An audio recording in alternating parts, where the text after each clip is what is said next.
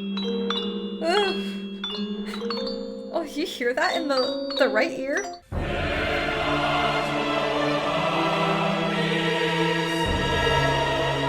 I was not expecting the choir to come at the end.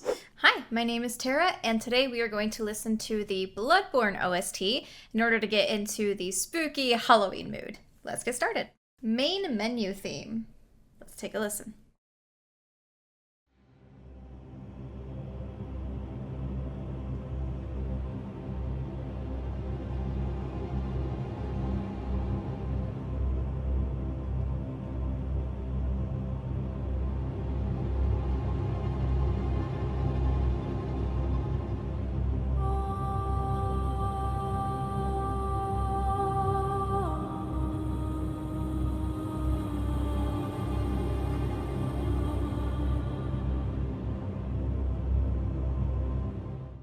I love the tremolos that you're hearing in both the lower and the upper strings. It's really giving the sense of like suspense and uncertainty, like you're just waiting for something to happen. I also really like the vocalist.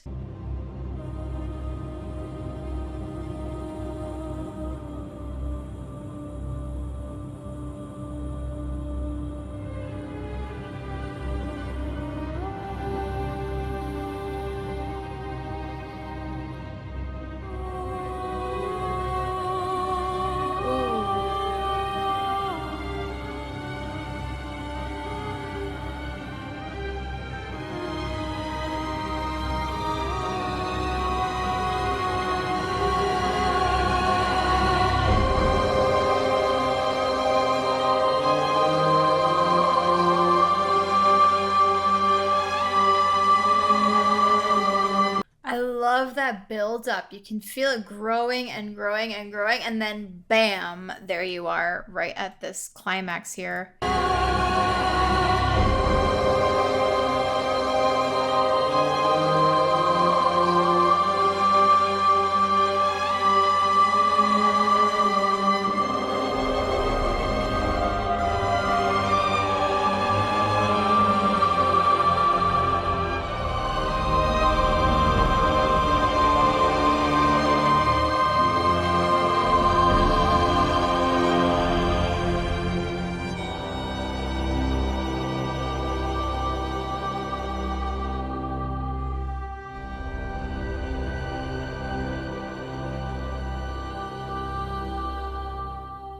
A lot of dissonance there at the end. Have this chromatic da da, and then finally goes back to the da. I'm really liking the tension that this provides when you're listening.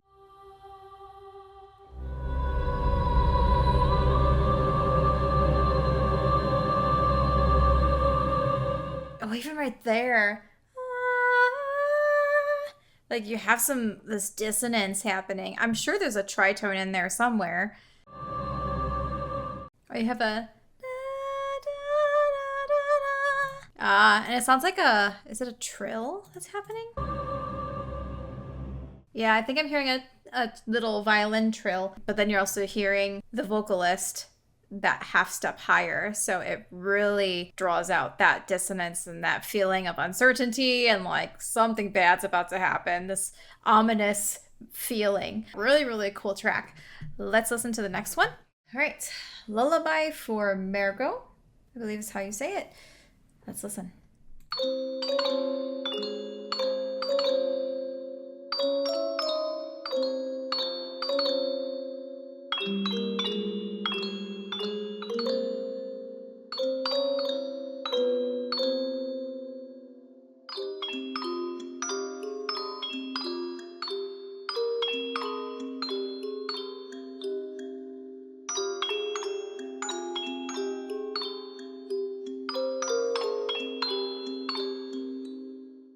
I find it curious and kind of funny that the music box itself sounds broken.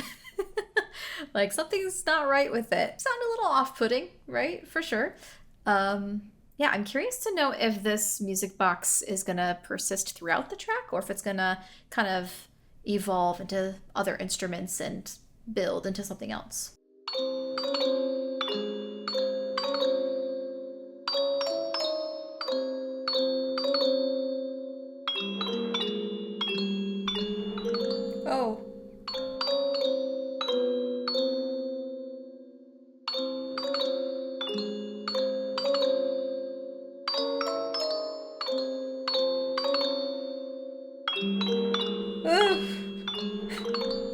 you hear that in the right ear?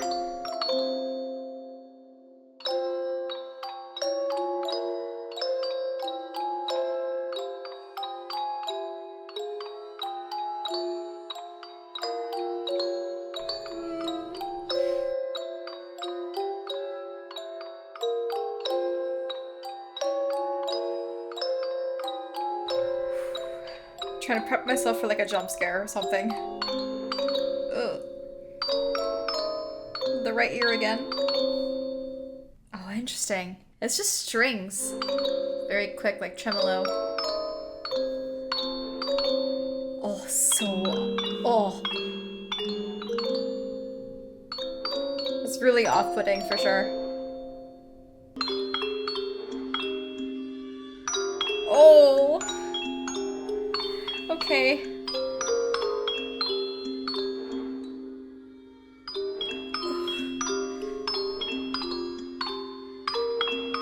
Sounds like a dying cat.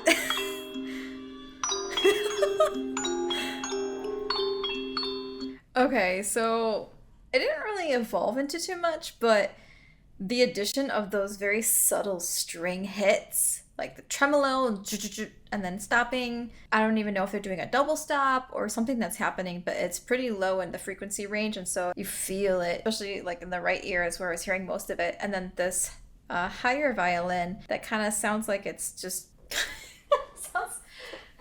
seriously sounds like a dying cat. But it sounded even creepier than that. Yeah.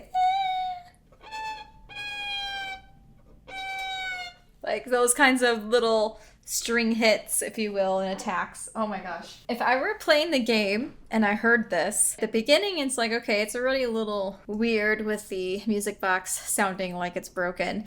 But then the addition of these little strings, like it's so subtle, but I'm sure you'd still be able to hear it while you're perusing and traversing wherever you are when this track plays. I would be a little freaked out if I heard these things happening while I was playing the game. Something's gonna happen and I'm not gonna like it. All right, hopefully I'm saying his name right. Gehrman, the first hunter. Let's listen.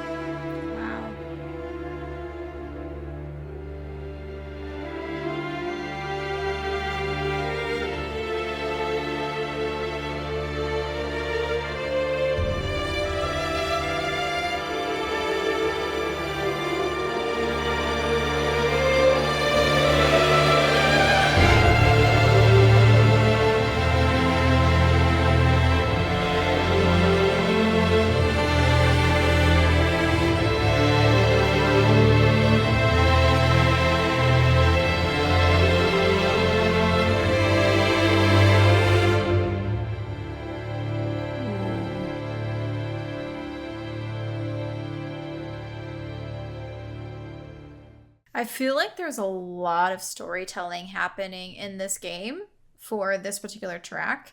It definitely sounds like it's underscoring something, but it also has this feeling of like solemnness and melancholy. Something tragic could have happened to this character just based on how the cello melody is played and the strings that are backing it. It definitely feels like there's some drama or something very, very sad about this character.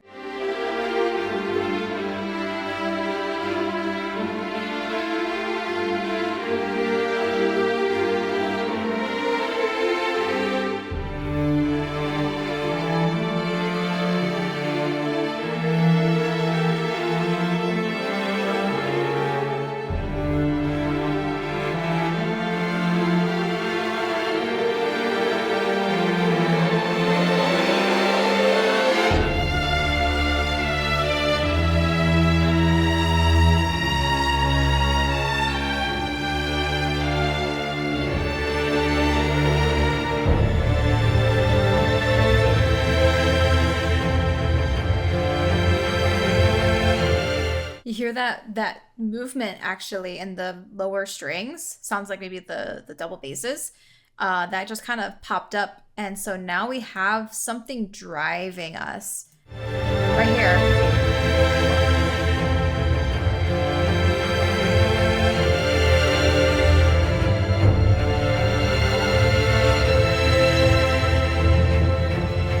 It's almost as if this character has made this decision to do something and has this sense of duty that he has to fulfill. That's what it feels like to me.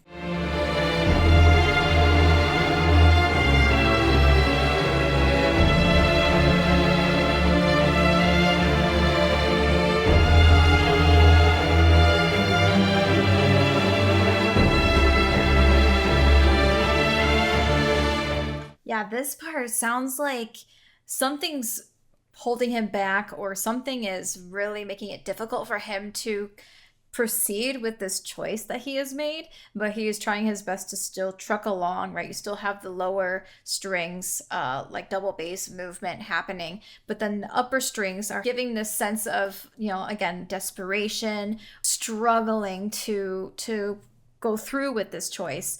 Again, I could be way off, but that's kind of the feeling that I'm getting from this track.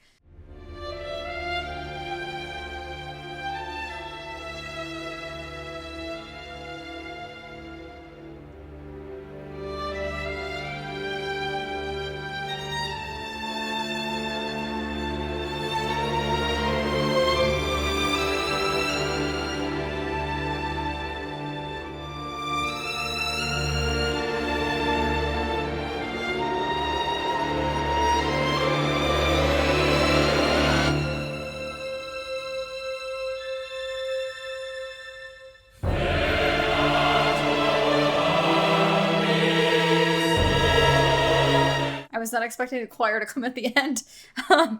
Okay, so that almost made me feel like he might not make it to wherever it is he's going, or whatever his decision was. It might not actually happen because he's been, consumed by whatever is happening, right? It could be enemies trying to tear him limb from limb.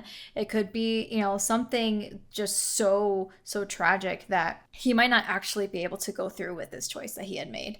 The choir, I don't know. This is very interesting. I was not expecting this. It's like a last hurrah almost.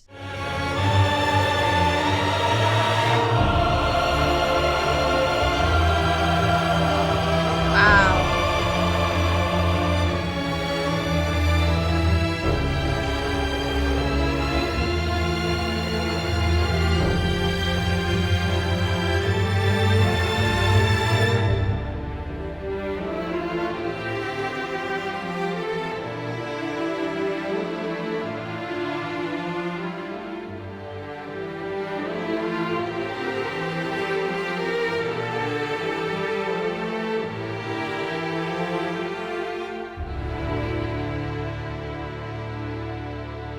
Sounds like it's ending in a tremolo.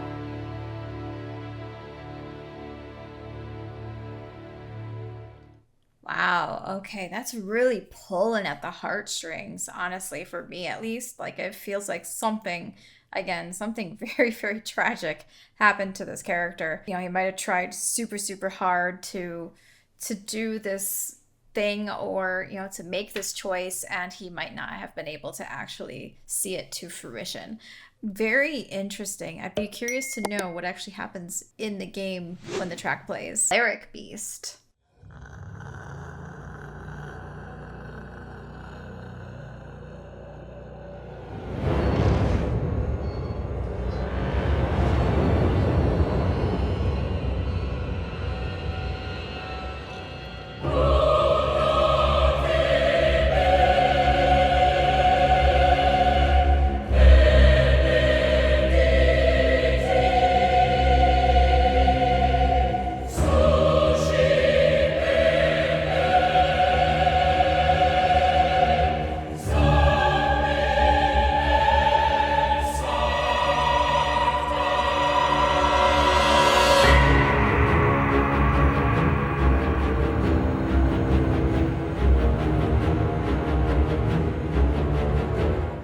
would not want to be in the presence of this beast. Let me tell you. The vocal, like the choir, sounds like they're singing out of desperation, like, please, oh my god, turn away, turn back, don't continue walking towards this thing that's about to pounce at you or something.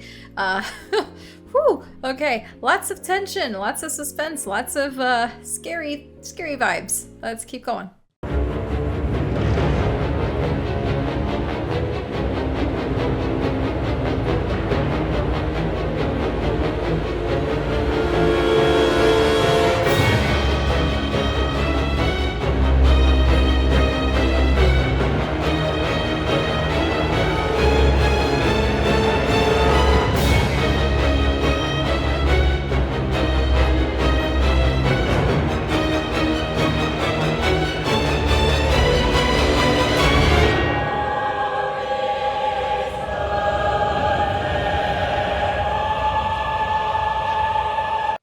Okay, so the string rhythms are really cool, like bum bum bum bum bum bum bum bum bum bum bum bum bum bum bum. So it definitely feels like something's coming after you.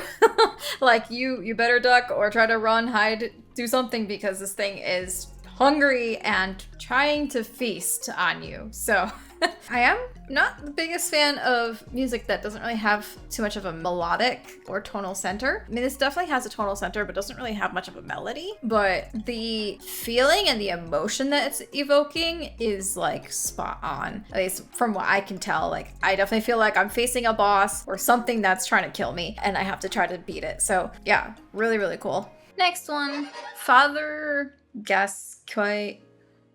I don't know how to say his name. The Hunter.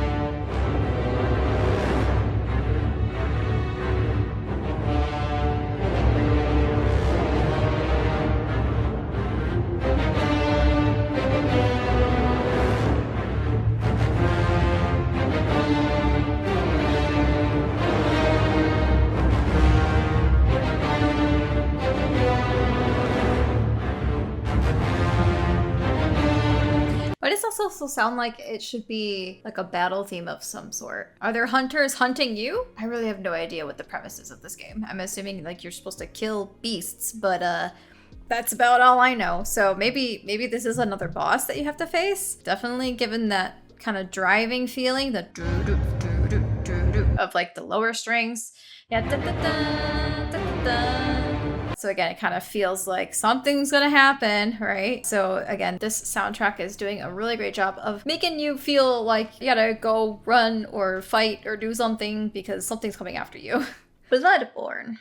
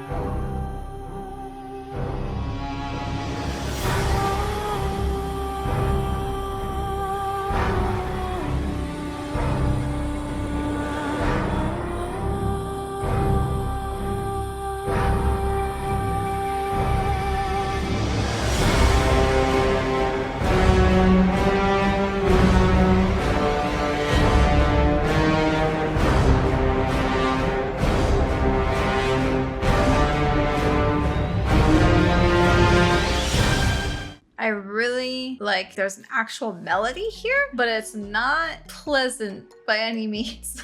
And the strings are really making you feel that, especially with like what's happening right now with the upper strings. They're going up super high and kind of almost shrieky in nature, and like that desperation and everything. So definitely fits the Halloween creepy spooky vibe for sure.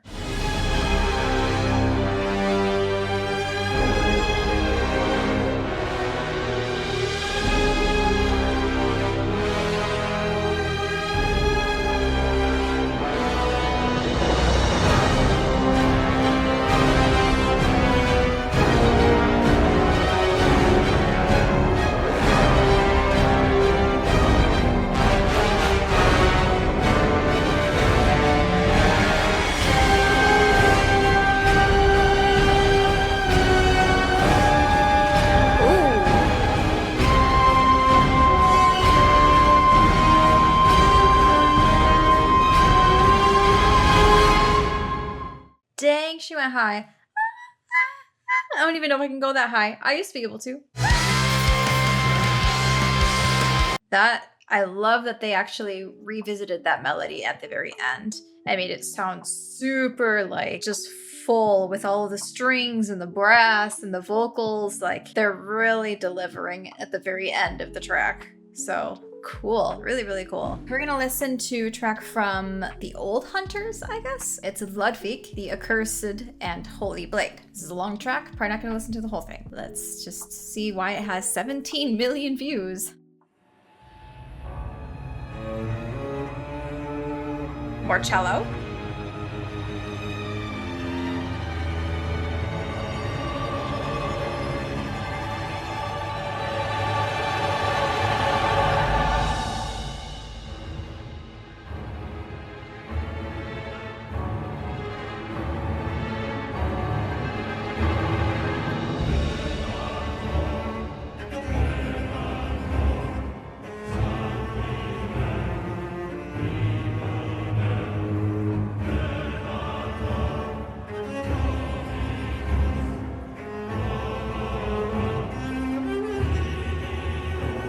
Okay.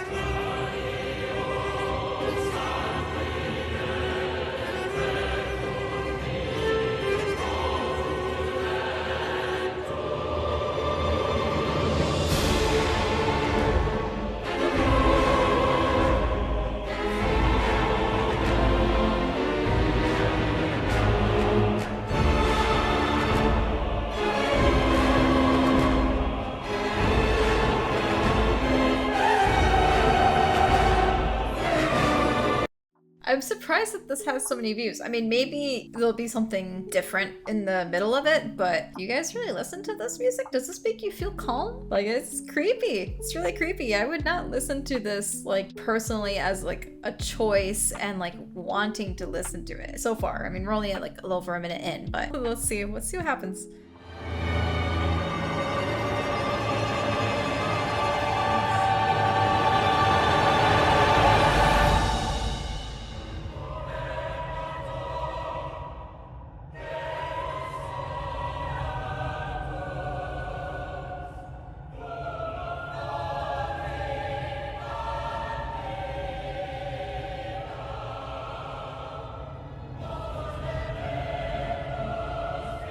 I don't want to meet Ludwig. At this point, I don't want to meet him. Or it.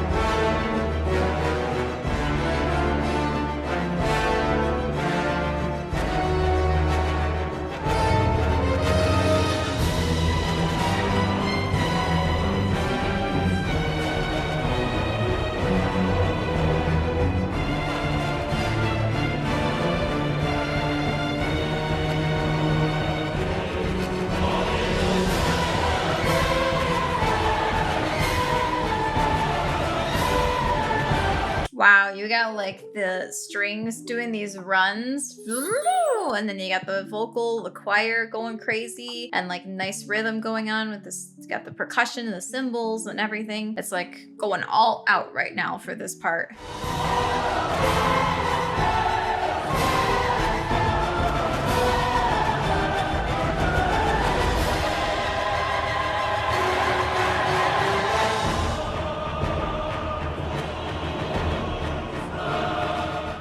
It's really making me think that maybe this person, hunter thing, I don't know what Ludwig or who Ludwig is, but it sounds like it could be another boss that might have multiple phases to it. That would be my guess. I feel like there's kind of distinct sections within this long track, so it makes me feel like there might be different stages or phases to the actual boss itself, but I could be wrong. Still very creepy, still very much not the kind of game that I would ever want to play, but I can definitely appreciate musically what is happening and how they're able to achieve the emotions and just that feeling that you're getting when you're playing the game. Like, you want it to be creepy. You want to feel like you want to get out of there as soon as possible, but you can't because the boss is staring you right in the face, right? There's nowhere to really go. You have to face it. But the music really emphasizes that feeling of, oh crap, I'm about to die, pretty much. Thank you all so much for watching. I hope you enjoyed. This is really not the kind of music that I typically listen to, but it's really cool to hear music from these kinds of games and try to understand it from a more theory and just more technical, like musical viewpoint.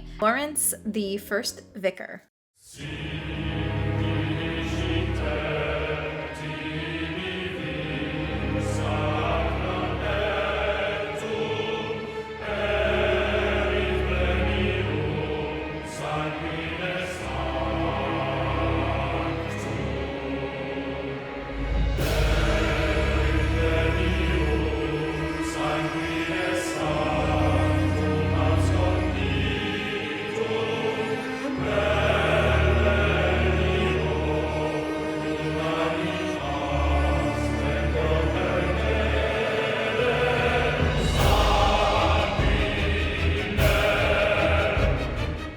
Okay, right from the beginning, I definitely am getting church vibes, like in the sense of this feels almost like sacred music with the chanting going on in the beginning, and then we also have the organ that comes in a little bit later. So it's definitely given this sense of like you're in some place maybe religious. I mean, Lawrence is a vicar, right? So that kind of maybe tracks that you have some of these more sacred elements to the music, the composition right now.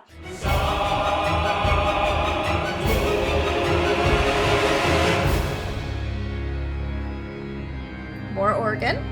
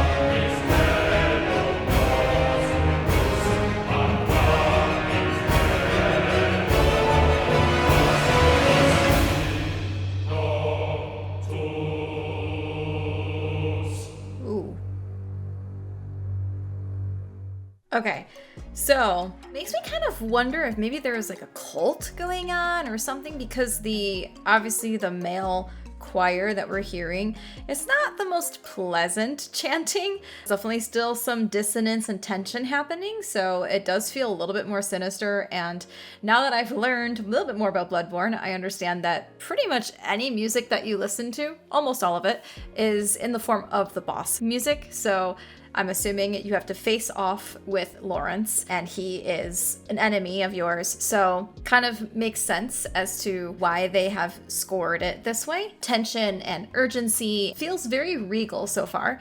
We are about halfway in, so let's keep going.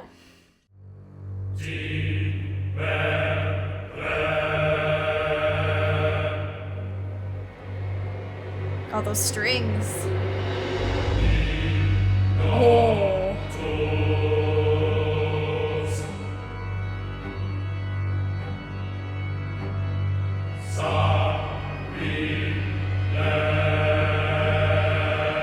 Yeah, it's building. Very slowly. Oh.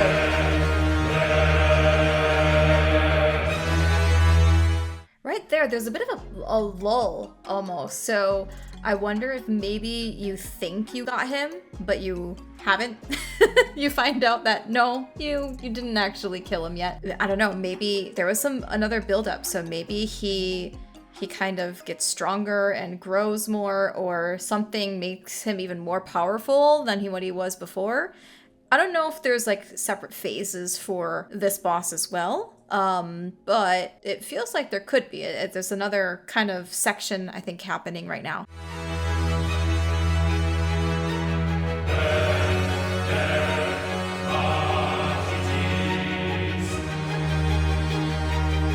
Major, okay.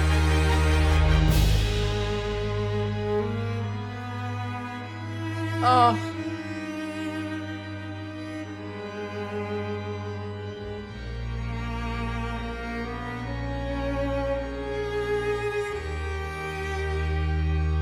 Beautiful melody.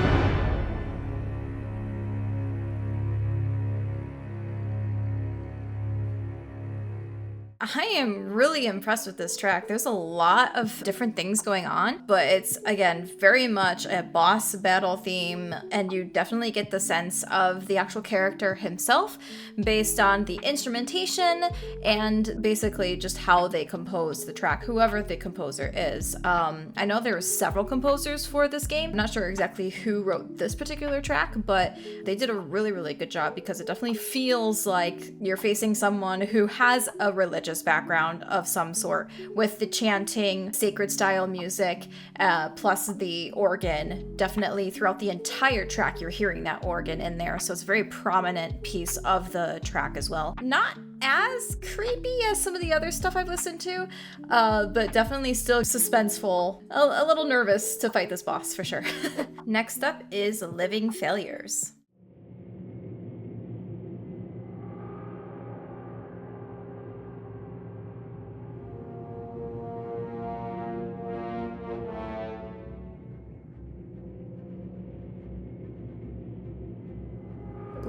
Okay, rhythmic strings in the very, very back of the mix. Growing a little bit.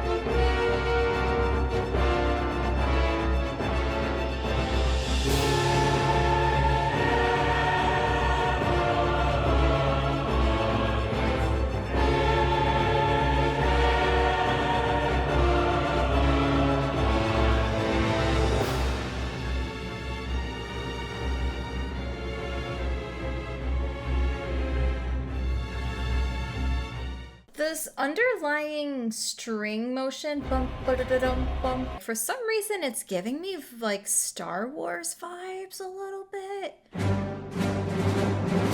Some sort of outer space like movie.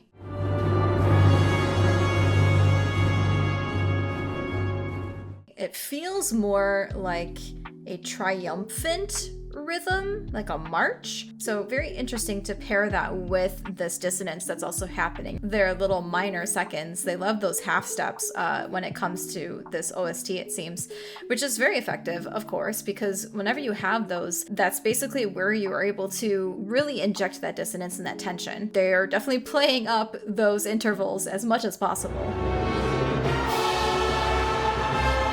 Da-na! More half steps. Da-na! Half step again.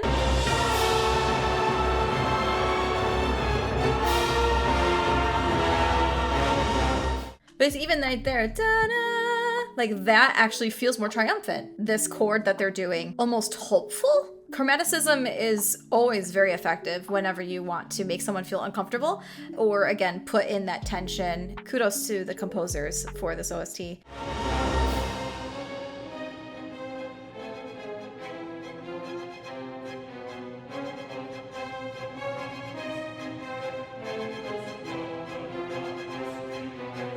Okay, more chanting.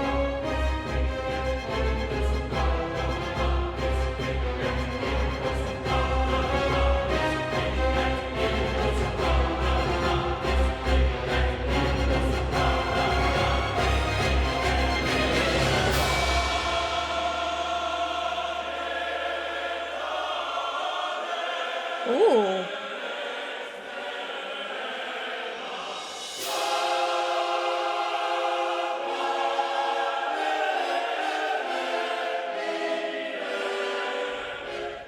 That's crazy. Like I'm hearing this mixture of major and then minor, major, minor. So it's kind of tiptoeing between these two, maybe different realities or something. Living failures, like is a person a living failure? Like that feels kind of harsh. It's making me wonder exactly what the track is pertaining to and referring to, because it definitely feels like there's a lot of in between happening. Like, did I really fail? Because it feels like I didn't. But then, oh, maybe I did. But then what about this? Maybe I actually didn't. There's a lot of back and forth between those two keys, which is, again, very interesting.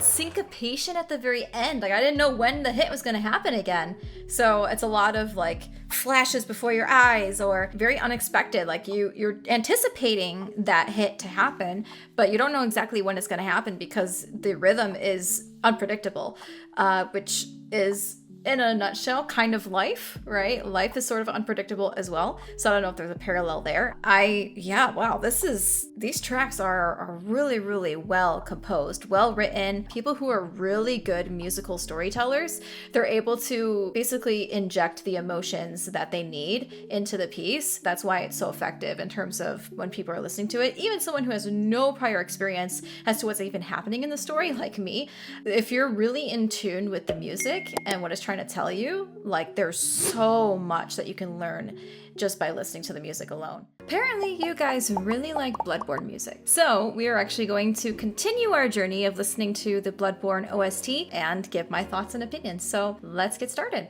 A lot of you guys were requesting this one. This is Lady Maria of the Astral Clock Tower.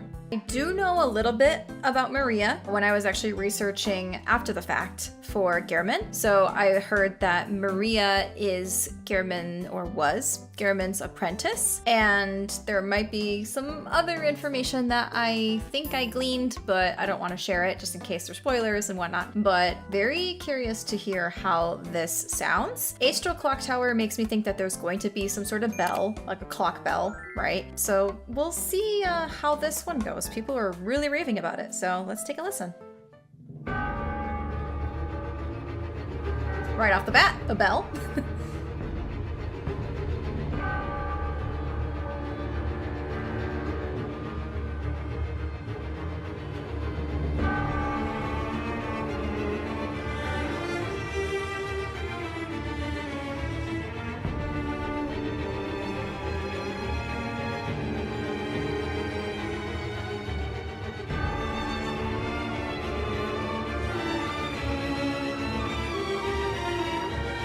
Oh, I love that you have these two competing melodies kind of happening at the same time. You have the cello in the right ear, and then you have the violins in the left ear, and they're both going at the same time. And I'm trying to focus on both of them, and it's kind of difficult to do so in terms of making sure that I give it enough attention and I'm able to understand each of the melodies separately. It's kind of hard to do that right now, but that's really, really cool that you're hearing, like the panning is so wide in this OST. Again, Lullaby For Mergo had the strings in the one ear, and there's a lot of, again, they are very, very efficient in their panning, and that's something that I, as a musician and a producer, love to experiment with as well, is panning. So I can definitely appreciate it. As someone who also uses it a lot, it's really, really cool to be on the other end and listen to it from someone else's perspective of their music rating.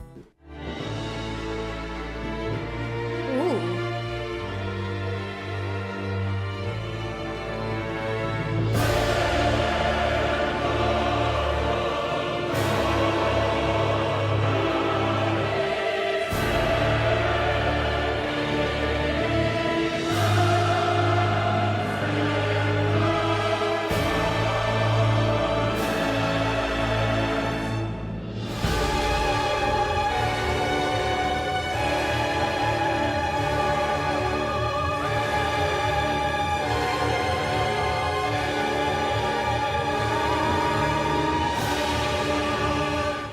Are you hearing that solo vocalist in the mix there? She's singing some really high notes, and it's sticking out a little bit to me. It's kind of hard because there's so much going on in the track right now, but I'm definitely picking out that solo vocalist, and I'm wondering if that's supposed to be Lady Maria herself.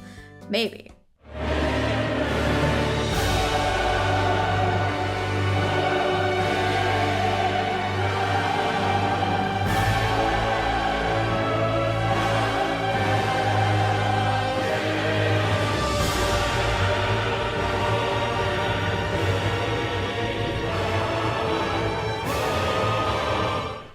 Okay, so I don't know, again, I could be wrong, but in this track, I'm feeling more anger, betrayal, frustration. That's kind of what I'm getting from this piece so far. Again, I do know that Maria and Gehrman do have a history. She was supposed to be his apprentice. I don't really know what happened exactly, but I believe you're facing her right now, correct? So something definitely happened between the two of them. So I don't know if there's like a love story there or something, but it definitely feels like she's definitely hurting and she's taking out her anger on you. For whatever reason. So yeah, a very, very interesting track.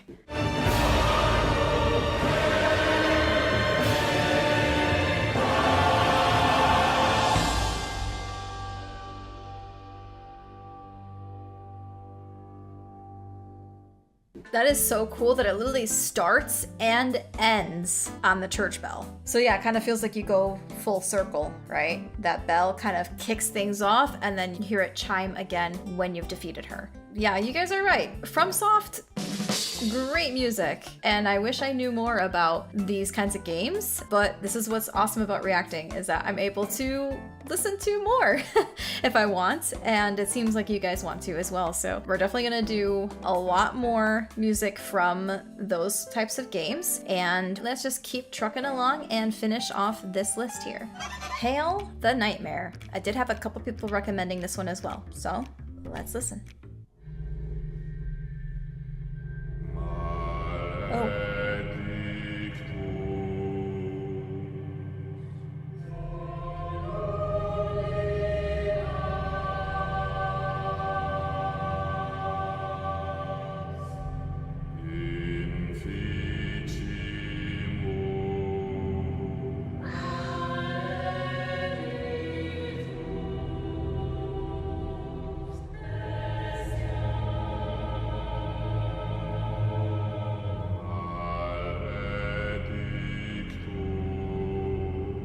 Okay, can I just say, this bass singer, holy cow, like his voice pierces through. I was not even expecting that to be like the first thing that I heard. Now I'm like hooked. Like I want to keep listening to what he has to say.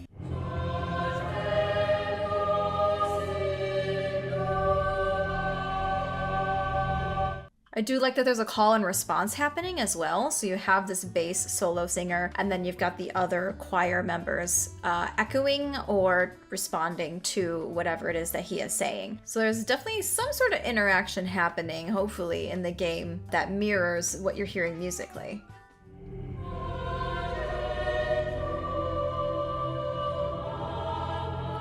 Oh, those chords.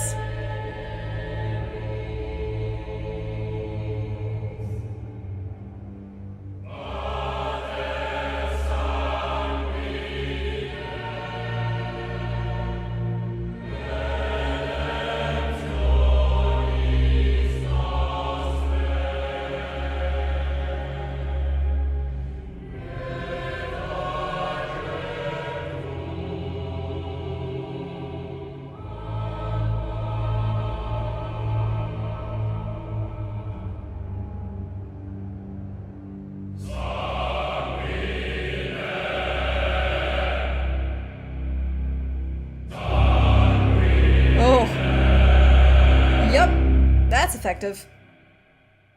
It's like you kind of get used to the ambience of the track in a sense. Like compared to other things we've listened to thus far, this is a lot more ambient, right? There's like a lower string drone that happens throughout the entire piece. It does change notes a little bit here and there, but I think it just kind of goes back and forth between two different notes in the very bottom for the drone. And then you have this singing, chanting happening, where again, there seems to be some sort of conversation happening between the male bass singer, the soloist, and the rest of the choir. But then at the very end, yeah, it just kind of all of a sudden out of nowhere, you get this thing that just kind of surprises you. Like right here. Like, okay, that's a little bit more.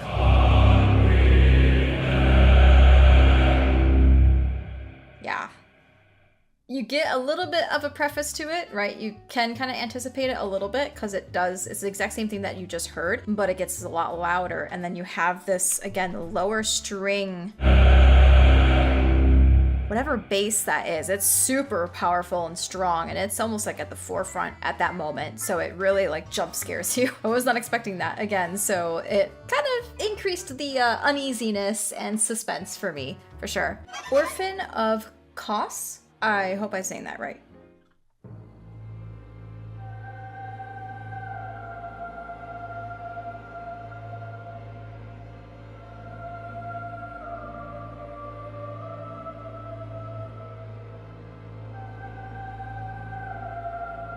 The strings are unsettling.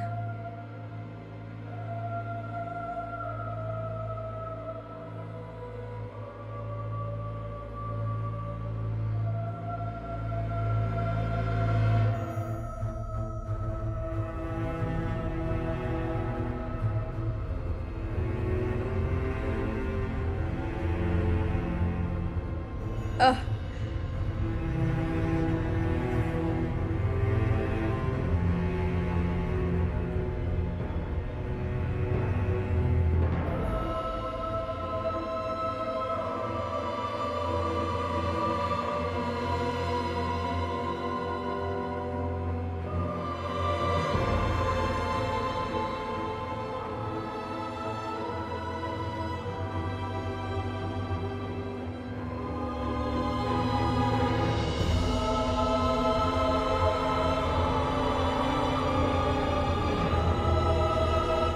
Oh, again, very interesting how they're panning this, because in the left ear, I'm hearing like an actual melodic moment, right? With the choir supporting it and everything. And then the right ear, I'm hearing this swell of all ranges of notes all meshed together. And it just kind of sounds very unnerving, and it's making me feel like there's something maybe really evil on this side, but I'm kind of being attracted and distracted by something in my left side, right? Like, say maybe I'm in an actual like battle arena or wherever this music plays. Maybe you're facing the orphan, I don't know. But it definitely feels like there's a duality here where something is really trying to distract me from what's actually happening. So maybe there's someone coming from behind about to kill me or something like that. It definitely feels like there's two completely different things happening in each ear, and it's kind of making me not dizzy, but it's definitely making it difficult for me to focus on one central thing because there's so much going on in each of my ears.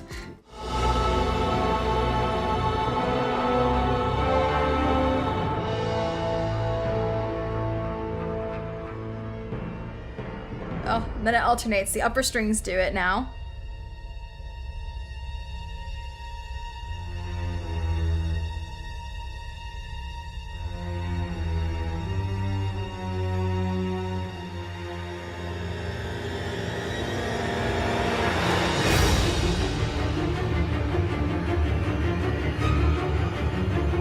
Where did this come from? Wow.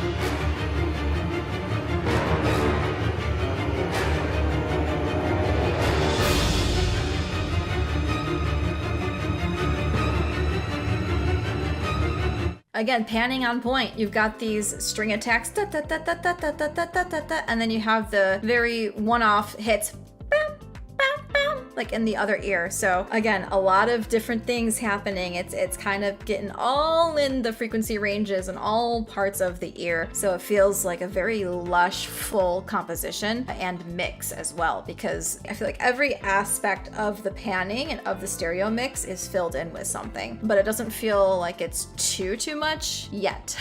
It was getting there a bit earlier, but we'll keep listening and see how it evolves, if it does.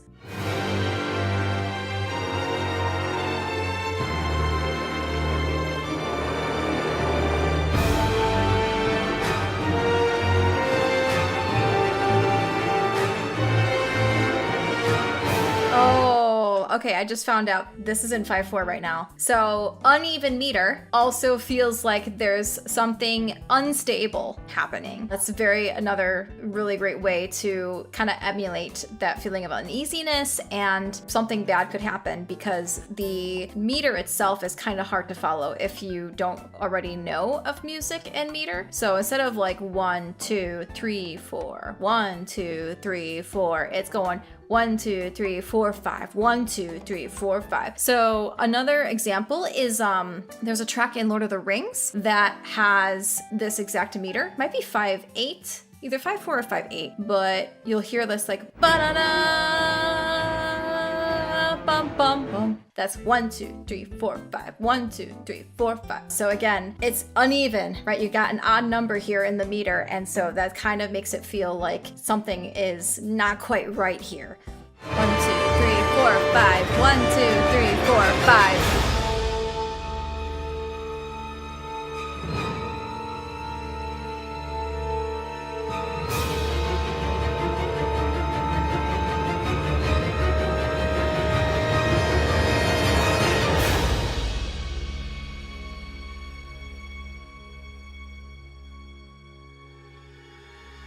Oh, here we go again.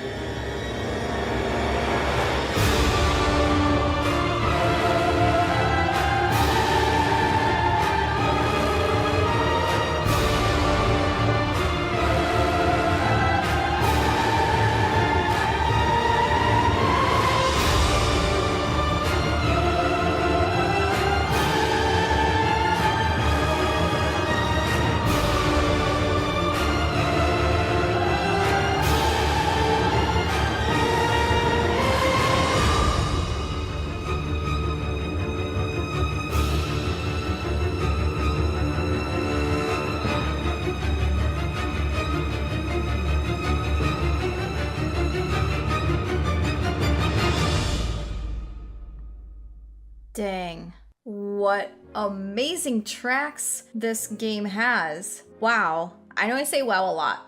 I'm probably going to keep saying wow. It's hard to really put into words like what else I'm feeling when I'm listening to these. Ebrietas, Daughter of the Cosmos, and Queen of the Vilebloods.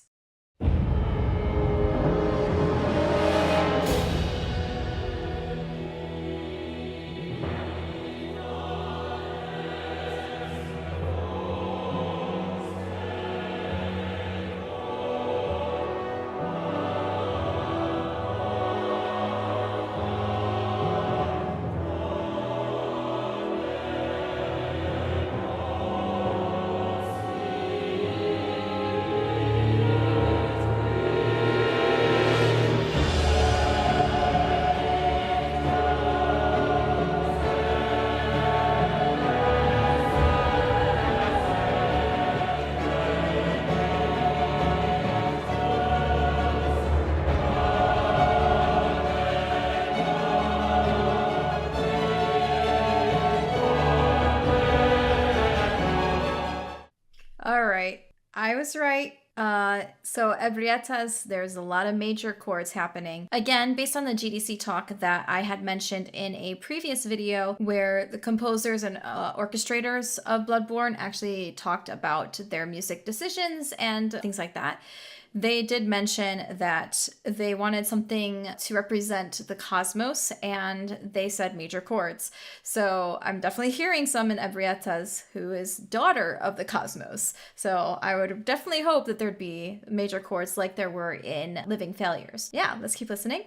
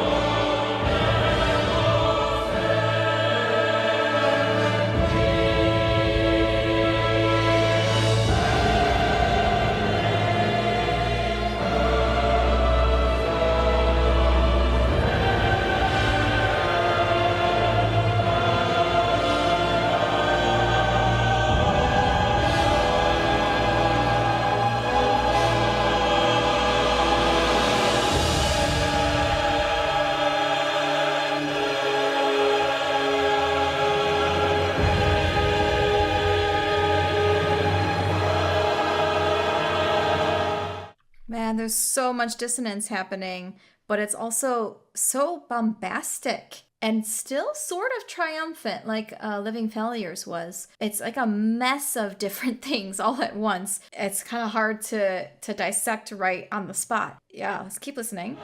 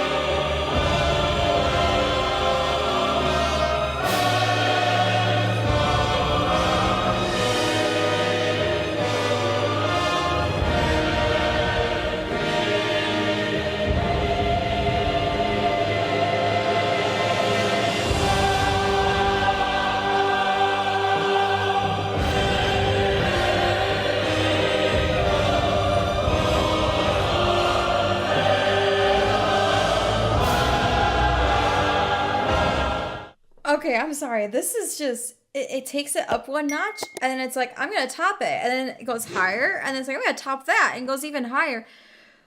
Wow. Okay, I got to keep playing. We got 30 seconds left.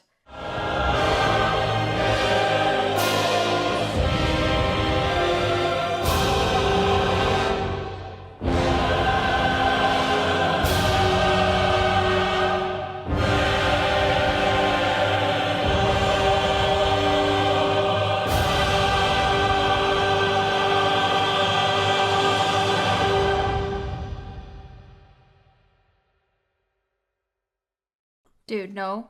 Really? That's the last chord that you hear? Isn't that unresolved? I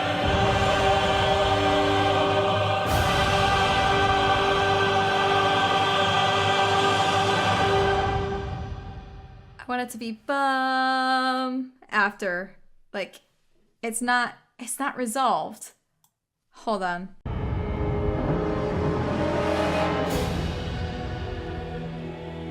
Well, the other thing is the very beginning is a completely different key, so now I don't even know. In my head, I'm resolving it with that note that I sang, but now I don't know if that's actually the resolution or not. I don't know. I mean, again, Daughter of the Cosmos, there's a lot of unknown around the galaxy and cosmos and the universe, right? What's out there. I could see them making the, executive decision to stay on that chord, make it kind of sound unresolved. Maybe it is resolved to the people of the cosmos. We don't know because we are not them. I'm not sure if anyone has taken any music history classes, but I was actually taught that there are 3 different types of musica. One of the musica is actually the music for like the gods or the universe.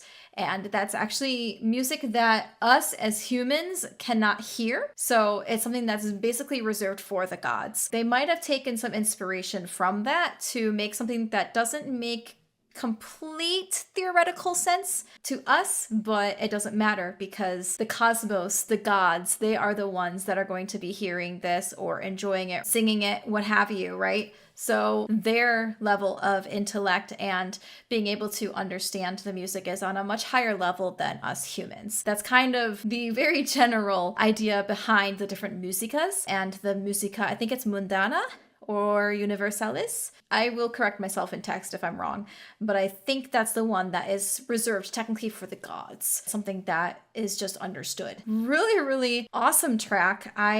There's a lot to unpack there. It's like almost like you have jigsaw pieces of different puzzles and you're somehow getting them all to fit together still. So it doesn't make sense to us, but maybe on a grander scale, it's something that actually does form coherency. Yeah, I don't know.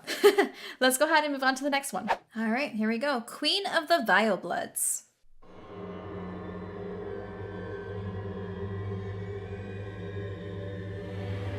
Oh.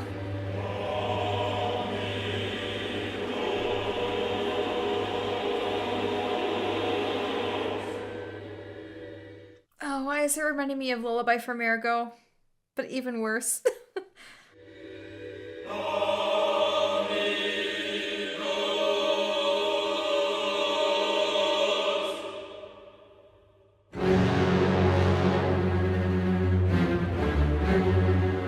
Okay. Tremolo.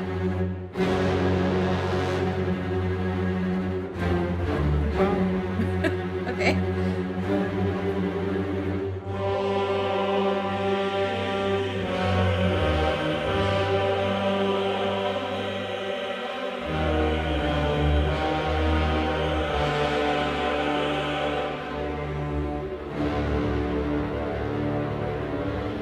What are the strings doing?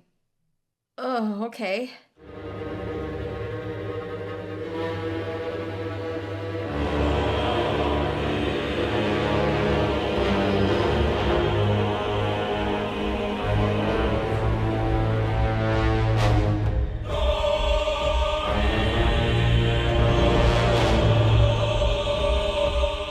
That scared me for a second. I thought someone was like coming up the stairs.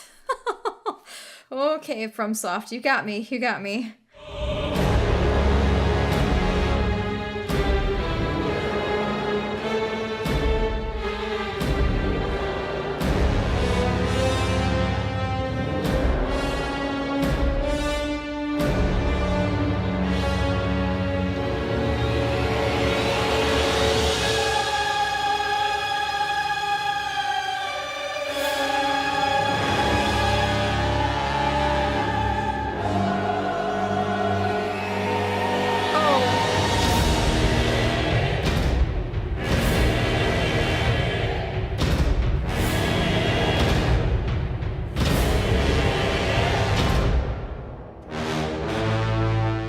Okay, sorry.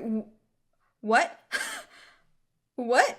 Okay, well, what I wanted to say before it just did that, whatever that is, I liked the percussion that sounded like a big stomp. Like, I have no idea what the Queen of the Vilebloods looks like right now, as of right now, but it sounds like something that is very big and would have a huge thump every time it steps. And then it just went crazy with the strings, very uncomfortable. And then I couldn't tell what time signature we were in. I kind of want to go back a little bit to see if I can figure out what time signature that was.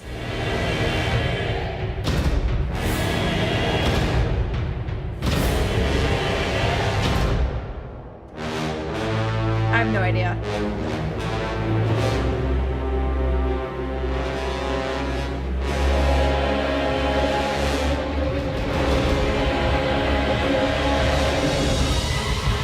Oh my god.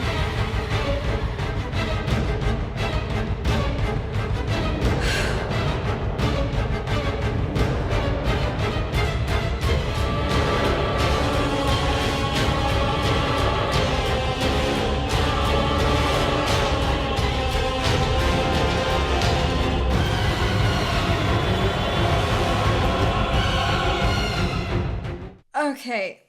Oh, stress, anxiety. That is creeping me the hecky out. Okay, I can do this. I can do this. There's like less than a minute left. I can do it. This whoever this is, I really don't want to meet her. Didn't want to meet Ludwig. I really don't want to meet this queen. I really don't. This music is more horrific than Ludwig, in my opinion. Okay, I can do this. I can do this. Just keep listening.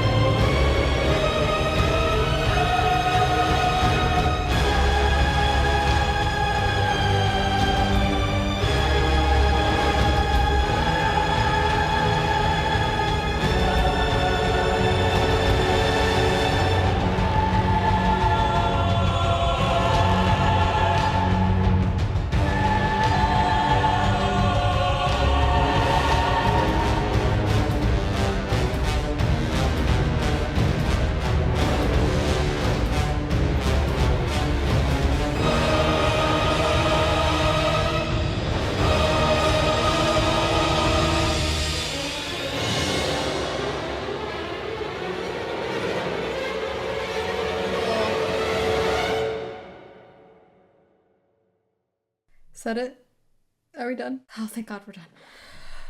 I felt like I was having like a permanent frown. That was creepy. That was really creepy. Musically, I was hearing like a motif that kept returning, just a very short musical phrase. It's like bum bum bum bum, something like that. I'll find it. That bum bum bum bum, that kept returning throughout the entire piece. So that seems like a very important musical phrase for the Queen of the Vilebloods. It makes me wonder if there is any kind of hidden meaning behind that musical little snippet. Some composers like to use musical devices to help them compose tracks. Something that I have actually used in the past is a musical cryptogram, where you take a word and you funnel it through a cryptogram, and whatever it spits out is like the melody that you're going to actually score. Say you have like snow, right? You throw it in the cryptogram and you get some series of 4 different musical notes.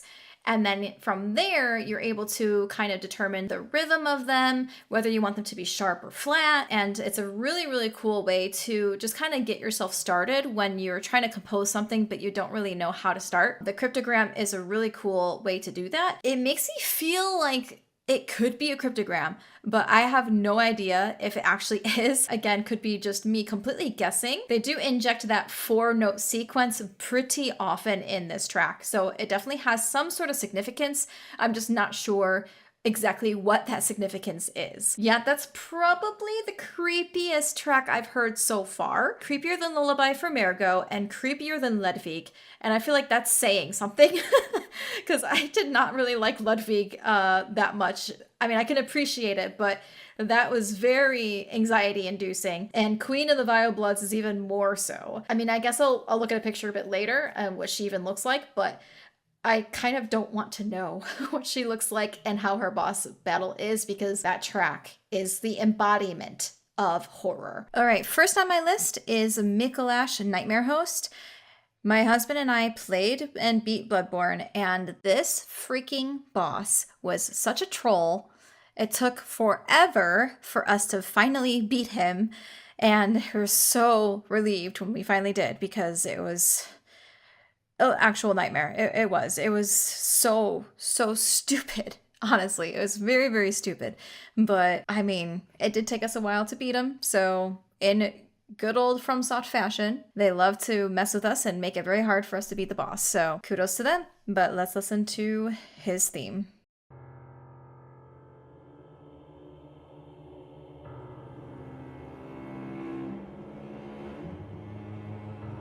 I missed that cello.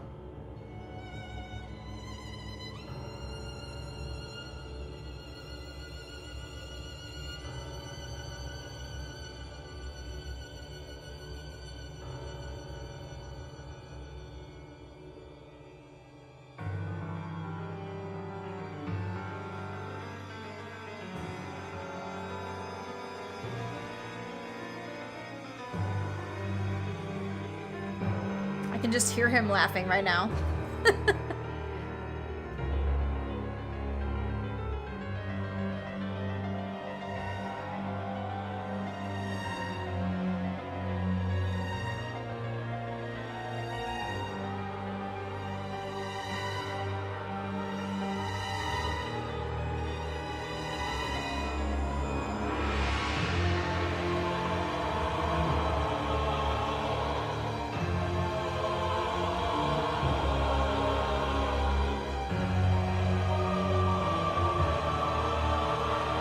Oh.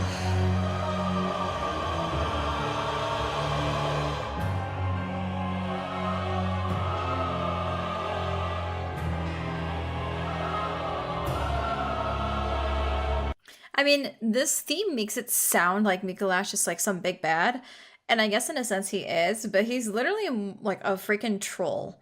He literally trolls you. He runs away from you. You have to try to catch him. You have to try to trap him into a room. You can also like use a mirror, if I remember correctly, to trap him a bit. He's literally just running away from you and laughing the entire time. This little coward.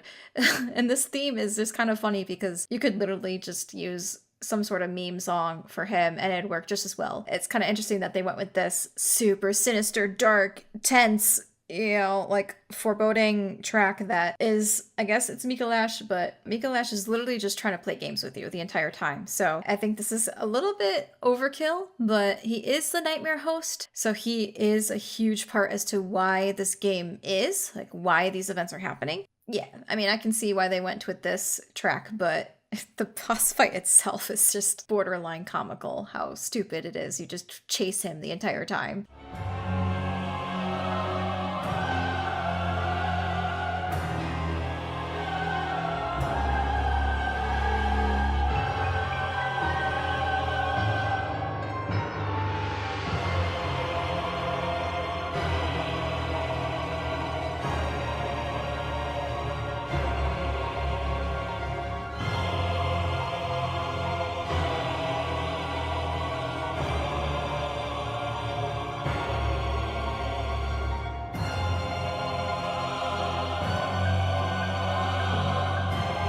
So much tension and dissonance.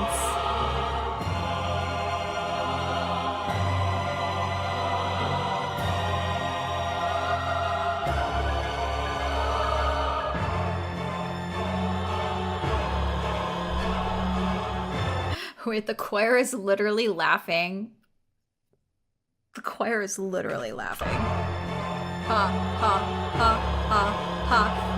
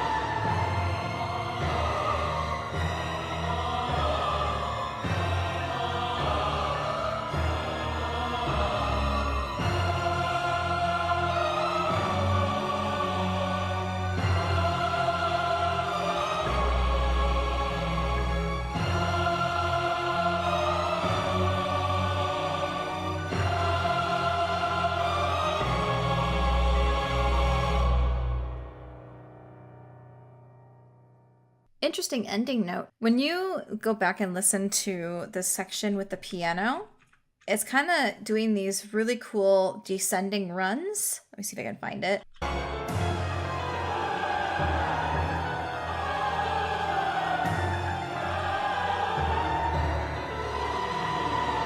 Yeah, like the piano is kind of going crazy doing these runs. And I think that's fitting because in the boss fight itself, you're kind of going up and down stairs fairly often to try to catch Micolash, finally trap him so you can kill him. So I think the piano is kind of mirroring that in a sense with the descending runs, kind of climbing downstairs and climbing upstairs and things like that. Am I the only one with the sentiment against Micolash? I feel like I'm not, right? Like, I think a lot of us are like, ugh, this stupid guy, right? Very difficult boss in a completely different way than the other Bloodborne bosses, for sure. All right, next up is Blood-Starved Beast.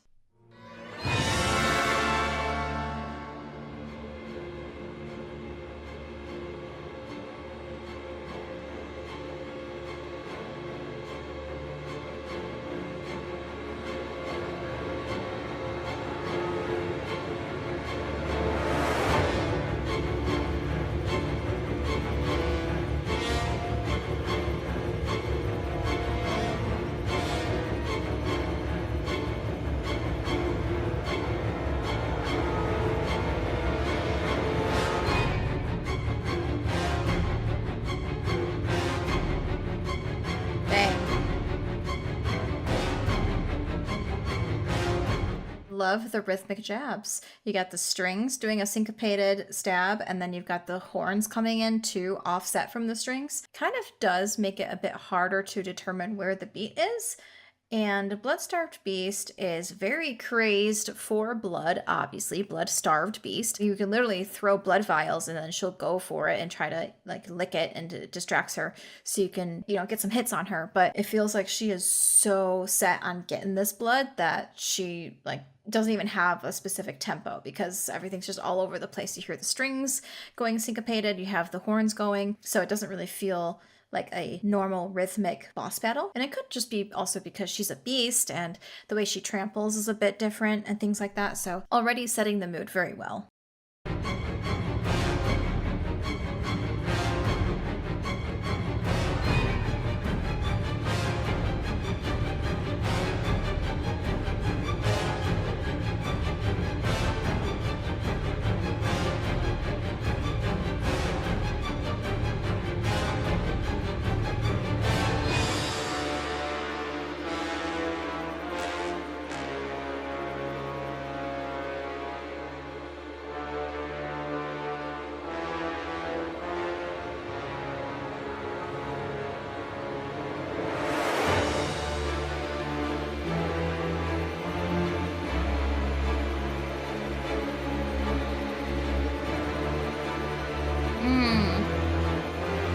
One, two, three, four, five. 1, 2, 3, 4, 5. So this track is in 5/4. Uneven tempo, again, to really sell the fact that this is a beast. There's no humanity, no sense of any of that with this because it's a literal beast, so far gone, really just wanting to get your blood or just blood in general. No saneness with this beast at all. And that 5/4 tempo really does drive that home.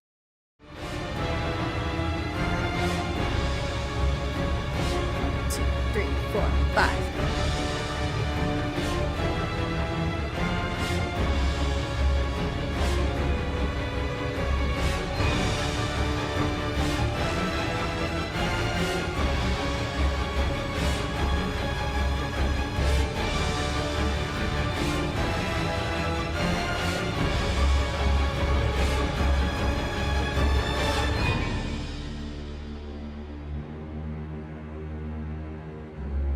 Did she have a second phase?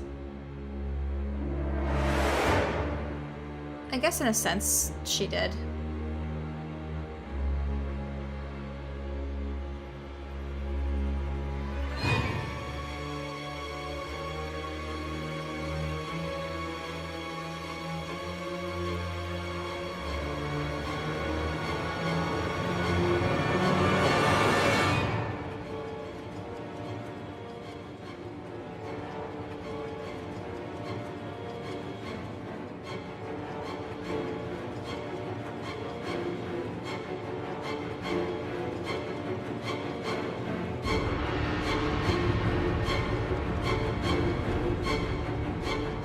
strings are just going and playing at such weird spots of the meter that it's unsettling, number one. And number two, it kind of feels like you lose your own footing and you are unstable too while you're fighting this boss.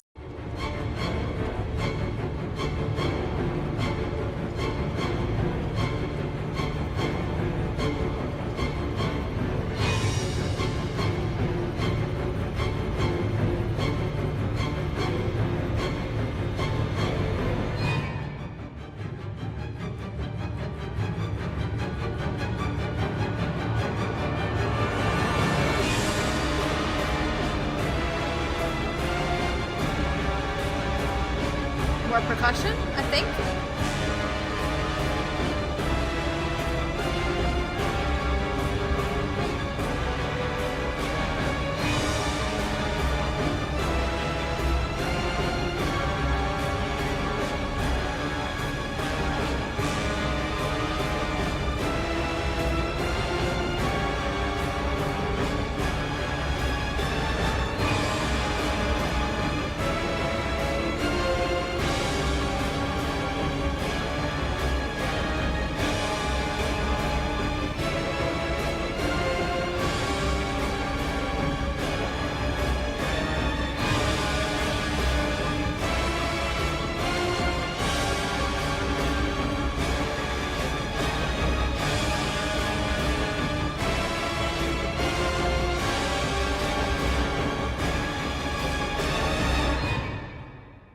Oh, that's a lot. That is very fatiguing.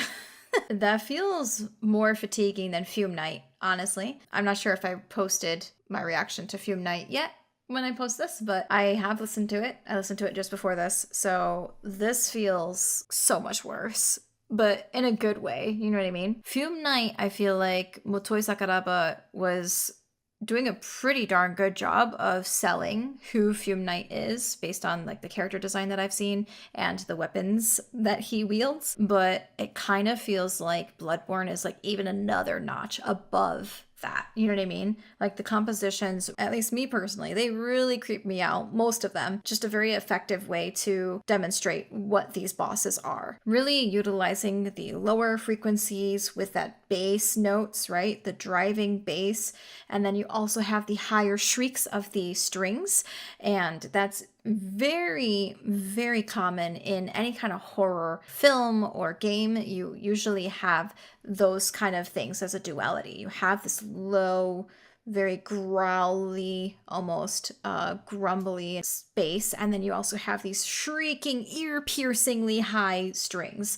And Bloodborne is absolutely utilizing that as well. We are going to listen to the One Reborn, Terror, and then Moon Presence.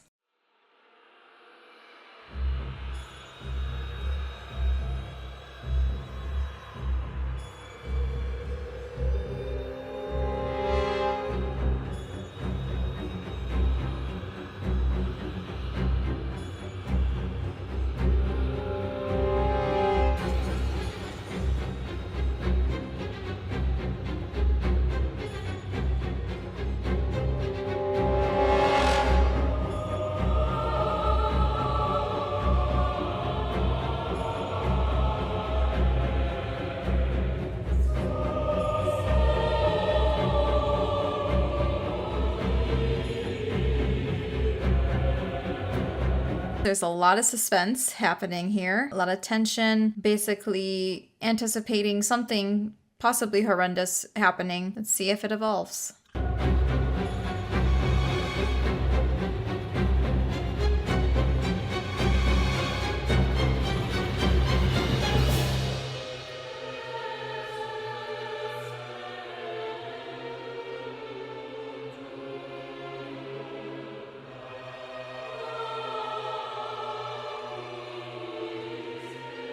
A lot of chromaticism.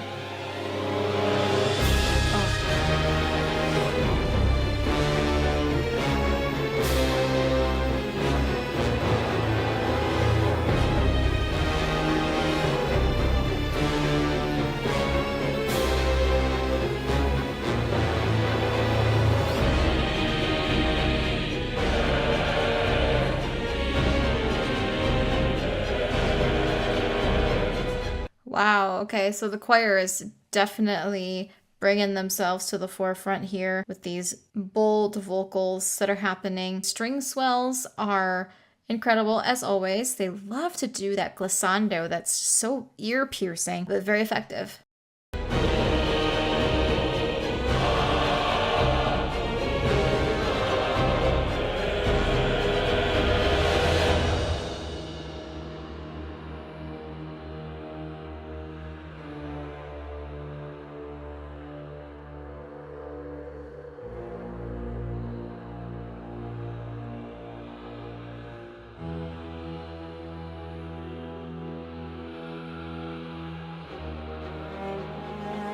Oh, hello, cello? Long time no see.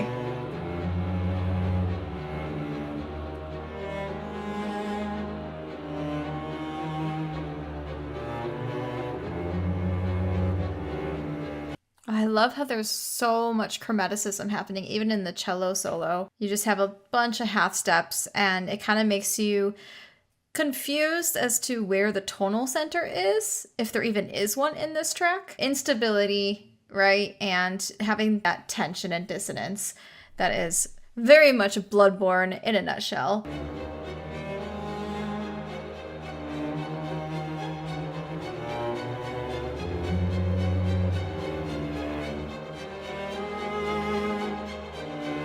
Oh, viola?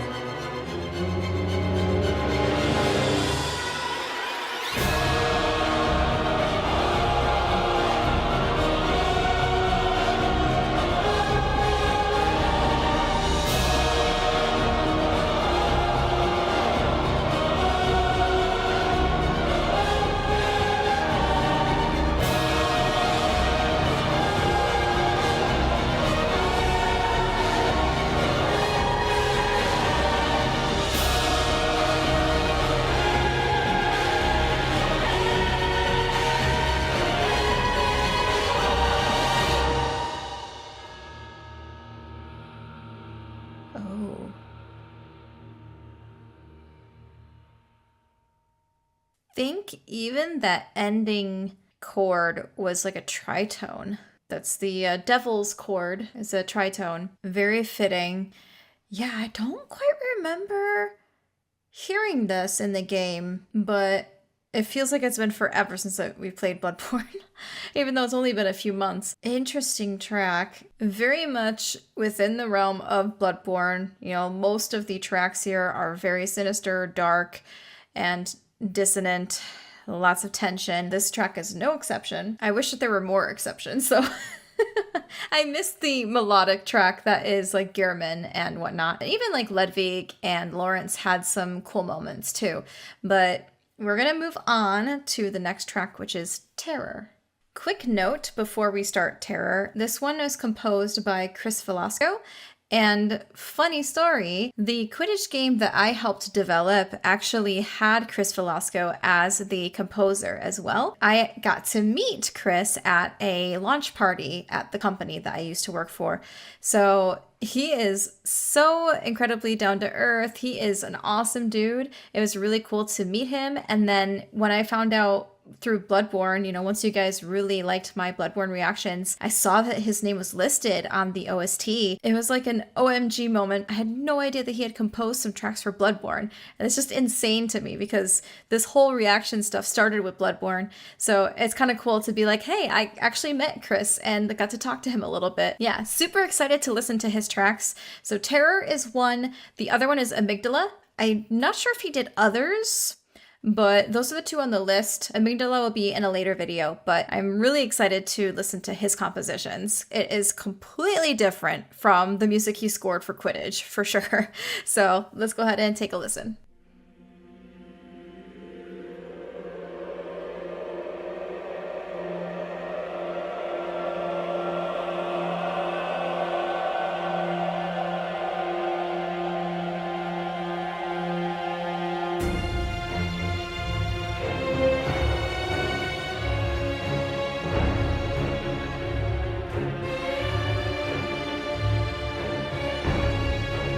Thank you for giving us some sort of a melody, Chris.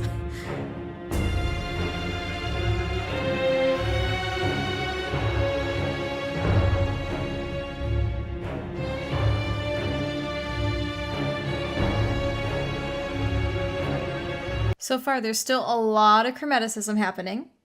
So again, very much in the realm of Bloodborne. It's very familiar to all the other tracks that we've listened to so far that utilizes the same kind of techniques.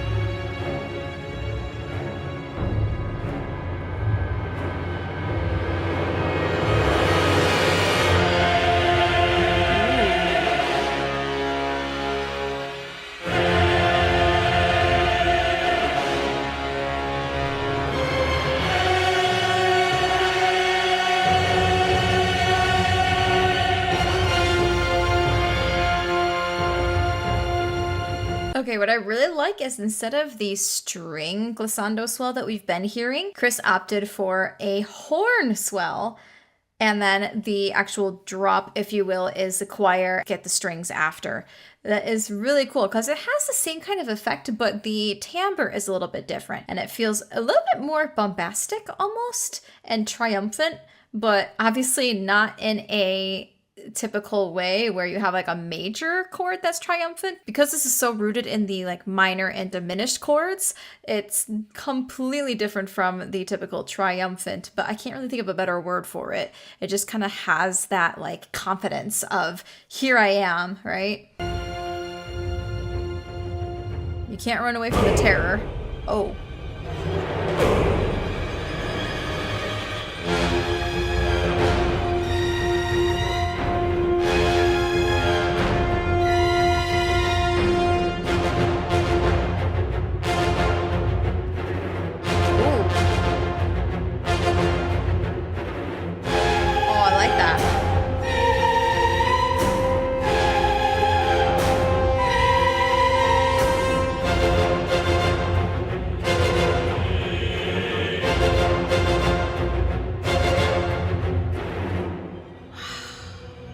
Okay, I'm hearing a bit of a swell happening, but I want to say that rhythm in the lower strings, it goes super fast at the very last part. You have the da-da-dun, da-da-dun, da-da-dun, da-da-da. Like, that is so cool. I really, really like that added emphasis on the rhythms there.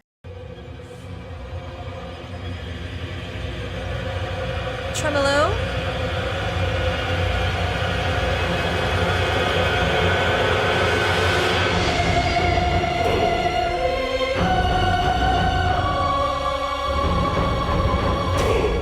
Oh.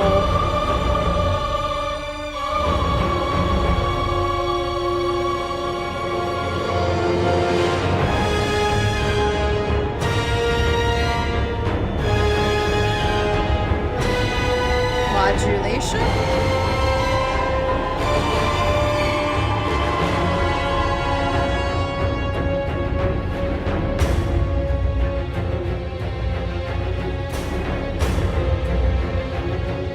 I love that.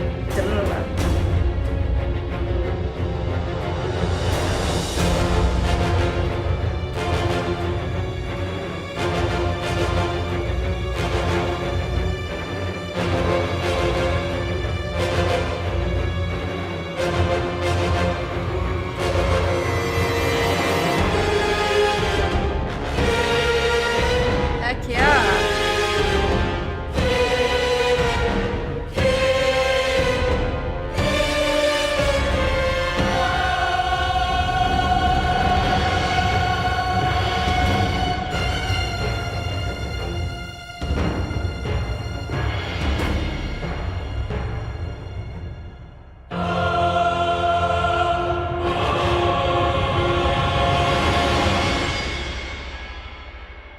Dang, Chris.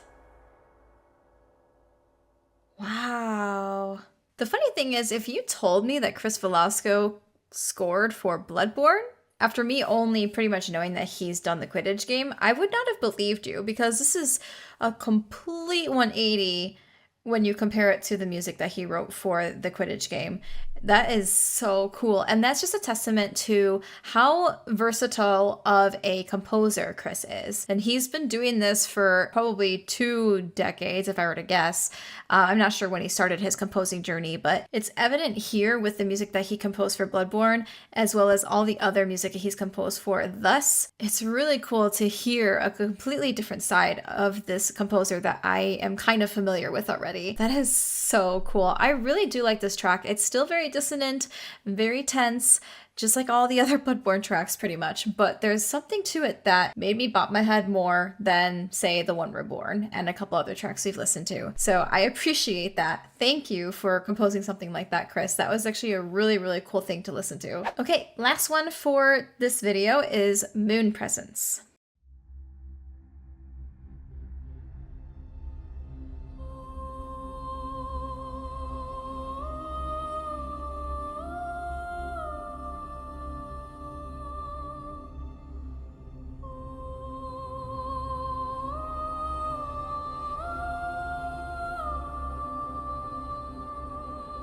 That's so weird. I actually don't remember hearing a female vocalist at all when facing Moon Presence. So either the music was very, very quiet or I just was not listening at all.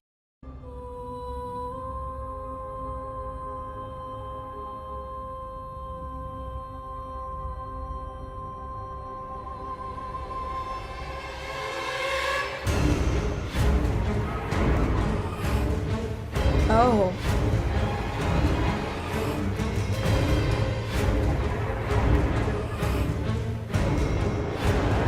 That's very different from the very beginning. So the first part, is that when the Moon Presence itself is kind of descending onto the battlefield? Is that why it's a bit more ethereal than what we're hearing right now? Maybe? I'm trying to remember the fight. I do remember there being sort of like a cutscene before you actually get into the battle after you beat Gehrman. But okay, let's keep listening. This is, again, very dissonant and tense. All those glyphs and tremolo.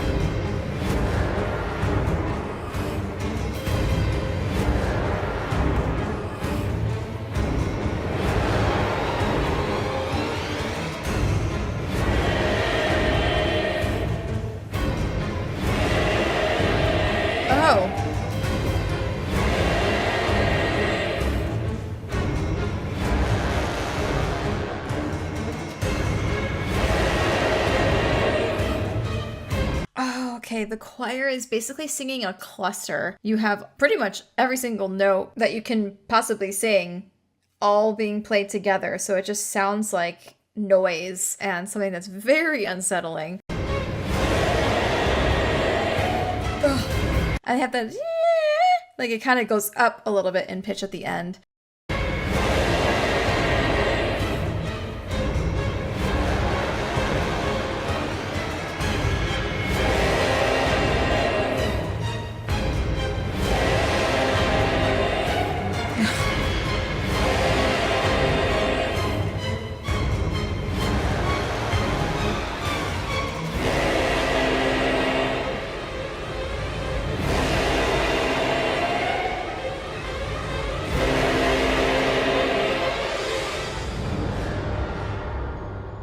Oh man.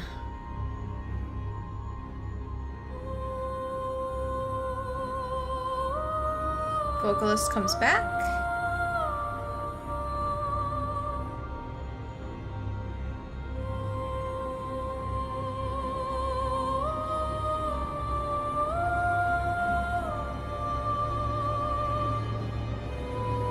Getting more tension.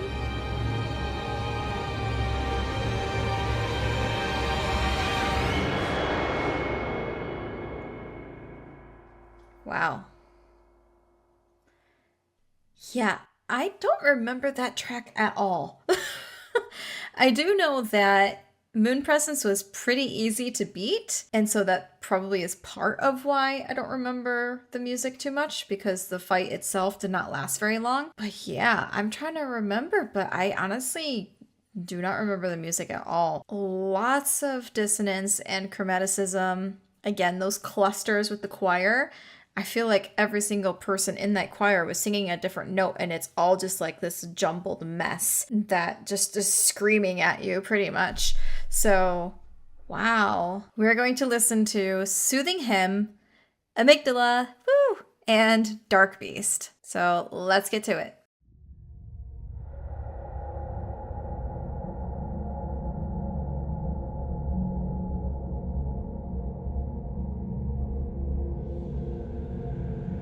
Is this actually going to be soothing?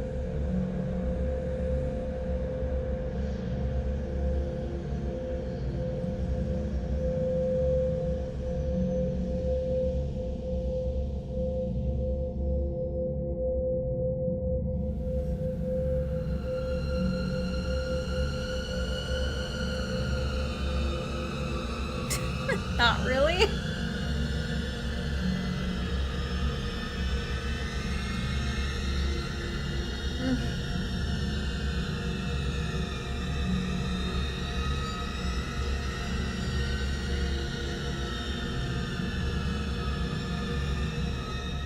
It almost feels like a siren with the high strings playing, the glissando kind of going back and forth and back and forth.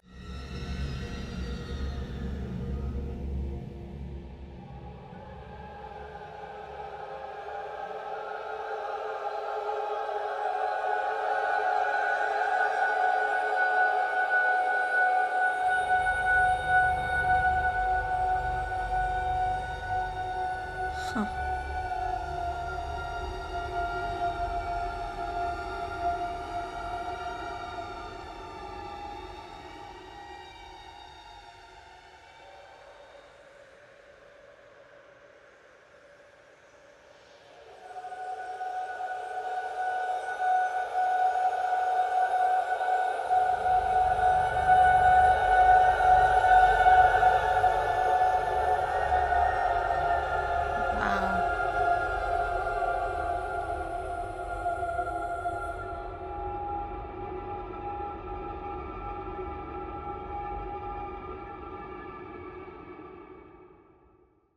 I don't really know what to make of that.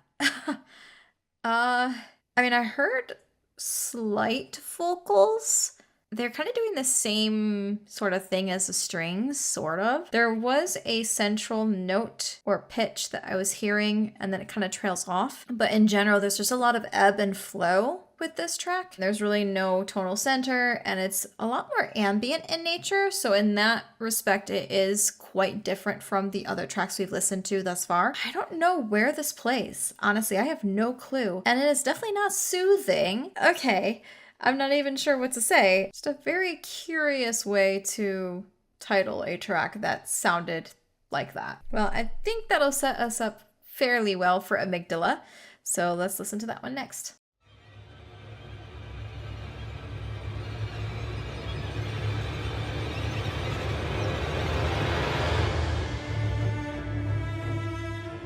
Hello, cello!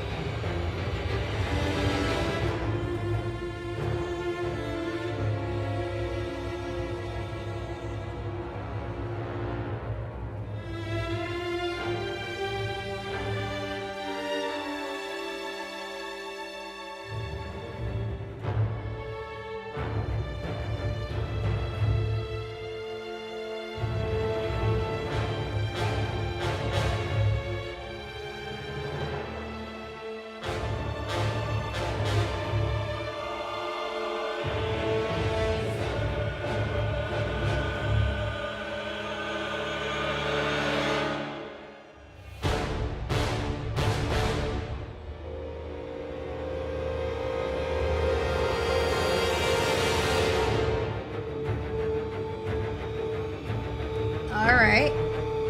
Now we're getting somewhere.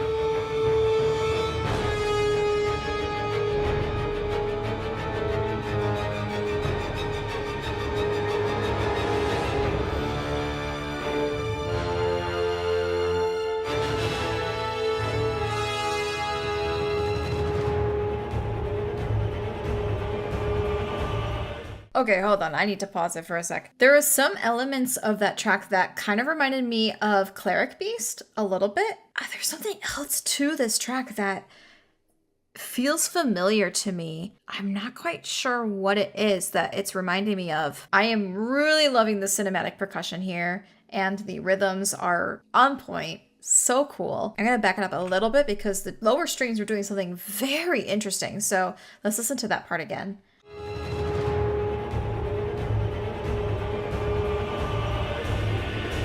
Wow.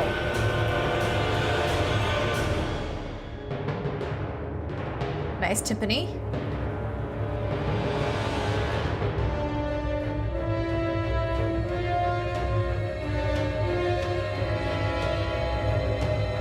Wow.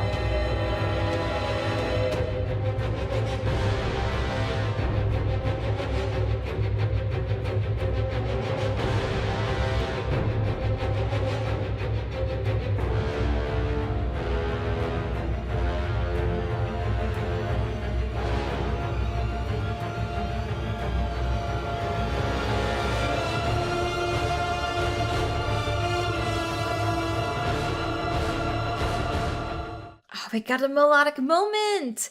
I love that. I hope we hear it again.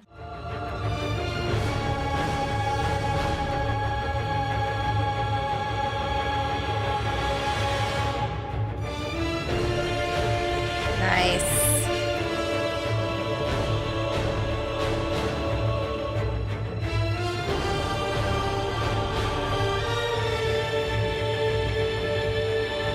Wait. Why did that part remind me of Gehrman? Am I going crazy? Like that's definitely in Gehrman, that little piece there. I don't remember if the other parts are in there.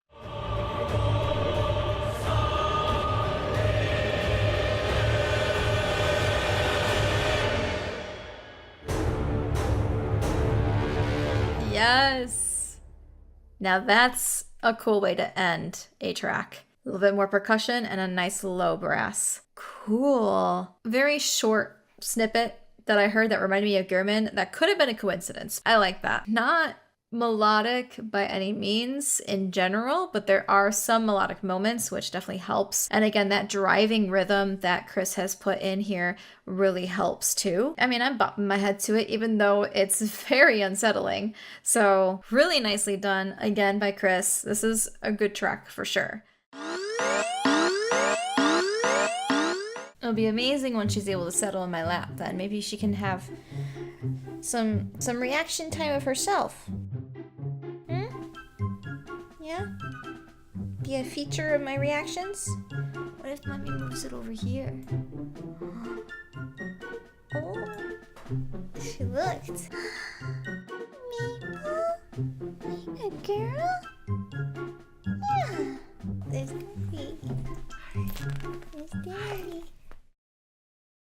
All right, last track, hopefully, for my Bloodborne series is Dark Beast. I'm assuming it's Dark Beast Paarl. This track is a little bit longer at 5 minutes, but I'm very curious to listen to this one because I don't really remember how this one sounded either.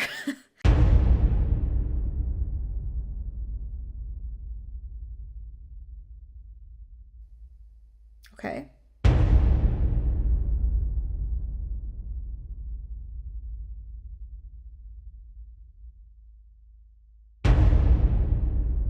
That is intimidating as heck.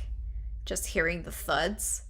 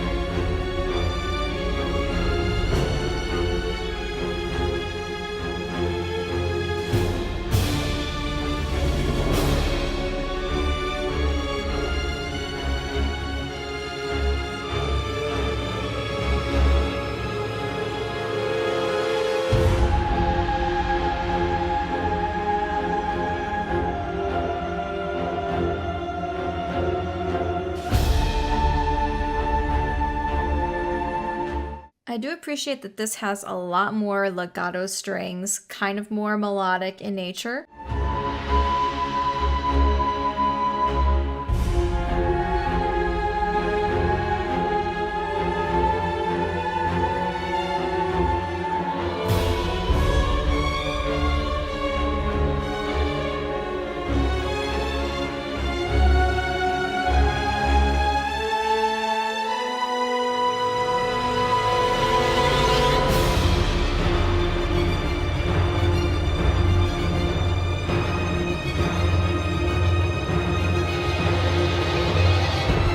Took me a bit to find the beat.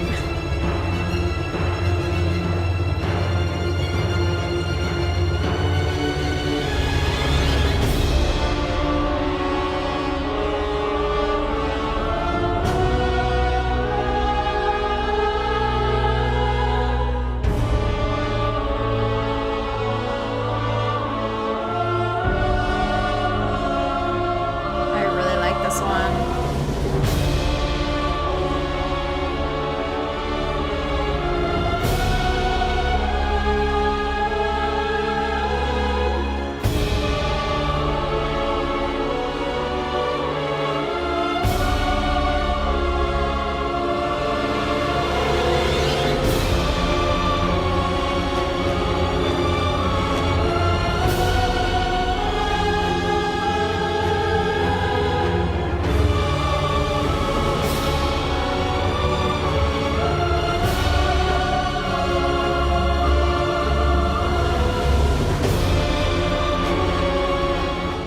I mean, if you were to tell me that this track was a final boss theme, I would probably believe you. It has some of the same elements as Gehrman. It's not as tragic sounding, but there's a lot more melody to it, and there is some sort of sadness to this track as well. Not as much as Gehrman, but there is a hint of it, and I'm not quite sure why. It does sound like there's a bit of pleading happening with like the vocal and the strings kind of repeating the same thing over. The da-na-na-na-na-na.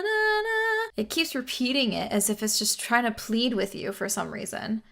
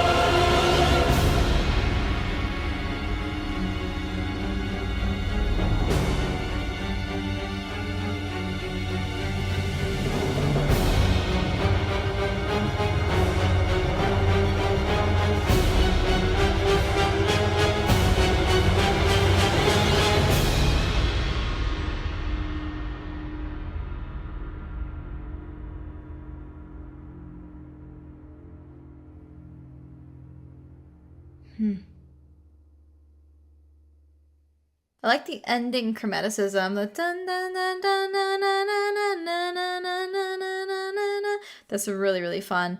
And then the ending note that I'm hearing in the low strings is a completely different note than that chromaticism earlier. So it kind of throws me through a loop because I don't even remember what key we're in or where the tonal center is. There definitely is a tonal center in this one, thankfully. With the chromaticism happening, it kind of throws you off a little bit, but it still sounds so good. So this composer did a phenomenal job as well. Yeah, it's kind of making me want to watch the boss fight now for Dark Beast. I for sure do not remember this track at all.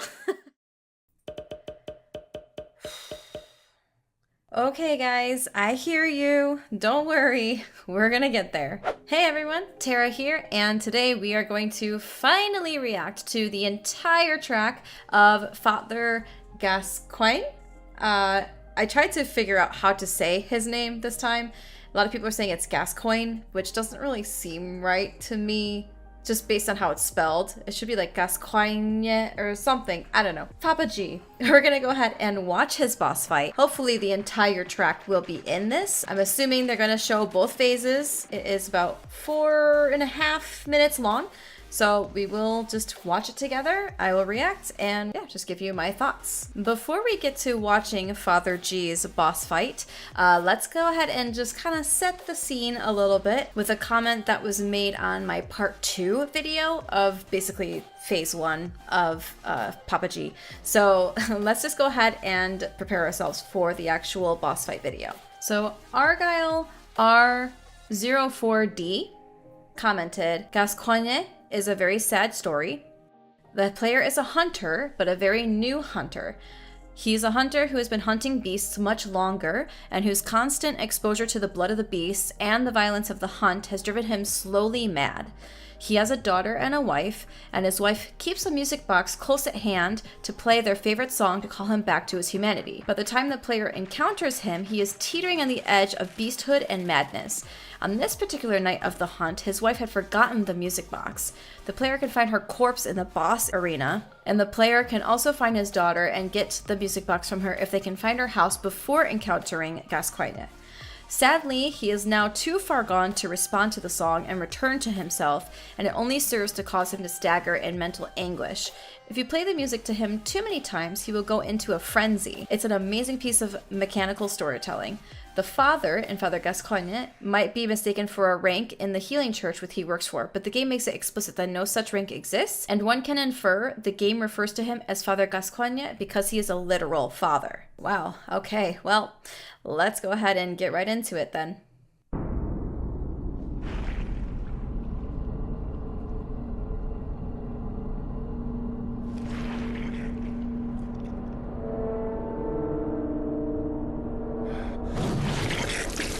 Oh.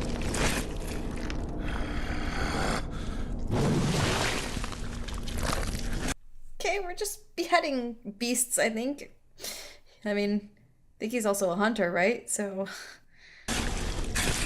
Oh.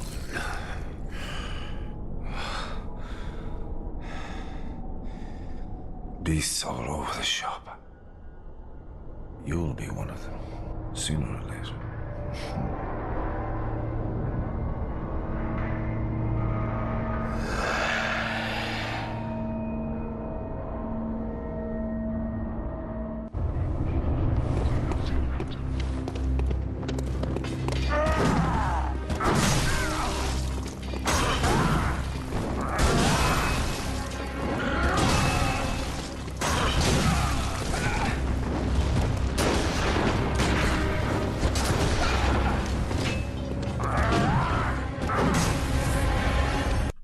Already he sounds a little bit more like an animal or beast than a human. Like just in his voice, I can hear the grunting. It sounds less humane than I would think for just a regular hunter. And that probably also kind of foreshadows into what's going to happen later on.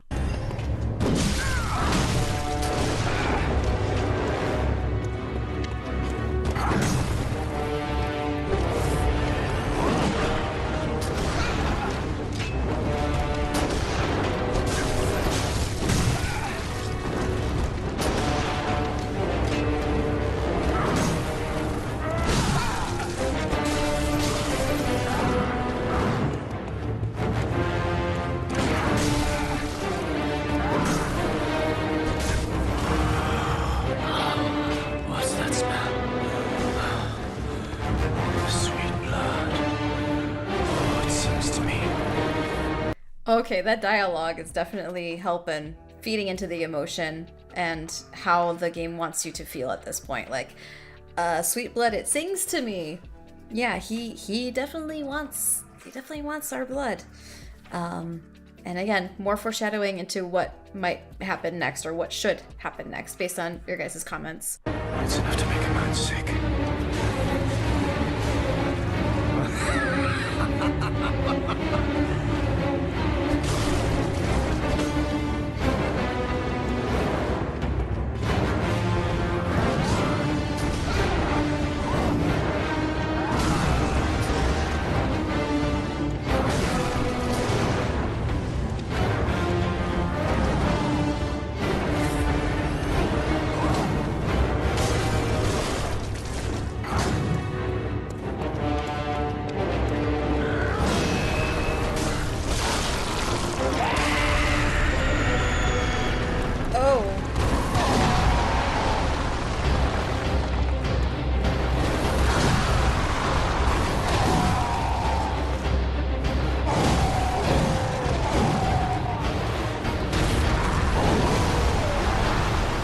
Okay, so it feels like the tempo increased, so that also makes it feel like your heart is beating faster. Adrenaline is pumping for sure. I like the string movement as well. It's kind of building more and more now that he is transformed into what looks like a werewolf. Interesting, very interesting. I'm liking the second phase for sure, the music. I might want to listen to it standalone after. That transition is really, really cool between the first phase and second phase with the music. You can definitely hear the differences and how it is transitioning and changing to better reflect who Father G is at that moment. Let's keep listening.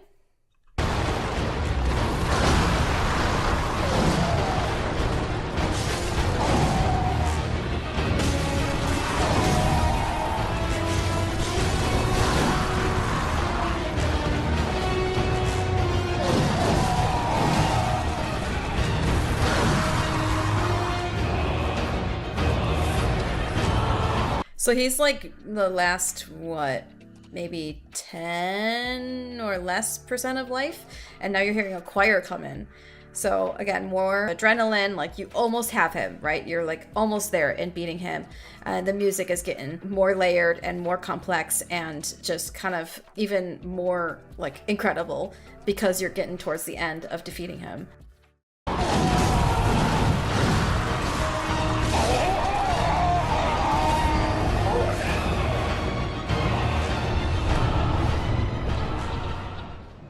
Huh. Said prey slaughtered.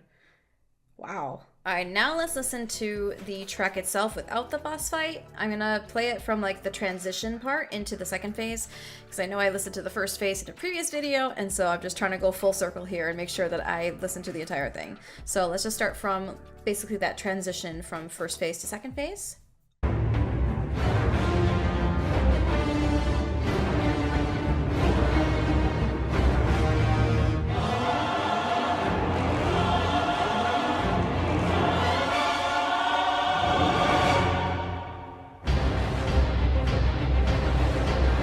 So that transition again is like when he's turning into the werewolf. I'm assuming you got the choir going. Really, really cool transition into the next phase. And I believe the tempo for the second phase is a little bit faster. Hard to tell without a metronome, but I believe the second phase is a little bit higher in terms of the BPM, and the strings are definitely sounding more frantic as well. So let's keep listening.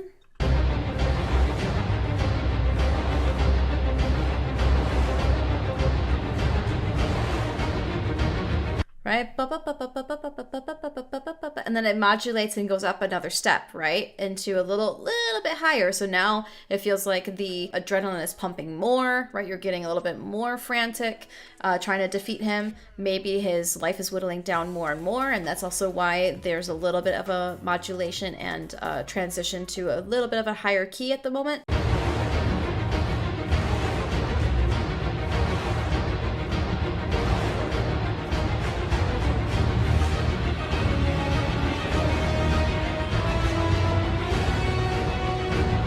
Got more horns interjecting as well, kind of doing this melody in the left ear.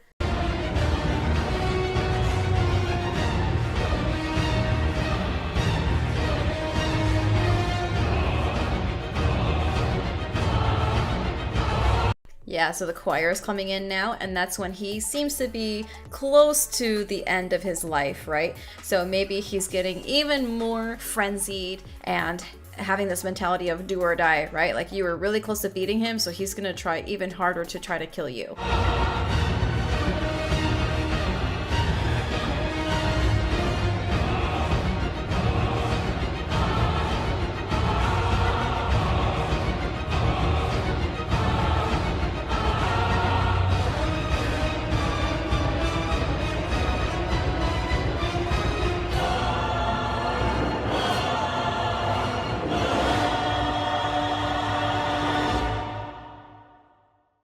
Dang, okay.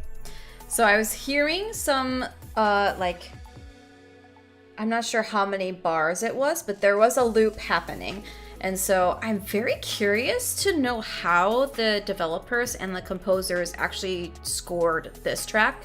and kind of just the other boss themes in general, because it has to keep looping until you reach a certain point in the enemy's health, right? So I'm very curious to know if they just kind of exported segments and just looped it until you hit the point and then it moved on to the next section. Very, very interested to know how they did that. I also am in game development. I am a quality assurance analyst, but I am really wanting to get into audio, and this kind of stuff really intrigues me. Obviously, if I know how they do it, then that might actually help me implementing my own stuff in terms of music and audio in video games as well. So very much parallel to what's happening in the boss fight itself, which again, I really appreciate. And I think that they did a phenomenal job in scoring along to that and making sure that they match and are like kind of one whole just experience, if you will.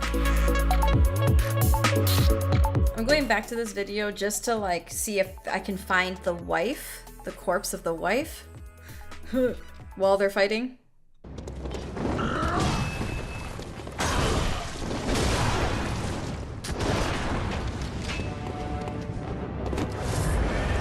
Okay, like, how long has she been dead, though? It was just that night, right? So she wouldn't be, like, bones already, hopefully. Because I did see a skeleton right there.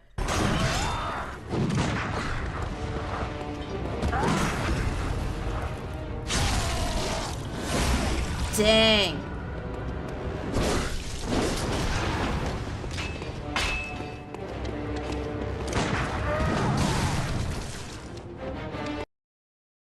Oh, is that her? Oh, there's a lot of blood, man. I can't tell. It's pants, though. Would she be wearing pants? Probably not, right? Oh god, there's a lot of bodies. I just saw another one on the left side a little bit. That does not look like a woman. Oh god. He was feasting tonight, wasn't he?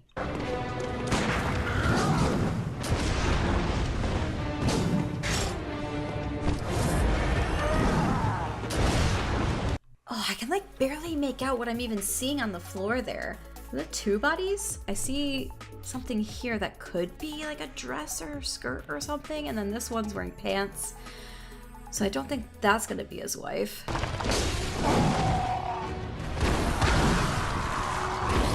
I'm just trying to find the body, dude. Yeah, no idea where his wife is, but apparently her body is somewhere in that arena, which is like, if you're able to find it and identify her, that's even more chilling, right? Like he literally probably just killed her before he turned around and tried to kill you. Yeah, that's real creepy, and definitely again the music is effective in portraying, you know, how you're supposed to feel when you encounter Father G. So the composers and technical audio designers and everyone who implemented the music and figured out the looping and all that stuff, like phenomenal job, because it definitely is a parallel to what's happening in the actual boss fight itself. Lots of requests for this one, and well, your wish is my command. We are going to finally watch Ludwig's boss fight. Let's go ahead and do it.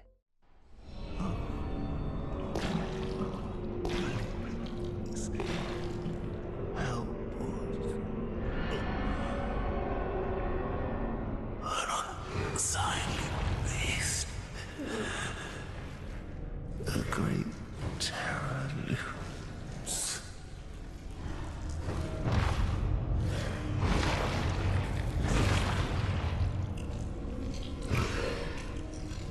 Oh, lovely. I do like that they did show the sword on his back. So that's typical foreshadowing as to what should happen later on in the fight based on what you guys had commented and whatnot. But yeah, he looks hideous.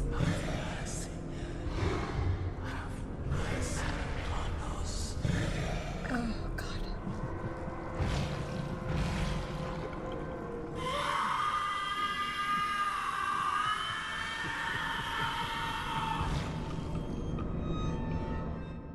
Oh.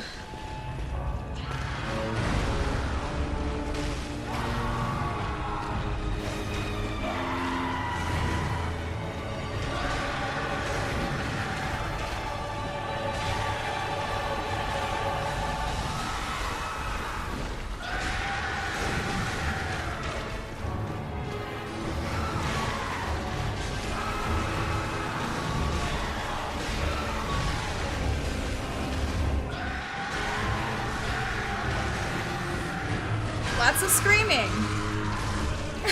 Okay.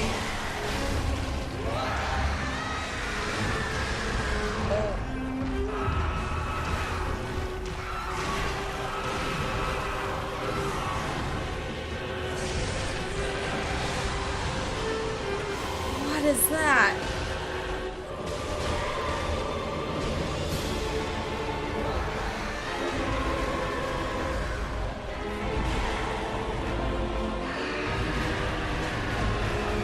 Okay, I just want to say the amount of blood in this arena is ridiculous. Basically an entire like pool of it, and he's just splashing around. Wow. Yeah, I mean, this music definitely fits the battle so far. Again, very excited to hear the next phase. I was able to get into that one a little bit more. But this is definitely suited to Ludwig himself. Like, wow.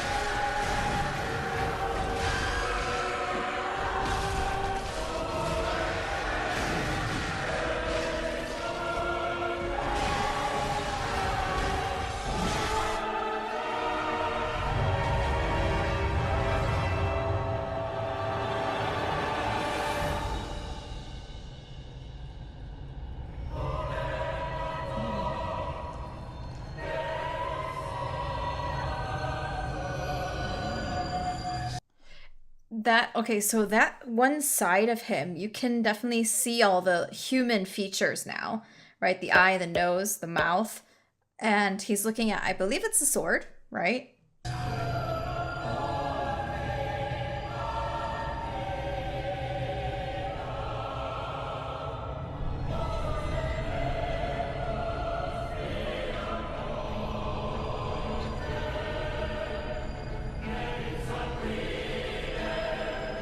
Oh, wow. Okay, another thing. Sorry, I know I'm pausing it a lot. I love that he has the sword on the other side, right? So he's only showing his more human side of his face, and the sword is covering the other side. So that is a beautiful way to kind of transition and to basically get the player prepared for Ludwig, the Holy Blade, almost as if he has gained some of his humanity back. So I'm super, super excited. Let's keep watching.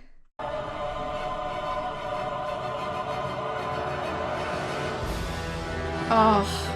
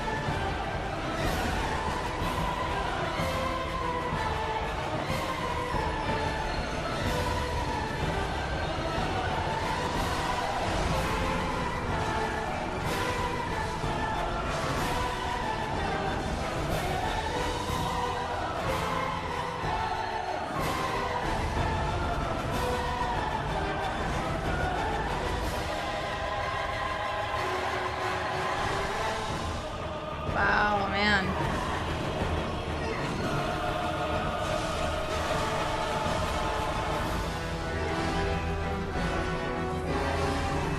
Okay, so that section loops over and over until you beat him.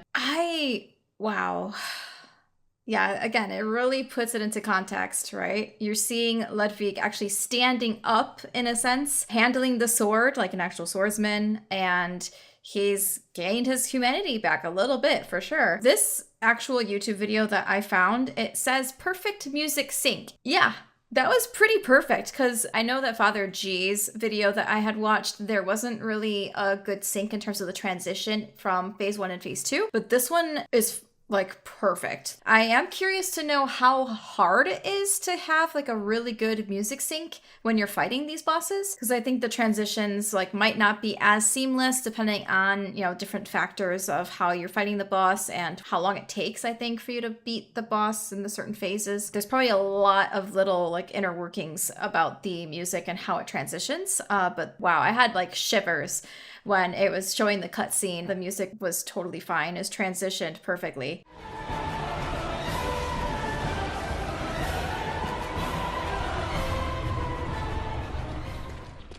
And there it is, that prey slaughtered text again. You are the hunter, so you are hunting all of these beasts. They are your prey. Even though it doesn't feel like it sometimes, at least not to me. If I were playing this game, I would not feel like I was the predator at all. But that was a really, really cool boss fight. I really like how Ludwig and Papa G are kind of mirrored, right? Because Papa G starts out human and then he turns into a beast. And then Ludwig, he starts out as this horrific, very scary, and just too far gone beast. And he actually gains his humanity back a little bit in the second phase. So I love that FromSoft did that. And thank you guys also for mentioning that, how Ludwig and Papa G are kind of opposites of each other. I think that is so, so cool that they're able to show both sides, right? A human turning into a beast, and then a beast gaining a little bit of his humanity back. I don't really have too much else to add to this one. I feel okay with not listening to just the OST itself again, because I did listen to it already, but wow. This makes me really appreciate the From Software composers, because the fact that they're able to do all of this is just crazy and incredible. All right, and that's about it. Ludwig is a very, very interesting character. I kind of want to know a little bit more about how he got into that horrific beast state. I mean, it seems like he was a swordsman before, so I might have to kind of do a little bit of research to figure out a bit more of the backstory and lore behind Ludwig. But this was really, really fun to watch. Very scary, but I still enjoyed it. And again, I definitely appreciate that the music is supplementing what's happening in the fight itself. All right, so I think we're okay to just start with Lawrence, the first vicar. All right, here we go. I know he's the one in like the big chair, like the throne, right? So I'm gonna lower this a little bit. Here we go. 3, 2, 1, go.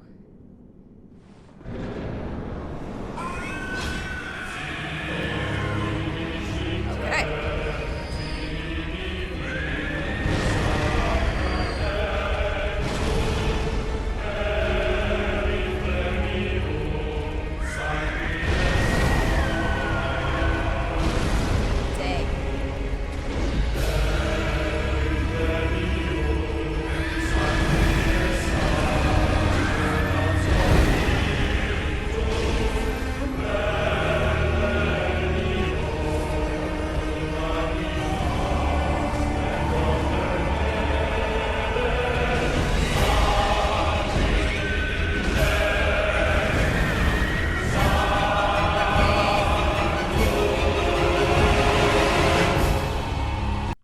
Pause it because the quality's not.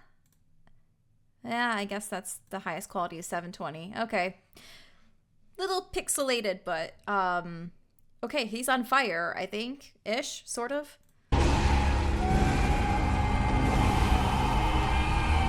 That scream.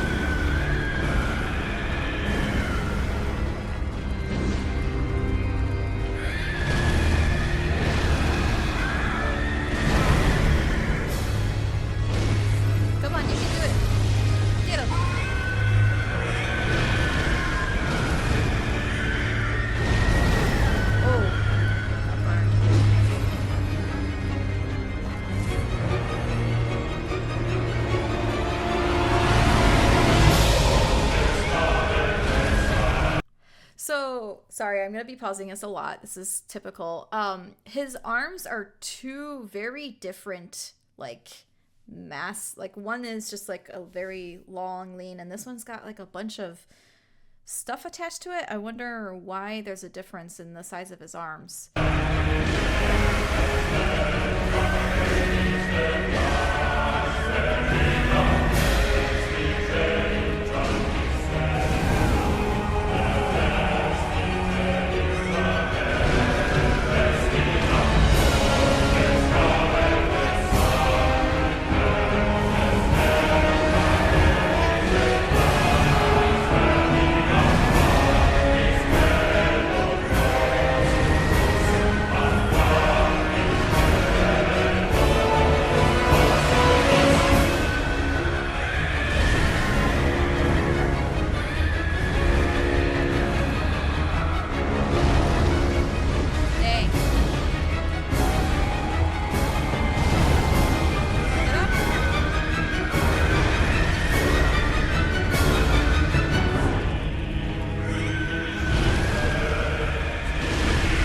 So the music kind of looped already, at least for this phase.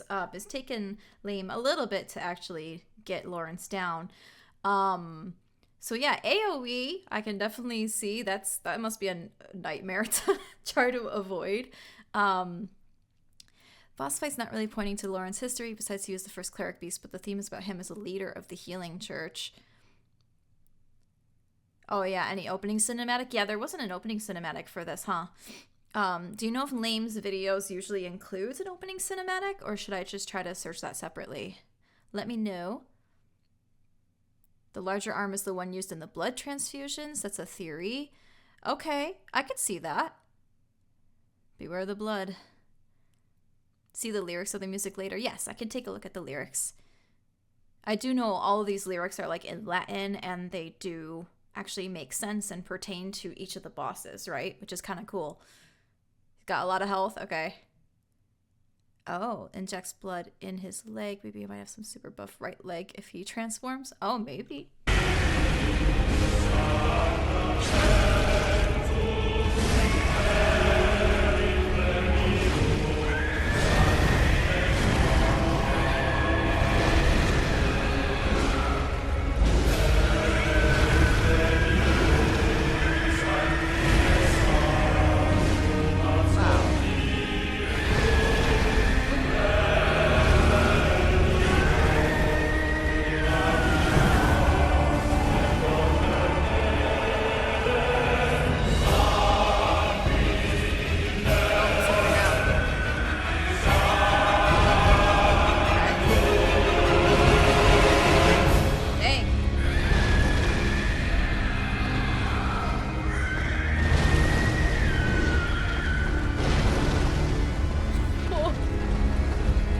AoE gets real wide, huh?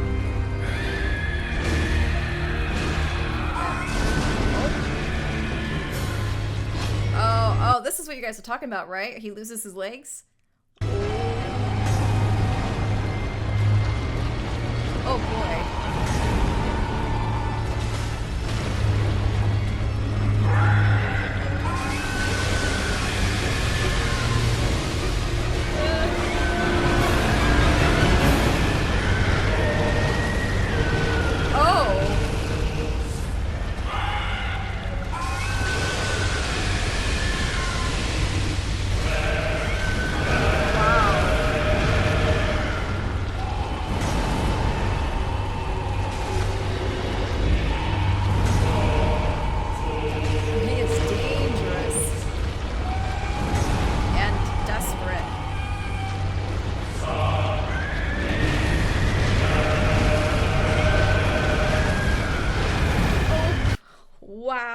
Okay, I would be screaming if I had to face him and I saw this happen. He's like crawling towards me like this and doing basically flamethrower, like a freaking Pokemon move, like just, or like a dragon maybe, just spitting out flames. Wow. I wonder why they chose fire for him. And then like his face, it's like, from what I can tell, it's kind of hard, it's pixelated, but it seems like it's a big skull, and he's got like antlers on one side. It's very interesting, this design for the boss. Like Ludwig was interesting too, but people were saying that it seemed like he could have maybe fused with his horse, and that's why like I was actually hearing neighing in that boss fight here and there, at least in the first phase. And that makes more sense as to why he had so many legs and things like that. So, yeah, that's a very interesting design for Lawrence. Shell shock, oh no. FromSoft supposedly never finished Lawrence's boss fight, and this is an unfinished version they left in the game? Wait, really?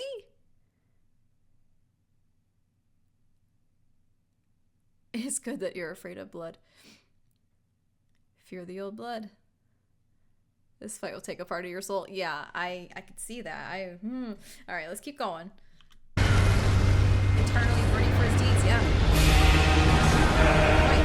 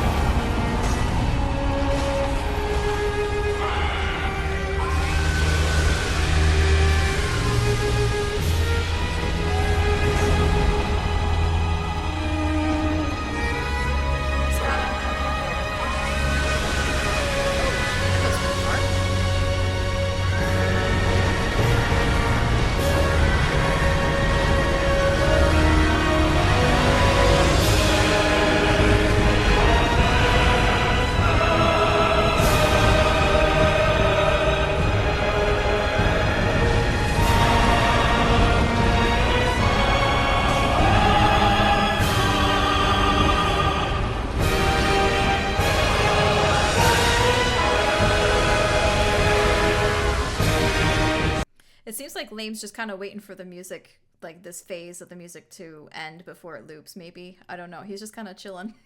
He's like, I'm not going to finish you off yet. Yeah, deemed to suffer with the shame of his sins. See the good quality graphics. Yeah, I can definitely take a look. Yeah, I agree. The cello seems to be a like very central instrument to these bosses. A lot of them have cello, especially, I mean, the men, right? I've heard violin fairly often for like the women bosses. So recommend the Bloodborne cinematic from YouTube channel Lost Cinematic. Okay. Yeah, you wanted the cello solo, probably. Jonas, good point. I mean, I would want the cello. I wouldn't want to disturb it. So I'd just try to avoid all the attacks until I finished listening to it all. Yeah, the lava. I know. Okay, we got a couple more seconds, 30 seconds-ish.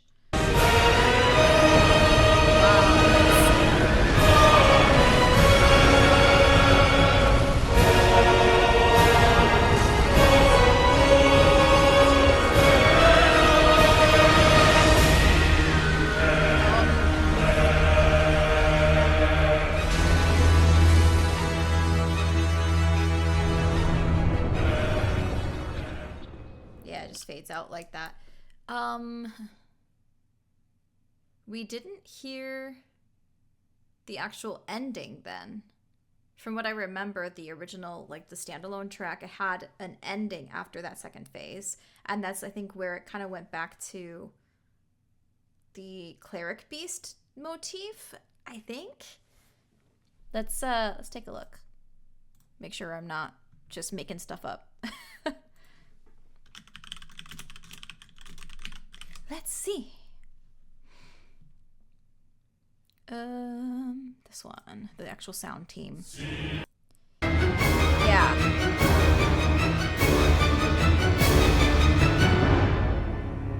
And then you got the basses, maybe cello, doing that long sustain at the end. So we didn't even hear that part for this video, which, I mean, again, I don't know how good these transitions, like how easy it is to do the transitions, make them actually play in the game, depending on how long it takes you to beat the boss and things like that. Oh, really? That's cool, Inari. Also, let me know if I butcher any of your names. I'm gonna try my best, but ending of the actual track has really held. Yes, exactly. Ending is used to loop first phase. Yeah, I think I was hearing that actually. Let's go back.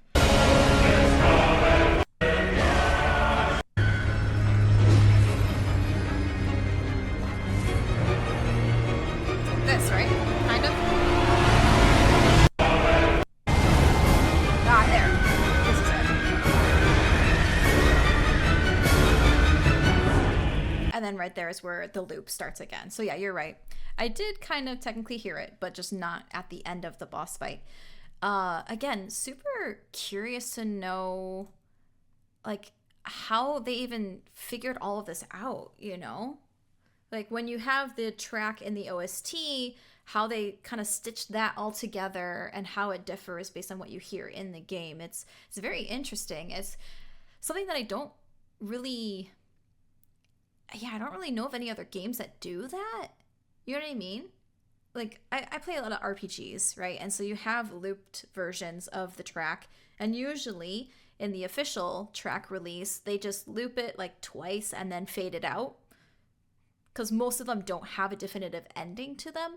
Some do. But yeah, it's just very interesting how they kind of figured all of this out to make it work really well for the game and also make it work well for the standalone OST.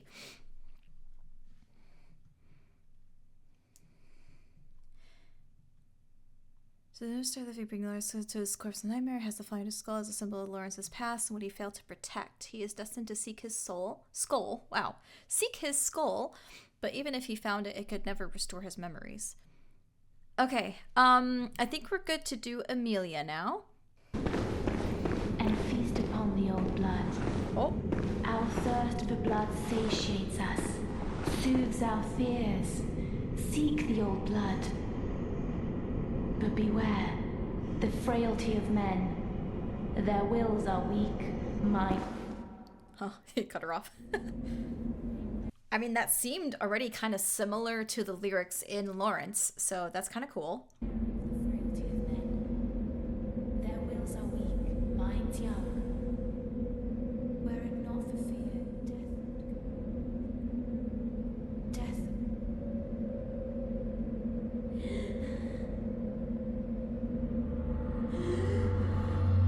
I mean, she looks human. Still. Oh god. Okay.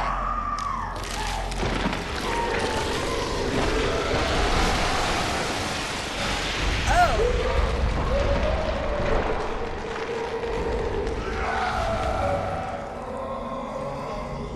Okay. I was not expecting that.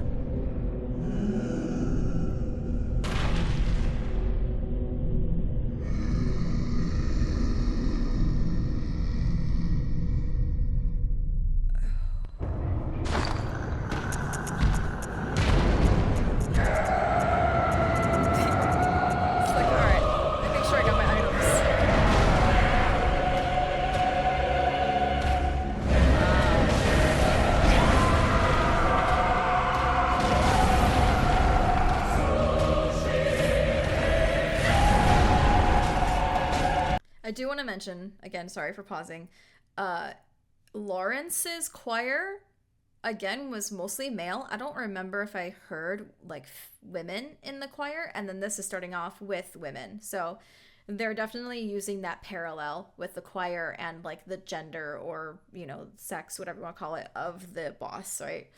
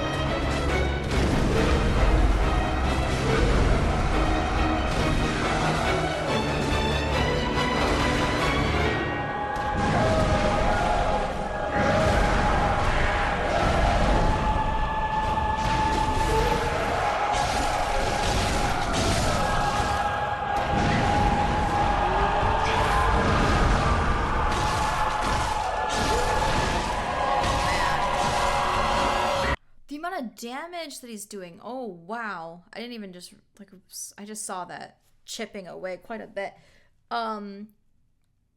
She doesn't really have too many, like, special moves from what I could tell. Like, I mean, Ludwig had, like, spitting something, and then obviously Lawrence was a bunch of fire and lava. I'm not really seeing that for Vicar. Amelia, Nikora on Twitch says that she has almost no written lore. She's just a vicar in the healing church that administers the blood. When she dies, you get the amulet she's clutching that reads, "This pendant passed down among the vicars who head the healing church is a reminder of the cautionary adage, words that will open the gates of Byrgenwerth," which is a trigger for a cutscene at the altar where we first hear the lines that end in "Fear the old blood." Yeah, Alex, I think you're right. I think the attacks of the bosses, most of them line up with the beats of the music. Some of them might not. Like, I was trying to watch carefully for certain attacks, I think in Ludwig, and some of them he did actually, like with the sword, do it on the beat, but sometimes he didn't. So I wasn't sure how often that happens. And Amelia has a pretty basic melee moveset. Beginner boss fight, okay. Player isn't giving her time to do all her stuff. She has more abilities. Player just crushing her too hard, so she never gets a chance. Okay. All right. All right. Papa G technically do it? To heal, you mean? Oh, I don't know. Did Papa G heal himself? I don't recall.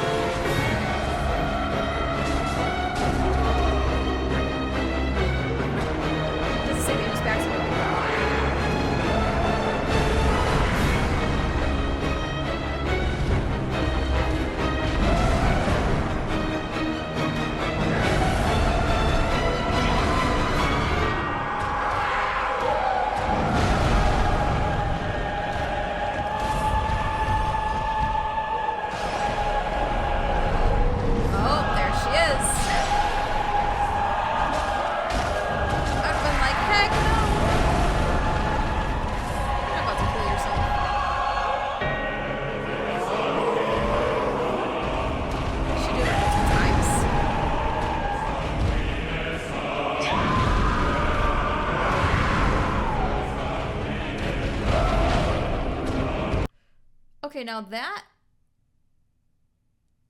is all men in the choir. And why does that sound...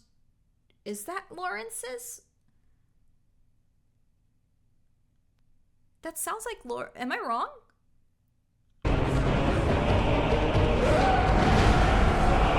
Is that why the person told me to watch them back to back?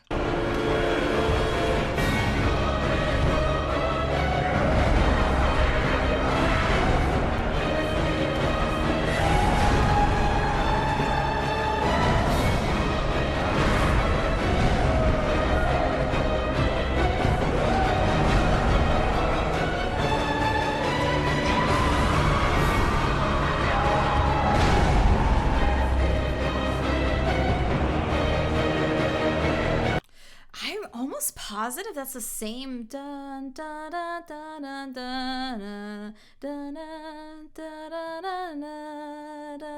dun. Like, I'm pretty sure we heard that melody in Lawrence, or am I mixing them up? I'll check Lawrence again after this. But someone said that it's actually in the same cathedral as Lawrence's boss fight.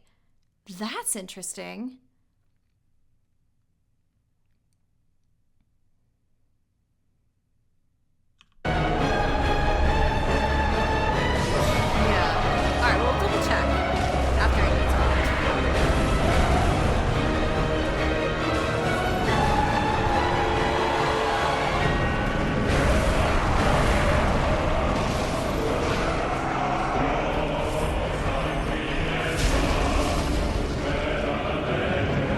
Yeah, okay, so that's that. Let's just go back to...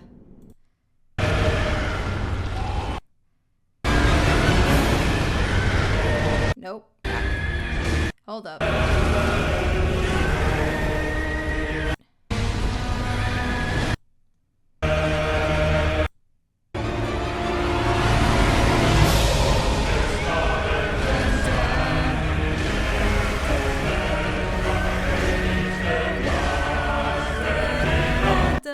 Yeah, it's the same melody, guys.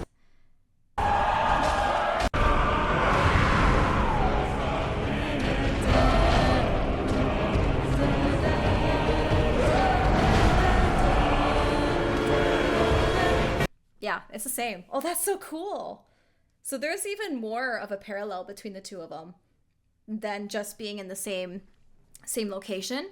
They literally actually use that choir melody in both of them, which is wow. That's so I don't know why I'm nerding out. Like, I've never played the game, but musically, that is so genius, right? All right, see what you guys say. Yeah. The like, that's from the Cleric Beast. I know technically Amelia's track is the same as the Cleric Beast track, but I would like to think that the Cleric Beasts are just borrowing from Amelia. Like, this track is actually technically supposed to be for Amelia, and they also used it for the other Cleric Beasts versus the other way around. You know what I mean? I think it'd make more sense for it to be more intentional like that. I mean, she's literally in the same location as Lawrence, right? And they're both vicars, and there's just a lot of things that are similar between the two of them, from what I can tell. So it's really cool that it had to have been intentional for them to use that same little motif there. Oh, after you defeat her, you get a cinematic introducing Lawrence when he was human. We don't see his face, though. And yes, she is praying to Lawrence's skull. So I do remember a comment mentioning that. So there's definitely some connection that they have with each other.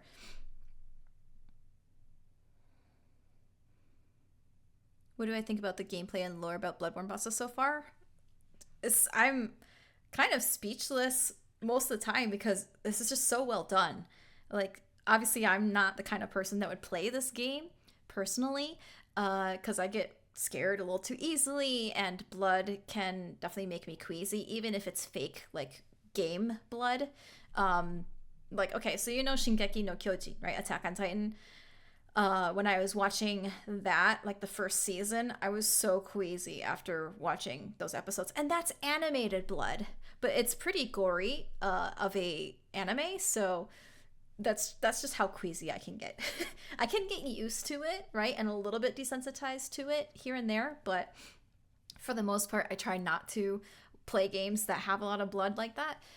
But even so, this is like so cool. I mean, I heard of Bloodborne and Dark Souls and things like that, but I never really, I don't know. I wasn't interested in the games because I just figured it was just going to be a game where you hunt beasts, you know, but there's so much more to it. So it's, again, really interesting to me to be able to watch this and learn more about the lore and the world, you know, that they're living in the game, and, you know, the nightmare and things like that. So yeah, I'm really enjoying it. You know, I'm not, again, being queasy and getting scared trying to watch these bosses. Like, I would be screaming my head off. Alex, my friend, can attest to that. If I were to play this kind of game, he knows how I am. So, but still really cool to watch someone else play and kind of learn more about the game. Hey, super. Yeah, it's spooky. Bloodborne's spooky. I think Dark Souls 3 might be a little bit better, but I haven't watched any of those boss fights, so I'm not sure. But the way the music is composed, like, Bloodborne is definitely more of the what they call gothic horror, and Dark Souls 3 is kind of a more orchestral, classical, baroque, like that kind of genre of music. And that kind of also is a parallel to the game, right? And the story. So yeah, I don't know. Yes, yeah. Coulter's got it. Dark Souls is more low fantasy. Oh, after the beast, it transitions to aliens. Oh, yeah, that's true. Oh, my friend Alex wants to multiplayer this game? Oh, God. And we technically can, can't we? Is it just local co-op, or can you just... well, I'm assuming it's not just local. But I do know that you can summon, like, NPCs to help you fight the boss. I don't know if that's in all Souls, like, FromSoft games, or if it's just Bloodborne or what, but if I were to play this alone, I would be summoning every NPC I could. Let's be honest. All right, cool. So I don't remember if I actually finished watching this.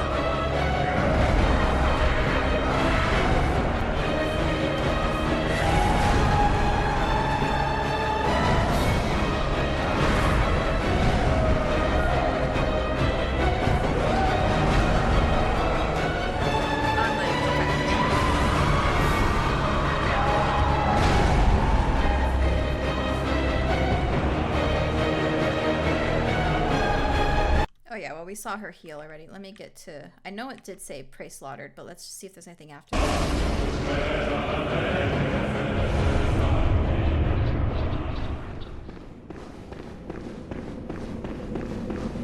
Oh, can I get rid of these? How do I get rid of these? But he looks like he's going towards the... Oh, okay. I don't know. Oh, well, the doll, that makes sense because Gehrman had some sort of asphyxiation, and yeah, so he was very obsessed with her unhealthily. I thought they were in love, but I think it was one-sided. She was his apprentice, so...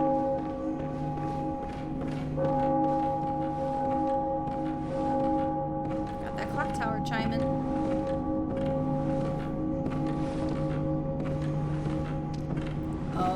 Okay, so there's a secret boss fight, Moon Presence, after. I'm going to lower this a little bit more. Sorry, my ADHD's going crazy right now. Might be considered part of the same fight depending on how you look at it. Okay, gotcha. Important to understand that people in the nightmare are more like spirits. Yeah, true. Alright, let's try to touch her, because that's always a good idea. I just love that she's just sitting like that, though. She's just chilling.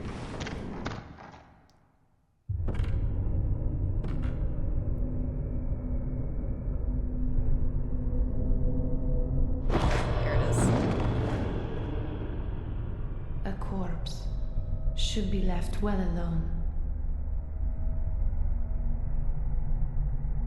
We're like referring to you, or are we referring to the corpse you were protecting, right?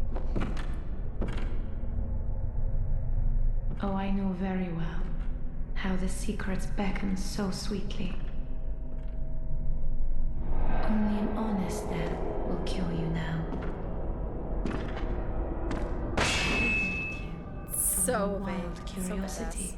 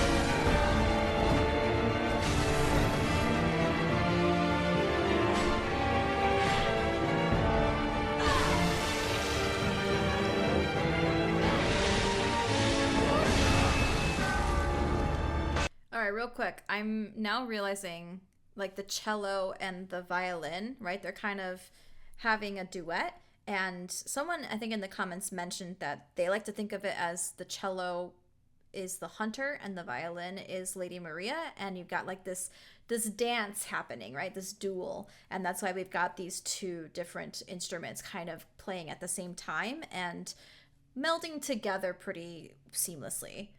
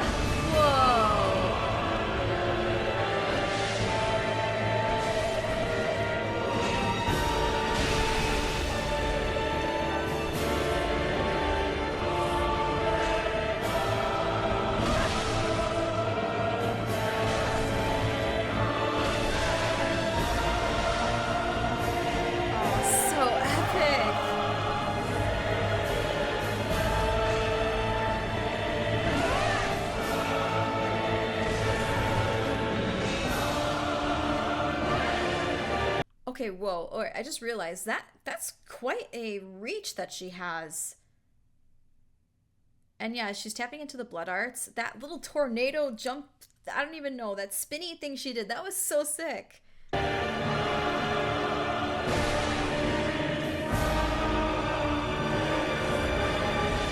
that. So cool.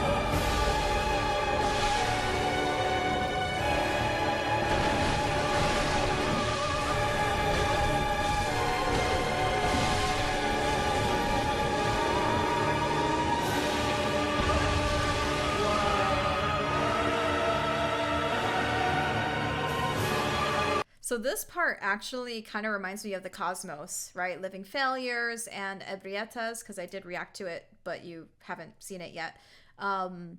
This part is very reminiscent of that music, and it probably makes sense because she's protecting a cosmic great one, right? This being that's like superior and above everyone else, right? So maybe they did that, you know, because she has that connection.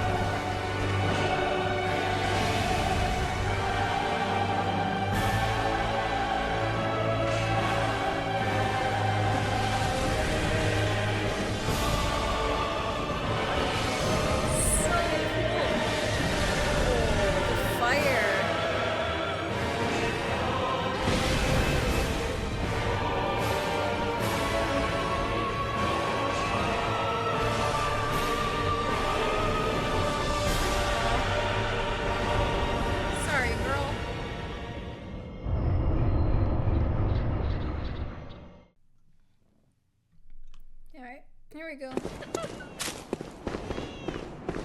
Oh, you hear it? You hear the baby crying?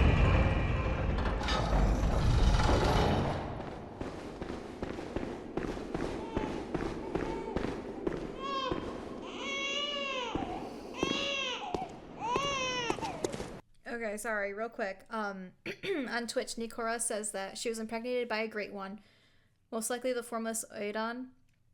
Sorry if I'm saying it wrong, whose ruins we find in the game, and they took her child by way of C-section, or in a nightmare caused by the birth of Mergo. Okay, because yeah, Mergo's a great one, and then Mergo is, oh god, okay. Okay, come on, you can go. Oh, that sound design. Oh.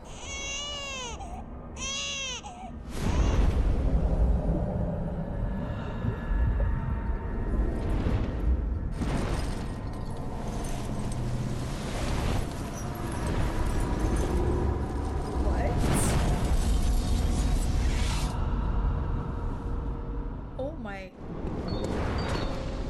no, not. Okay.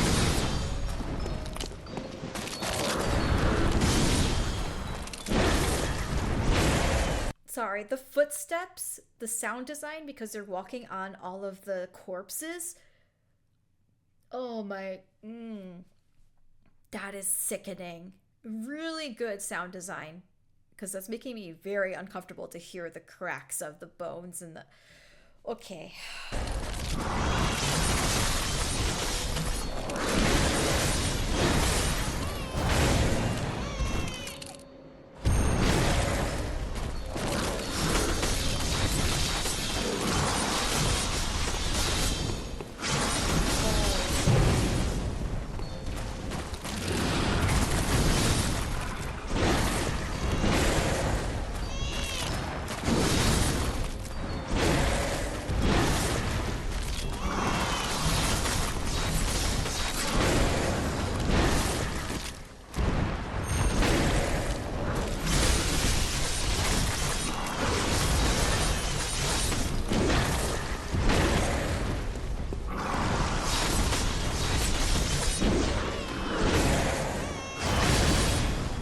Really trying to slice and dice you, huh?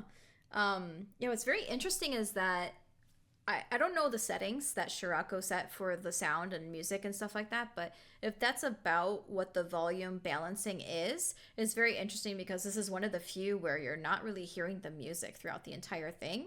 And it's a lullaby, so you're hearing the music box and you're hearing the baby crying, I guess depending on your insight. And you might be hearing a little bit of that string action later on, which I was hearing in the original standalone track. But you're pretty much just hearing the footsteps, which again is probably intentional. You really hear those bones cracking underneath your feet with every step you take in the center of the arena. And yeah, you're hearing just all of the movement that she's making. Wow, this is brilliantly done. Why is it loading? Okay.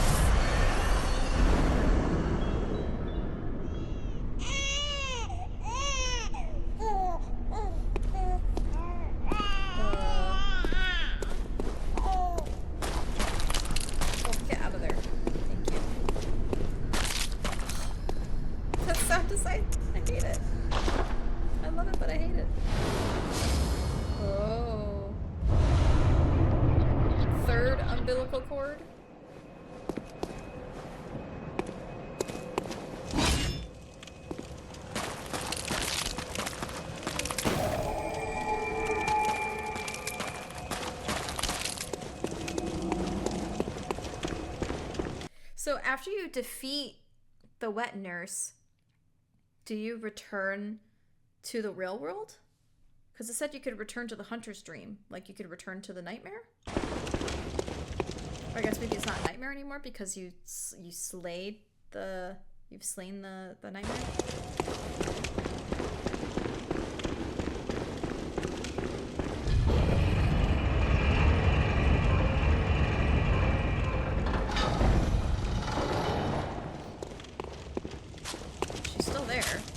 Oh, nope.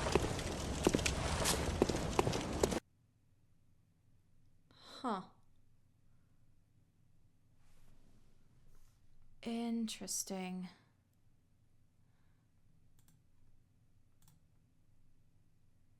That's very interesting. Let me go back to my playlists.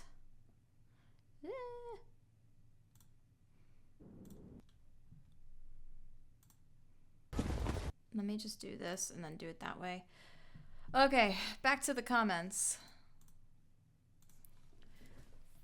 Alright. Who nurse is so boring to fight. Stand behind her and you're good.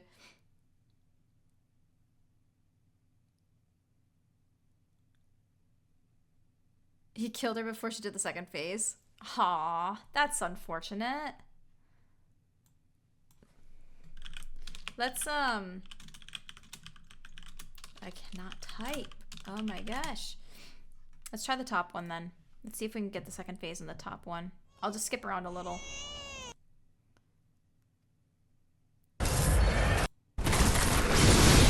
Is that the second phase? Because, like, it turned dark, so... Let's try that.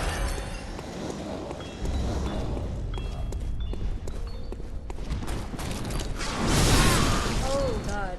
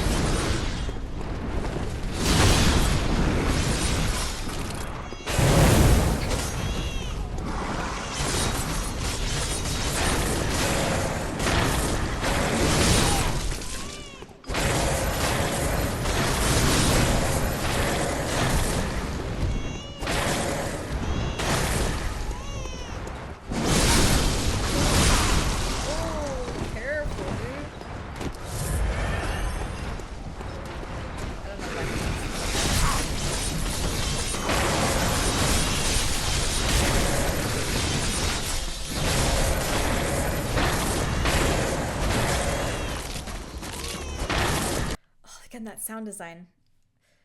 I guess one good thing about this is that I shouldn't have to worry too much about copyright because you can barely hear the music. Oh, stop. Just get out of there. Thank you. Oh, they're all over the place now.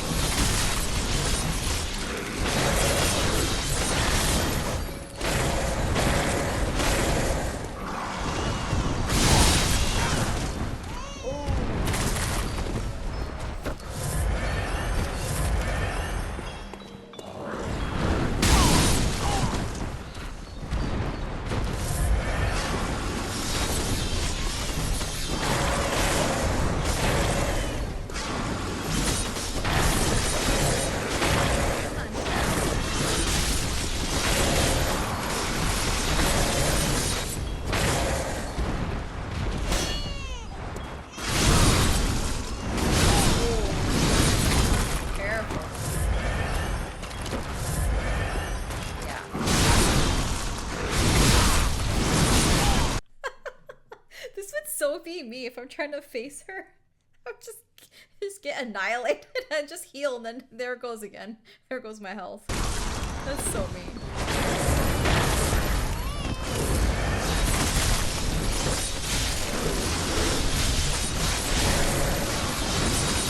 Weapon broken.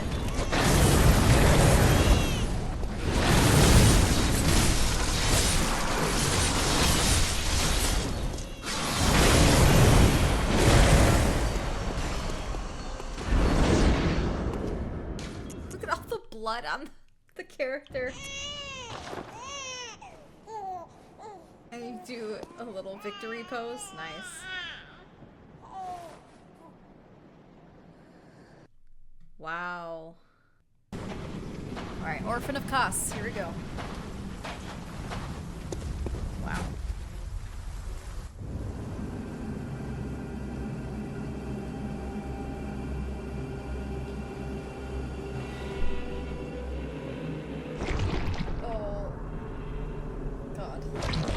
Good sound design.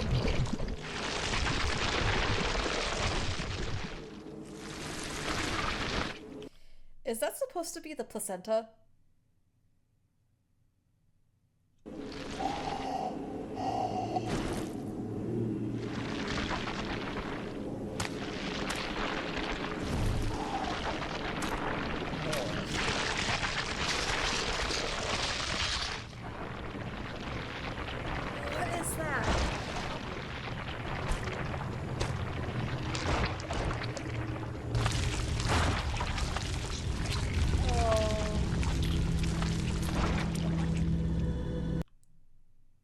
Am I seeing the umbilical cord?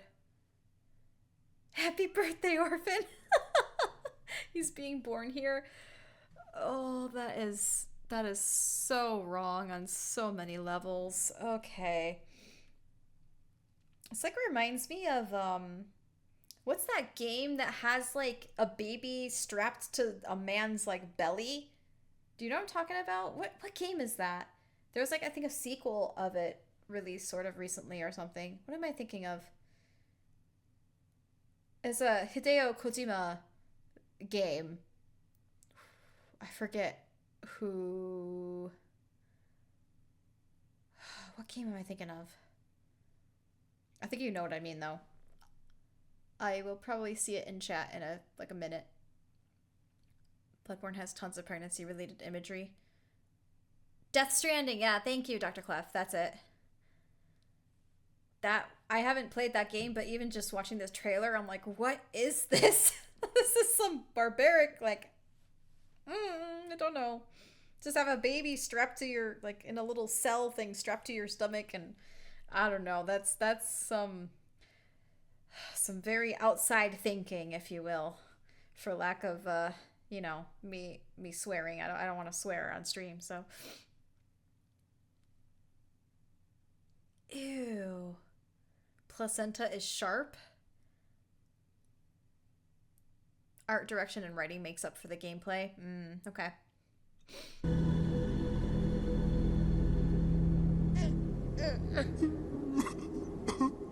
Okay, crying. More crying.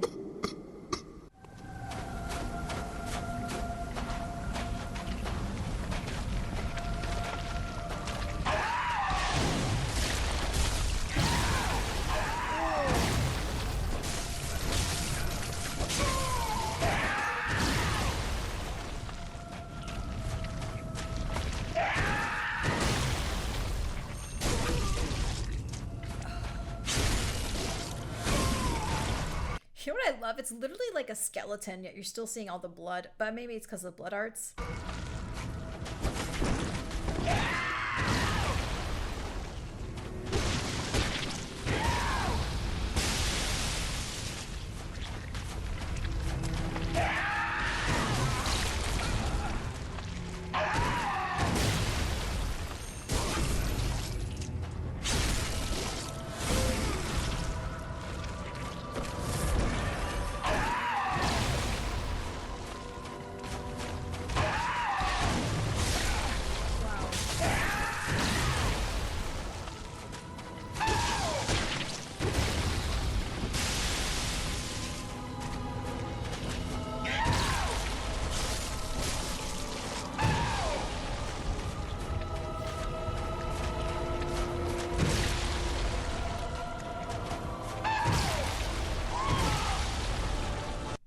Okay. Excuse me. So Ella's Real says that his placenta gets caught in the hook with which the fishing village fished up Kos, and that's why it's sharp. That makes a lot of sense. Saw a theory that there's a fish hook stuck inside Kos, and that's the sharp part that he whacks you with.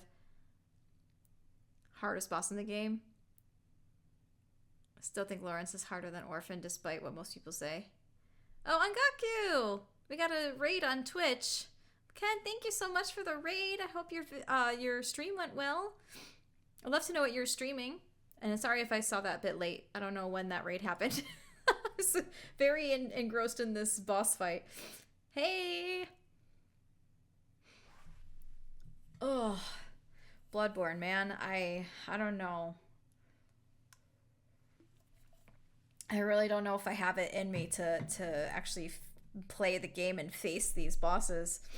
The sound design is really well done, though, in this as well. Even that cinematic, like, oh, it was very horrifying, but it's well done. I will admit. Echoes of Wisdom. Okay, I still need to play that game, and I need to listen to the music too. Got to a big part of the game. Cool. Good to hear. I'm glad that the stream went well. Thank you so much for the raid. I appreciate it. We're basically just going through Bloodborne boss fights. So apparently that's what people want to see me do. Never played the games. How is it for me? Yeah, I haven't played them either. I've been reacting to the music, the OST, and then people have been telling me to better understand the music, I should watch the boss fights. And so I've just been doing that. Kind of just posting videos standalone of me reacting to a boss fight, but I figured it'd be good to do a stream and just knock out a bunch of them. And it's good discussion, and I'm learning a lot about the lore and, you know, about the characters and things like that. So it's been really nice. I mean, I would say you should play it, but I also have never played it personally, so I just know that people really like the series of Bloodborne and the Dark Souls series and Elden Ring and things like that. So I think just based on what I've learned from the game, I think it's worth playing for sure. If you're better about seeing blood and gore and stuff like that than I am, then you should be fine.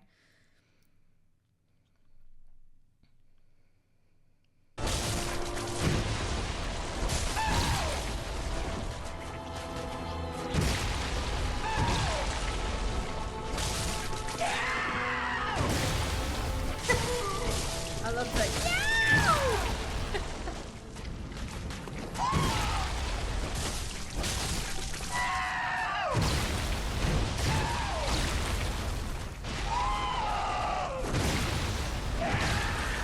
Whoa.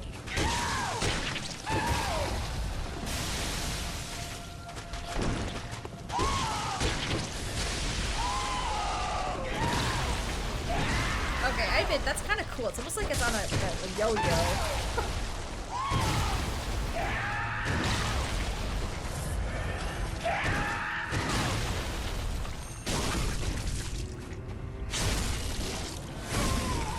It's a lot of blood.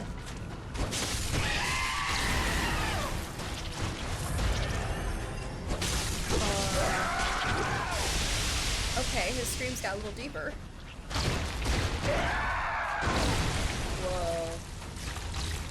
Are those supposed to be wings?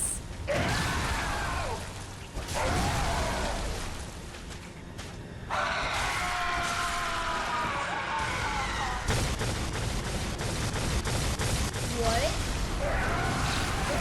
Did he summon lightning?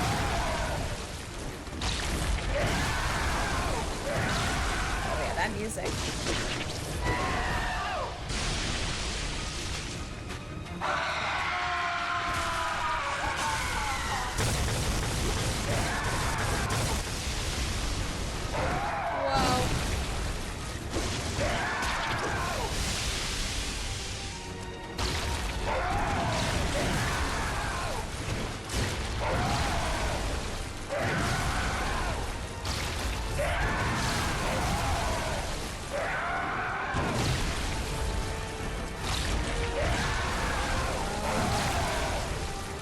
So you guys are saying that the lightning is his mom actually assisting him from his mother's corpse? Wow. The sac babies are held inside the womb? Orphan is a grown-ass man. Yeah, he's attacking the player in the first place out of confusion because he was literally just born. Yeah, that's what I was gonna say. Like, how he doesn't know. He's probably just very confused.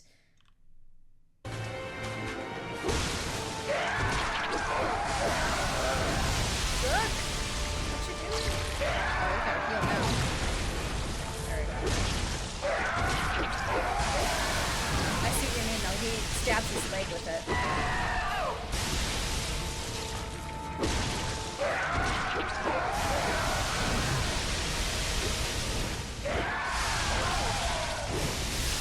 Oh man.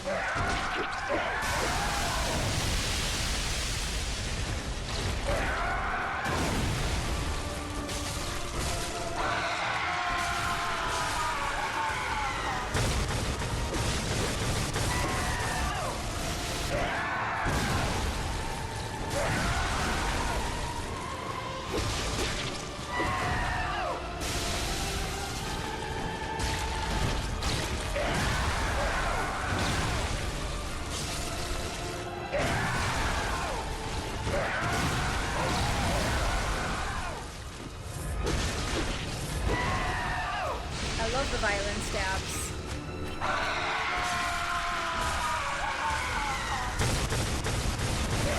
Oh man.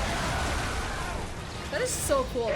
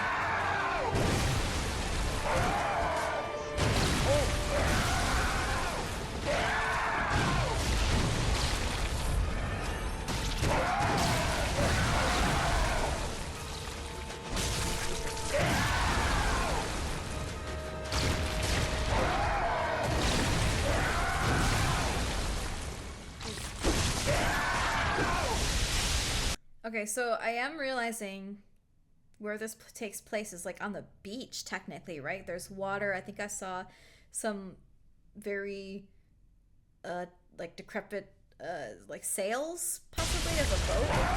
Several boats.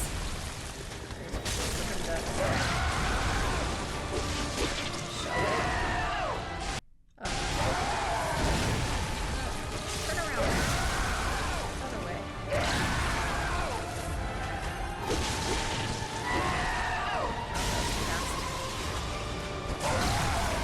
And that's like where he... Is that where they desecrated his body? Kos? Or her body? Kos? Yeah. But yeah, I'm seeing some like sails and parts of the boats here. And there's the water. It's so dark and dismal that it's even hard to see that that's water, you know?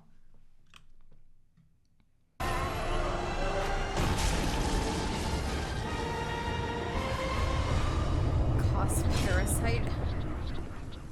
Oh man.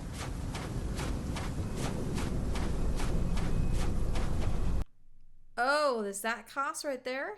Oh.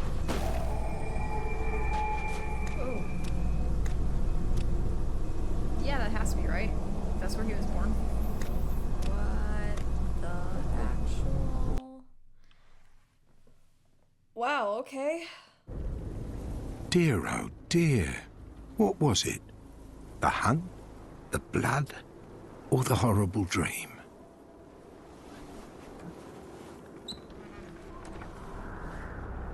Oh, it doesn't matter. Poor Gehrman.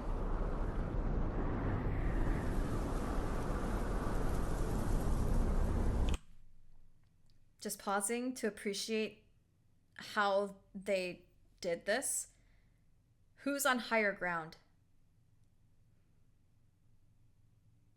Right? You're looking up to Gehrman, right? He's been your guide this whole game, correct? So once again, you are looking up to him. He is supposed to be your savior, but you refused. But I love that they actually did it like this. I just love that. Just thought I'd point it out. I love those little cinematic things that are like Easter eggs. It always comes down to the hunter's helper to clean up after these sorts of messes. Oh boy. Tonight, Gehrman joins the hunt. He says that? Or was that the narrator? No, it's Gehrman, right? Did he just refer to himself in third person?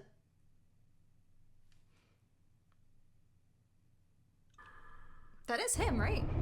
That just said that.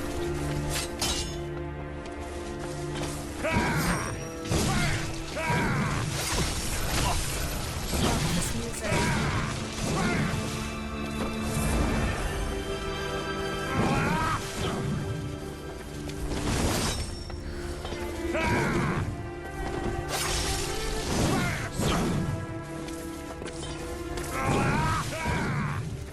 Why is the building on fire behind them?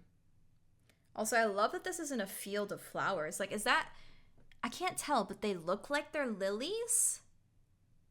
And if so, that is also a beautiful parallel, because lilies in at least Korean, maybe Asian culture, lilies signify death. And white signifies death too, actually, now that I think about it, in Asian culture. That's why back then they didn't wear white to weddings. I think. I could be wrong, but I'm pretty sure white and lilies signify death.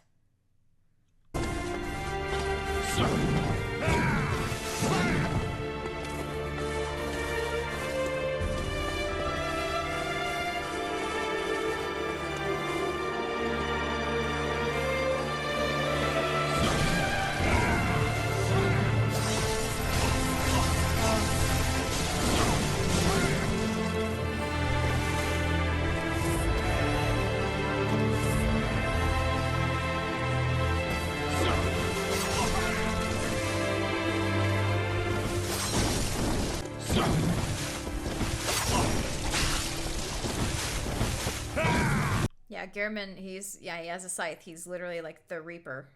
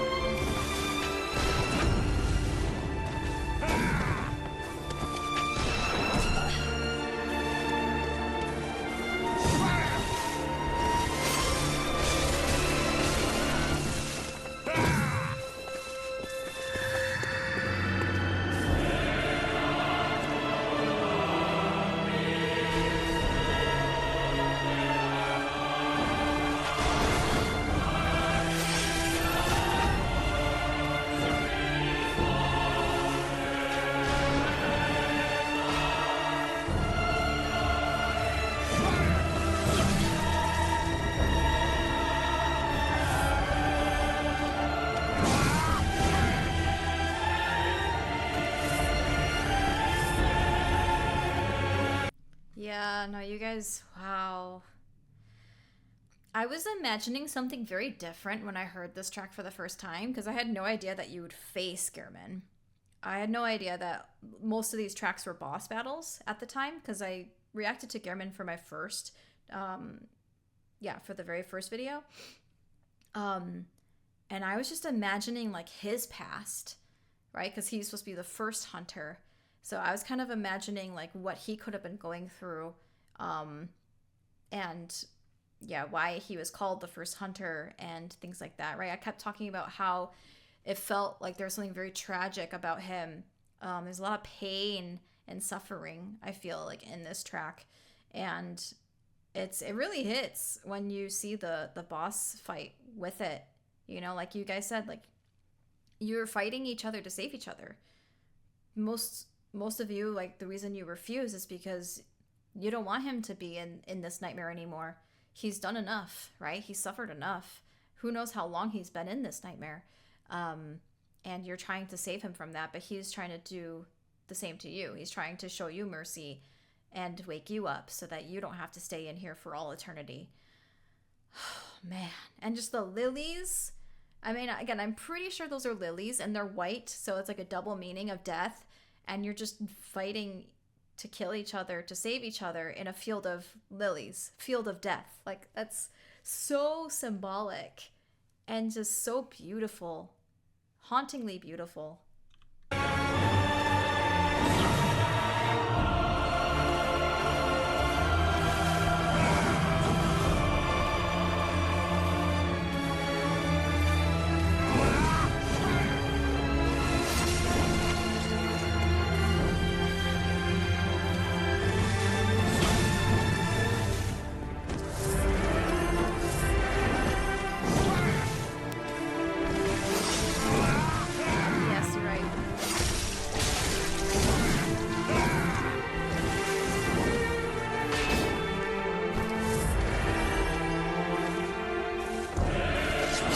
Right there, it looped, but right there it's supposed to be da, and that's supposed to be the last note that you hear, but it just looped. Yeah, you're right, because at the very end, you're just hearing the cello making its final plea, basically, right? He's gonna be tough to beat, right? He really wants to kill you so he can save you.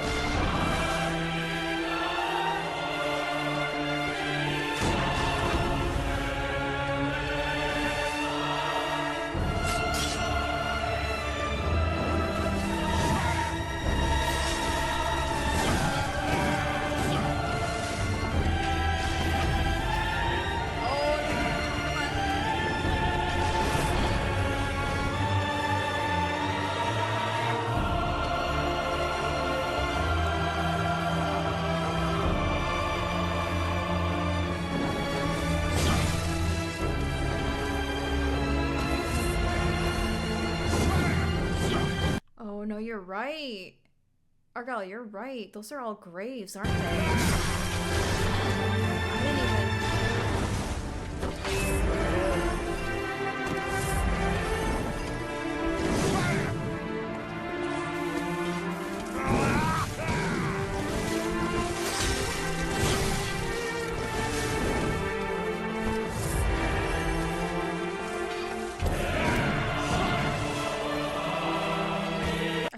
To resolve to the end because I know what the ending sounds like.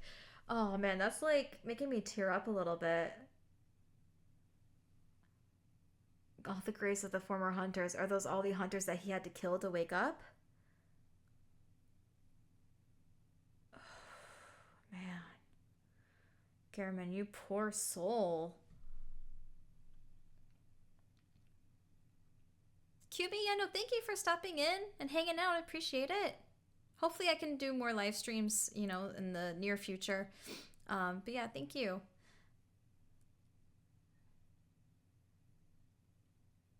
When Gehrman kills you, he says the following: you must accept your death, whispering, be freed from the night.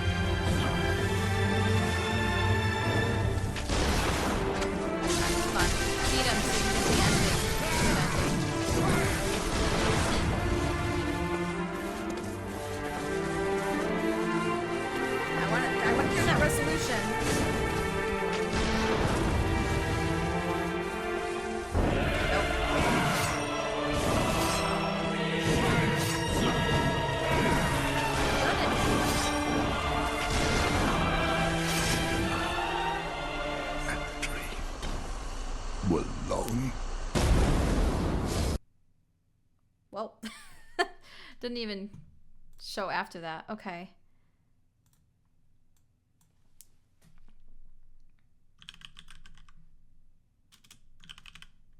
Is there anything after after Gehrman? Like that I missed after beating him?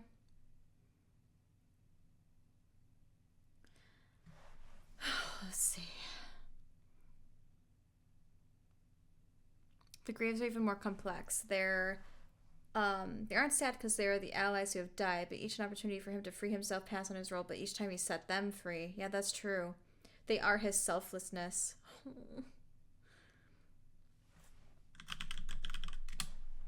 Let me see if there's a true ending. Is that what I want?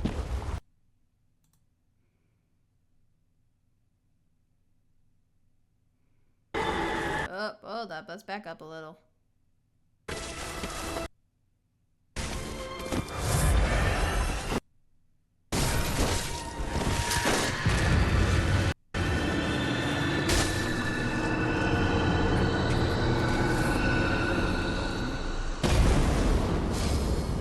I could barely hear his dialogue.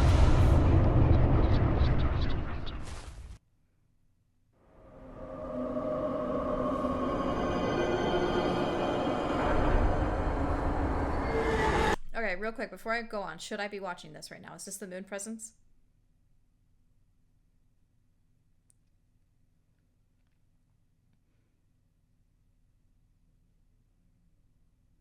I just want to make sure. I'll wait. I'll take a sip of water.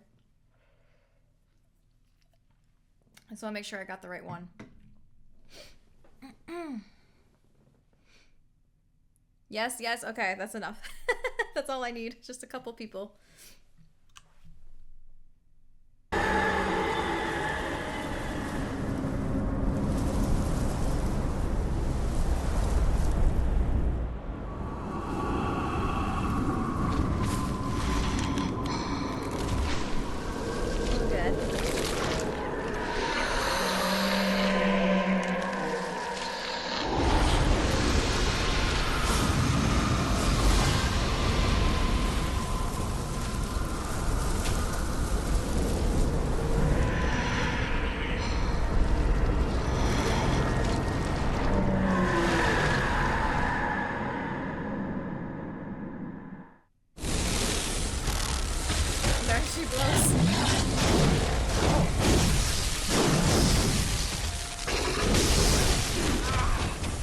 Is that lightning from Kos?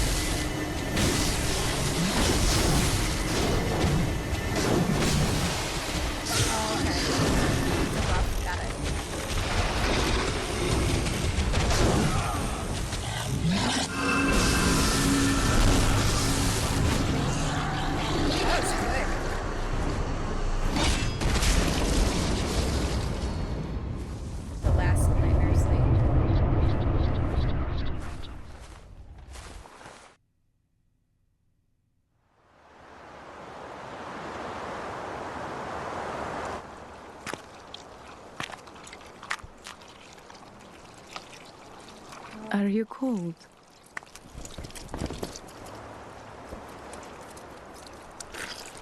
This must be Maria, right? That's a doll. That's the doll that looks like Maria. Oh, good hunter.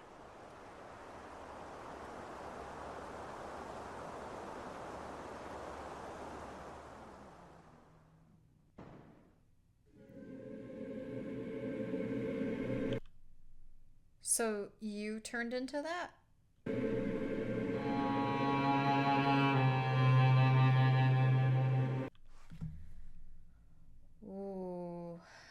Wow.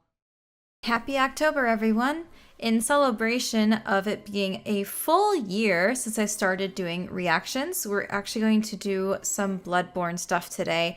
I've got a lot of things lined up. We're going to start with Bloodborne's story, which is by VaatiVidya. I believe I said that right, hopefully. VaatiVidya? I'm not sure. But we're going to watch that and kind of react to that whole thing. It's going to basically talk about the entire lore of Bloodborne, hopefully, so I can kind of understand a bit better what's going on in the game. I played through Bloodborne, but it's really hard to kind of like understand everything that's going on because there's a lot that's just kind of assumed or unwritten, and it's not something that they tell you outright. You kind of have to actively seek out all this information and like backstory and lore. So I'm very actually excited to hopefully learn more about the Bloodborne story and just kind of get a better handle on what this whole game is about. If we have time, I would love to do some boss fight reactions as well, but I might save that for like a part 2 that I could release later on. It really depends on how long it takes for me to get through the Bloodborne story video, so we'll just go ahead and watch that video first and then see where we're at by the end of it. Okay, here we go. I'm gonna do like a smaller window for this. I'm not sure how imperative it is to have this stuff on screen, so hopefully the size will be good enough and we won't really miss any crucial details. So let's get right to it. The oldest and strongest emotion of mankind is fear. And the oldest and strongest kind of fear is fear of the unknown. Ugh. H.P. Lovecraft. Our eyes are yet to open. Fear the old blood. These were the words spoken between Master Willem and Lawrence, from the cautious teacher to the ambitious student. Fear what you do not understand. Fear the old blood. And so our story begins, as you might have guessed, with blood. Ancient blood. Lots of Deep blood. below the city of Yharnam lies the ancient underground labyrinth of Tumeru. You know it as the Chalice Dungeons. The old labyrinth was carved out by the Tumerians, superhuman beings that are said to have discovered a sinister truth. The hunters had another name for the labyrinth. They called it the Tomb of the Gods, for below they found traces of godlike beings named the Great Ones. The Great Ones could function on transcendental planes of thought, meaning they had elevated their consciousness beyond the physical realm. The benefits of operating on this plane are unclear. Perhaps it was in the name of immortality, or perhaps power, as even beyond, the Great Ones could interfere with beings and events in the waking world. Whatever the case, it is clear that some sort of ascension took place, as there are numerous references to some Great Ones being left behind. Of all the strange life forms that reside in the nooks and crannies of the old labyrinth, the slugs are clear signs of the left-behind Great Ones. One such Great One appears to be abandoned Ebrietas, a left-behind being who apparently did not ascend with her brethren. One day, Ebrietas would be discovered by the humans above, in a crusade that begins with a character named Willem. Master Willem presided over a prestigious place of learning, Byrgenwerth.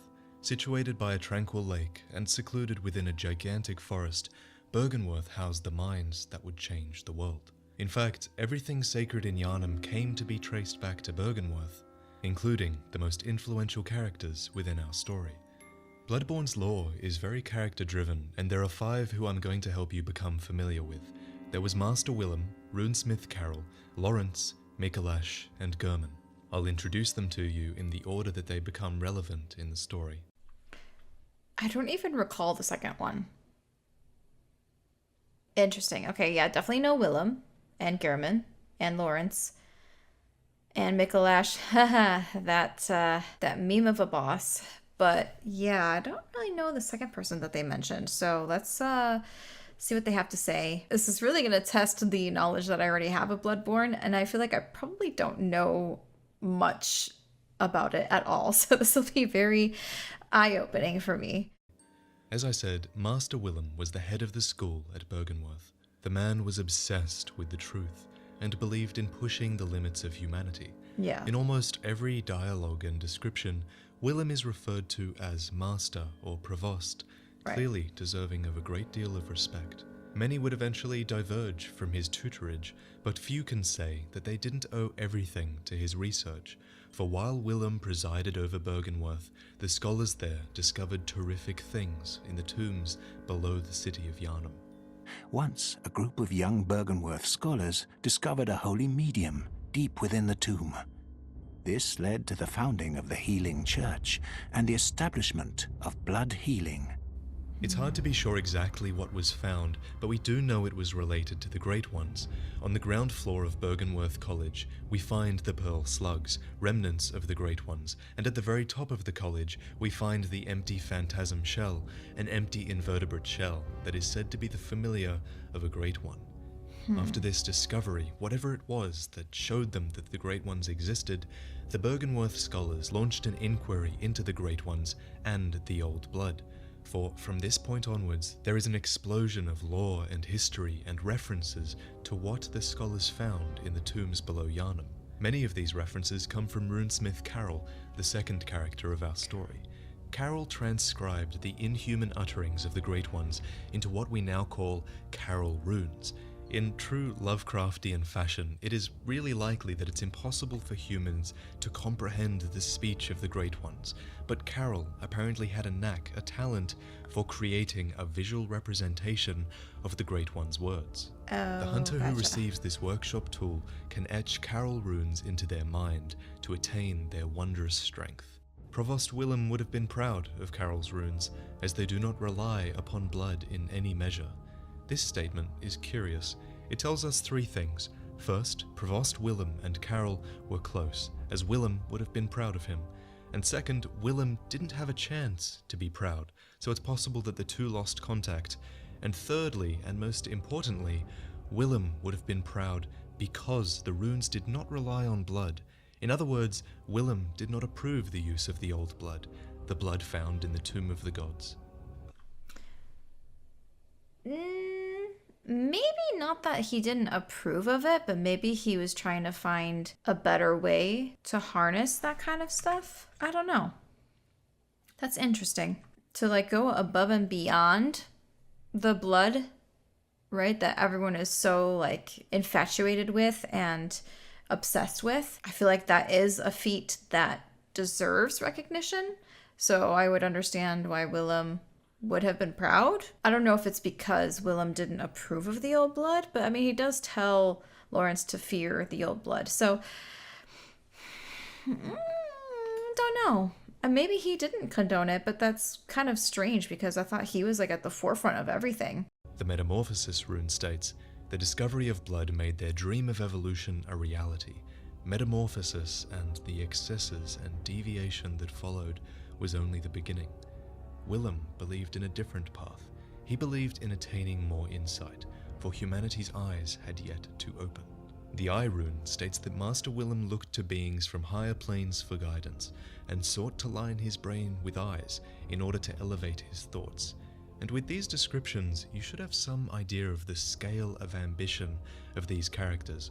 With the discovery of beings greater than them came a desire to ascend into godhood, to push humanity into its next stage of evolution. Yeah, I mean, that kind of tracks in terms of like what I would think of, like if we were able to somehow communicate with a god, right? If there even is a god, to be able to like ascend, like that's you know how humanity is. That would so happen if there was even a remote possibility of it. I can definitely see that happening. So this is kind of interesting. Who knows if there is going to be a way in the future to even do that, but then that would debunk a bunch of different religions, and oh man, that could get really, really complicated really fast. So, okay, all right. I'm kind of understanding where this is going. Interesting.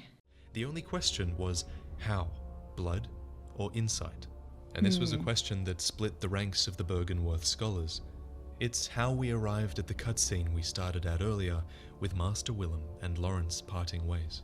Right. Master Willem, I've come to bid you farewell. Oh, I know. You think now to betray me. From this cutscene, we can infer that Lawrence was a high-ranking student of Master Willem, Because firstly, Lawrence refers to Willem as master, and secondly, Willem clearly regards Lawrence highly enough to call this departure a betrayal. Right. No, but you will never listen. Lawrence disagrees. He does not see it as betrayal, and here we come to the heart of what their disagreement is about. Essentially, it boils down to the difference between the two resources in the game. Willem believes man requires insight and knowledge to ascend. Lawrence believes in the power of blood. Lawrence attempts to reassure Willem, telling him he will always fear the old blood, but that this fear will not stop him using it. I tell you, I will not forget our adage. We are born of the blood, made men by the blood, undone by the blood. Our eyes are yet to open. Fear the old blood. The "our eyes are yet to open" is an interesting line, because it's basically saying, like, as humans, we are not truly awake, and the only way to be awake is to ascend, right? And then, yeah, that makes sense to have the insight versus the blood as two manners and methods as to ascend. Interesting. This is some high level, like, kind of philosophical thinking. I must take my leave. Yeah. Lawrence is like, see ya. Lawrence leaves the Byrgenwerth scholars, presumably with a small group of rebels, and goes on to found the Healing Church. Willem remains at Byrgenwerth and attempts to elevate his thoughts to a higher plane. He will return to our story at a later time, so while I tell you of what Lawrence went on to do, imagine Willem here in Byrgenwerth, sitting in his rocking chair over the lake, musing on how to acquire insight and elevate his thoughts to a higher plane. Everything Lawrence would come to achieve was based on the knowledge he had come by in Byrgenwerth. In retrospect, we clearly see why Willem saw Lawrence's departure as a betrayal. Perhaps Willem himself even planted these ideas in Lawrence's mind. A note in the lecture hall reads, "Master Willem was right. Evolution without courage will be the ruin of our race." Evolution without courage will be the ruin of our race. I'm really not sure how best to interpret that right now. I mean, I'm thinking the gears are turning, but evolution without courage will be the ruin of our race.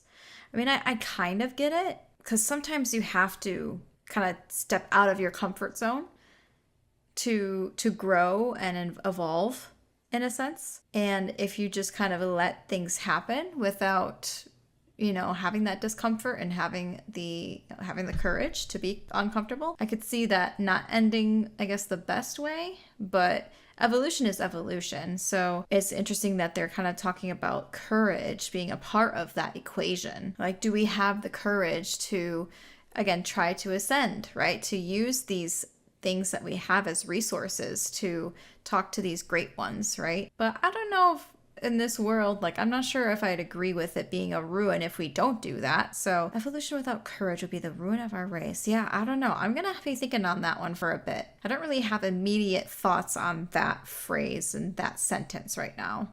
Lawrence had courage, but it is likely that his courage bordered on arrogance. The Byrgenwerth student uniform states, "The Healing Church has its roots in Byrgenwerth and naturally borrows heavily from its uniform design. The focus not on knowledge or thought, but on pure pretension would surely bring Master Willem to despair, if only he knew."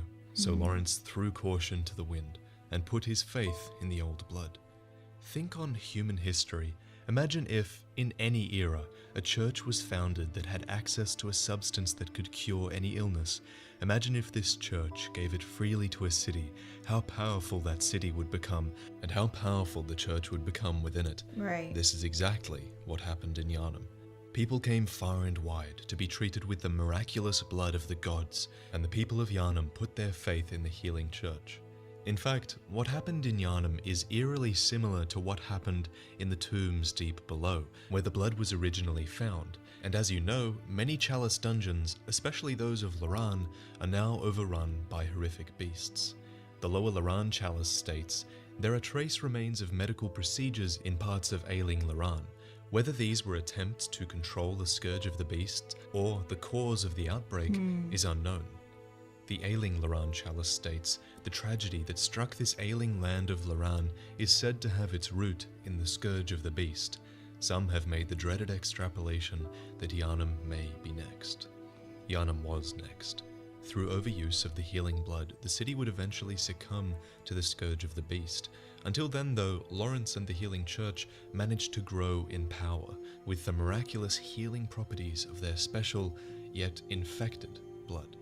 Yep. Yharnam grows to become a city of worship and fear. As you explore throughout the city, you see the influence of the church everywhere. With Yharnam's resources, Lawrence clearly had the power to grow the church beyond what would have been possible at Byrgenwerth. All the while, he continued exploring the labyrinth below Yharnam. The Tomb Prospector set reads, Attire of the Tomb Prospectors who explore the old labyrinth on behalf of the Healing Church. The Healing Church traces its roots to Byrgenwerth and is therefore aware of the ruins' true importance. These ruins contain much more than hunter trinkets. Indeed, they hide the very secrets of the old Great Ones, sought after by those with the insight to imagine greatness. On top of this, Lawrence split the church into multiple branches, each with a different purpose. There was the choir, the School of Mensis, and the workshop.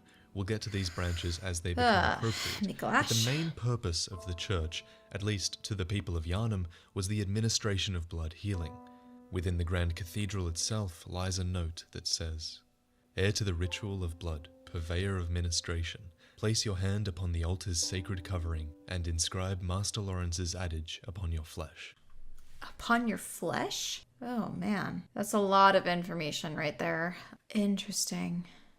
All right, let's keep going. I know I'm not really offering too much of my own commentary on this. I'll try when I can, but this is like huge lore dumping, so I'm just trying to internalize it all right now. Blood ministers would have been those who administered the blood healing. How else would the people of Yharnam be so obsessed with blood? Right. In Yharnam, they produced more blood than alcohol, as the former is more intoxicating. That's deep. Blood is more intoxicating than alcohol to them. Oh man. Oof. However, the ministration of blood was likely a means to an end, for the Healing Church still intended to commune with the Great Ones, in hopes of ascending humanity to a higher plane. This task was given to the choir, a group who were a part of the Healing Church. Members of the choir are both the highest-ranking clerics of the Healing Church and scholars who continued the work that began at Byrgenwerth. The eye covering indicates their debt to the teachings of Master Willem, even though their paths diverged.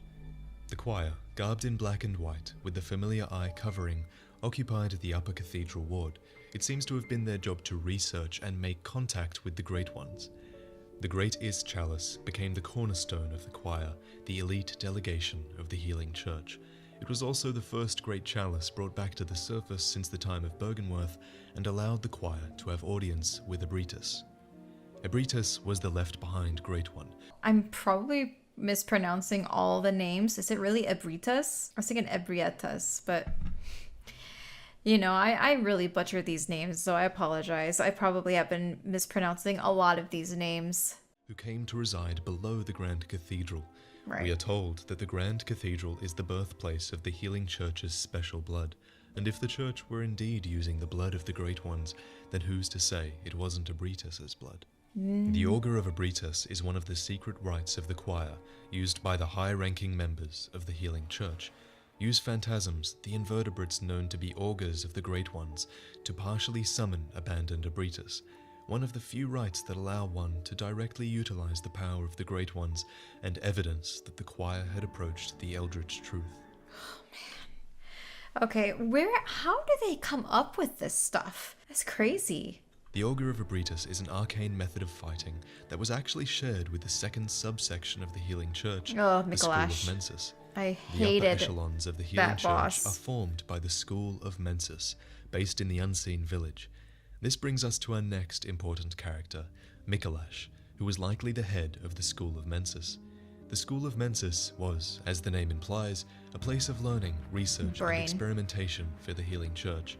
Their student set reads, The Healing Church has its roots in Byrgenwerth and naturally borrows heavily from its uniform design. The school was based below Yharnam, in a place called Yahar'gul. the unseen village. Clearly, the work of Mensis was intended to be kept a secret from the people of Yharnam. In fact, as time went on, the school increasingly seems to have been working alone, even separately from the healing church itself. The Yahar'gul attire tells us, the hunters of Yahar'gul answer to the village's founders, the school of Mensis. Hunters in name only, these kidnappers blend into the night wearing this attire. These were not true hunters. Yeah. That title was saved for the third subsection of the healing church, the Hunters of the Workshop. These capable warriors of the church appeared as the scourge of the beast began to show in Yharnam. The workshop hunters served under Gehrman, the first hunter, who you're all familiar with.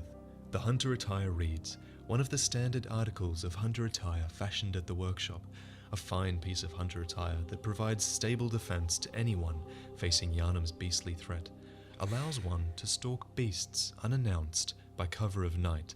It's possible the unannounced part of that sentence is to do with killing beasts without them noticing you, but it could also be because the workshop was a secret institution. The original workshop is located in a very hard to find part of Cathedral Ward, and think about it, you don't want the townsfolk believing that the blood is turning them into beasts. When that information is floating around, you want to avoid panic at all costs. Yeah. So the hunters hunted beasts under the cover of night, but the hunters and the beastly scourge couldn't stay a secret forever. Right. In what would come to be called Old Yharnam, a new disease appeared. It was called Ashen Blood. I call it a disease, but the small medicinal tablets used to treat it actually counteract poison. A tablet used to treat Ashen Blood, the baffling sickness that ravaged Old Yharnam long ago. These tablets only provide short-term relief. The Ashen Blood ailment eventually triggered the spread of the beastly scourge. Think about that. We know that the old blood heals every illness. We know that the old blood causes the beastly scourge. Yeah. And we now know that the Ashen Blood caused the beastly scourge to spread. In short, it seems like people were infected with the Ashen Blood, and the medicine that they had only provided short-term relief, and they were forced to imbibe the old blood instead. It's even possible that the healing church used this Ashen Blood to gain power, swooping in with this miracle cure and liberating the people from the Ashen Blood disease. So they're using blood to counteract blood? Am I getting that? So Ashen Blood and Old Blood are two different things, but they still have the same effect? Because if the Old Blood caused the beastly scourge and the Ashen Blood caused the beastly scourge,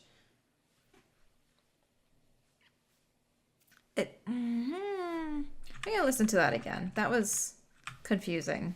We know that the old blood causes the beastly scourge. Right. And we now know that the Ashen Blood caused the beastly scourge to spread.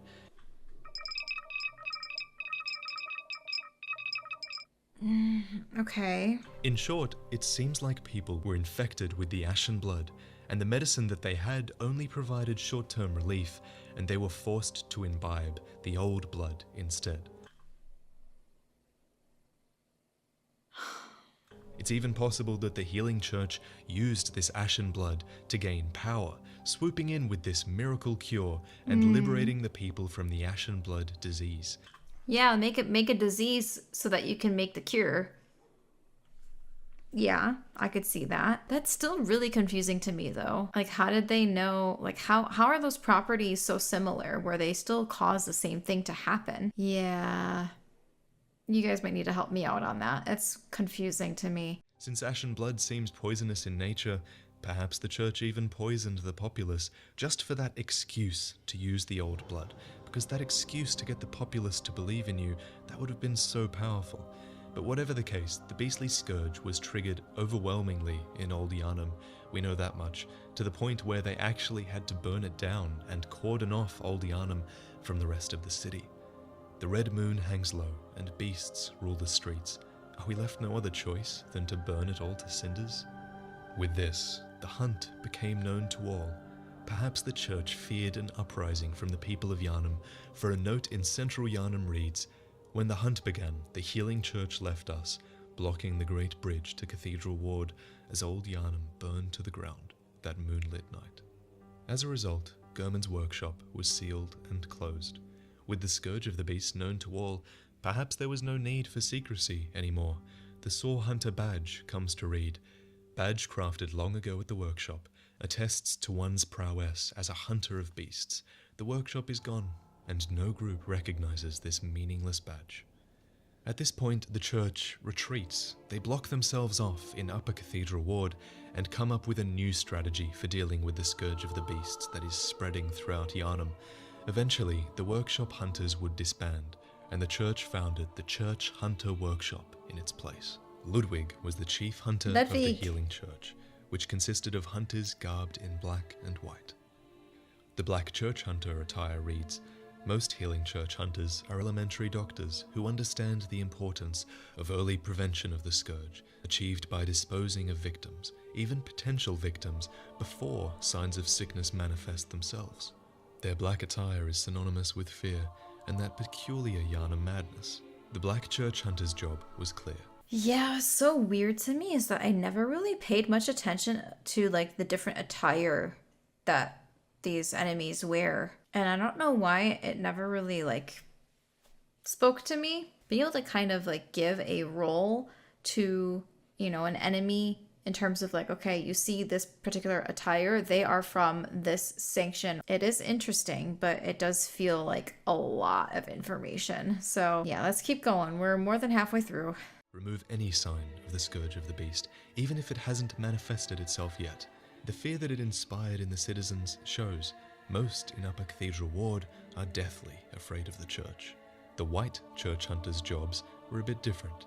These doctors are superiors to the black preventative hunters and specialists in experimentally backed blood ministration and the scourge of the beast. They believe that medicine is not a means of treatment, but rather a method of research, and that some knowledge can only be attained by exposing oneself to sickness. Their experimentation might explain the monstrously large church giants who would have been particularly useful in the fight against the beasts. Yeah. Ludwig's greatsword exhibits several departures from the workshop's design, suggesting that the church anticipated much larger, inhuman beasts. On top of this, Ludwig took a much more overt approach to beast hunting.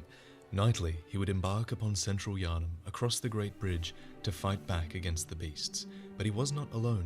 The population of central Yharnam joined the hunt as well, swelling the ranks of the hunters.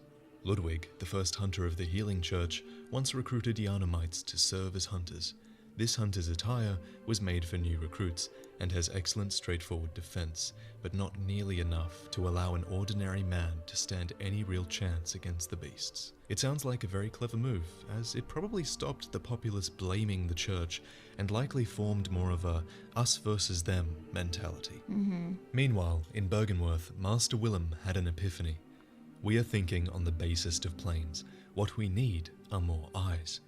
Willem took this very literally. The remaining students of Byrgenwerth appear to have been transformed into multi-eyed, fly-like creatures, and more importantly, Willem himself found an umbilical cord of a Great One, which was a very significant and powerful artifact. Provost Willem sought the cord in order to elevate his being and thoughts to those of a Great One by lining his brain with eyes, the only choice he knew if man were ever to match their greatness. Lining his brain with eyes. Oh, just that imagery. Ugh, gross. Used to gain insight, and, so they say, eyes on the inside, although no one remembers what that truly entails. It's difficult to know exactly how Willem came across or created an umbilical cord, so we'll have to go into that in another video. Just know that he has one for now. When we encounter Willem, he directs us to the Great Lake. The power of great bodies of water is actually referenced in a few runes. Great volumes of water serve as a bulwark guarding sleep, and an augur of the eldritch truth. Overcome this hindrance, and seek what is yours. The lake, and what lies within it, hides the truth. Rom, the Byrgenwerth spider, lies within. Yeah. And there's a lot we don't know about her, but I'll tell you what we do know. The Byrgenwerth spider hides all manner of rituals, and keeps our lost master from us, a terrible shame. The spider is certain to reveal nothing, for true enlightenment need not be shared. I believe this is what the vacuous part of Rom's name refers to. This creature is somehow hiding the true nature of the world, and when you defeat it, you don't need insight to see the world for what it truly is. The night moves forward. Right. The blood moon descends, and after killing Rom, we are finally granted access to what remains of Yahar'gul, home of Micolash and his School of Mensis. The School of Mensis appears to have grown apart from the Healing Church and the choir. There is little information on Micolash and his school, but we can prove that there was a split. Firstly, Micolash uses the Augur of Ebrietas, a secret rite of the choir shared among the high-ranking members of the Healing Church. This suggests he was trusted with this information and was once a sane member of the church. To prove that there was a split between the Healing Church's choir and the school, we note clear signs of distrust and fighting between the groups. Imprisoned inside Yahar'gul is the corpse of a member of the choir, and inside the Nightmare of Mensis, we find who the official guide calls Edgar, choir intelligence. Clearly, the choir was suspicious of what was going on in Yahar'gul with the School of Mensis, and based on what we find there in Yahar'gul, it seems the choir had good reason to be. The School of Mensis were attempting to commune with the Great Ones, and they succeeded. As Willem did, they found an umbilical cord. We find 4 cords in the game that allow contact with the Great Ones, and Micolash had one. This cord granted Mensis audience with Mergo, but resulted in the stillbirth of their brains.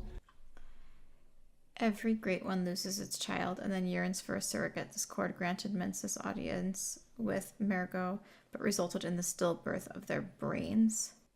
As we know, most Great Ones reside in the Nightmare Realm, and whatever ritual they performed with this cord ripped Mensis and its students into a nightmare.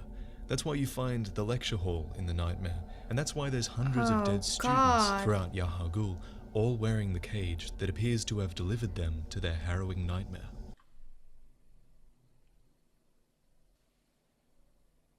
Oh, the cost of trying to commune with the Great One, I guess.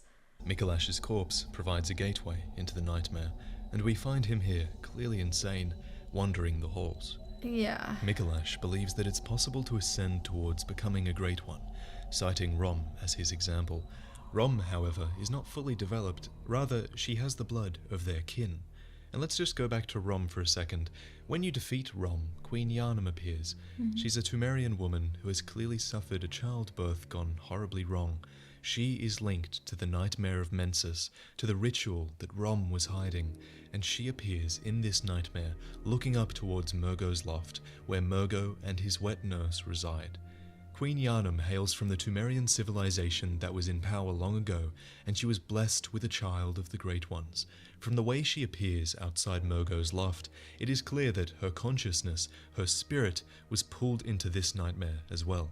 Even when you encounter Queen Yharnam's real self in the Pthumerian tombs, the baby Mergo screams whenever you hit her, and even when you kill Yharnam in the tombs, it is clear that she is not actually dead, but her horrific consciousness is only asleep, and it stirs in unsettling motions. The Queen lies dead, but her horrific consciousness is only asleep and stirs in unsettling motions. Her consciousness seems to be showing up here in the nightmare, completely separate from her physical form. Wow. The same thing is happening with you, with Micolash, with the Great Ones in the nightmare with you. Yeah. You all exist in this nightmare that Mensis created. So your next question is, which Great One impregnated Yharnam with Mergo all those years ago? I believe it is formless Erden. The Great One Erden, lacking form, exists only in voice. To cite the fastest evidence to present, there's nothing in the cradle after you defeat Mergo, and Mergo himself, the child, has no form. Also, his cries are heard throughout your adventure. He exists everywhere. Additionally, Mergo's wet nurse has no form under those robes. And also, the women that are impregnated when this blood moon descends are all related to Erden. But we'll get to that in another video. When you defeat Mergo's wet nurse, you get a message unlike any other that you've received thus far. Instead of prey slaughtered, you get nightmare slain. Yeah. You defeated a true Great One that's elevated its consciousness to the nightmare realm, and the game is nearing its end. However, all of this should make you think, the Nightmare of Mensis isn't the only dream world I've set foot in, is it? This entire time I've actually been journeying out from the hunter's dream, guided by lanterns that led me to Mergo and her wet nurse, all of which is made possible by Gehrman and his doll. Travel to the hunter's workshop in the waking world and seek the truth. Every Great One loses its child and then yearns for a surrogate. The third umbilical cord precipitated the encounter with the pale moon, which beckoned the hunters and conceived the hunter's dream. Right. Next to the cord is the unanimated doll. Take a hairpin from this real doll and then pass it along to the doll in the dream. When you give her the hairpin, she sheds a single tear, which reads, "Created from the shining silver doll tear, this blood gem is a quiet yet unfaltering friend that continually restores HP, the life essence of a hunter. Perhaps this doll's creator had wished for such a friend, albeit in vain." Yeah, well, we do know that Gehrman basically created that doll in Lady Maria's image because it seemed like he had an obsession for her. And so, yeah, that tracks for sure. It seems like he obviously wanted Lady Maria to stay by his side, and she did not. So his obsession over her, he created a doll in her image, so. It's clear that Gehrman called upon the Great Ones using an umbilical cord, similar to the manner in which Micolash did. The Great Ones that inhabit the nightmare are sympathetic in spirit and often answer when called upon. Gehrman, lonely and lacking purpose after the church had no more need for his workshop, must have called upon the Great Ones.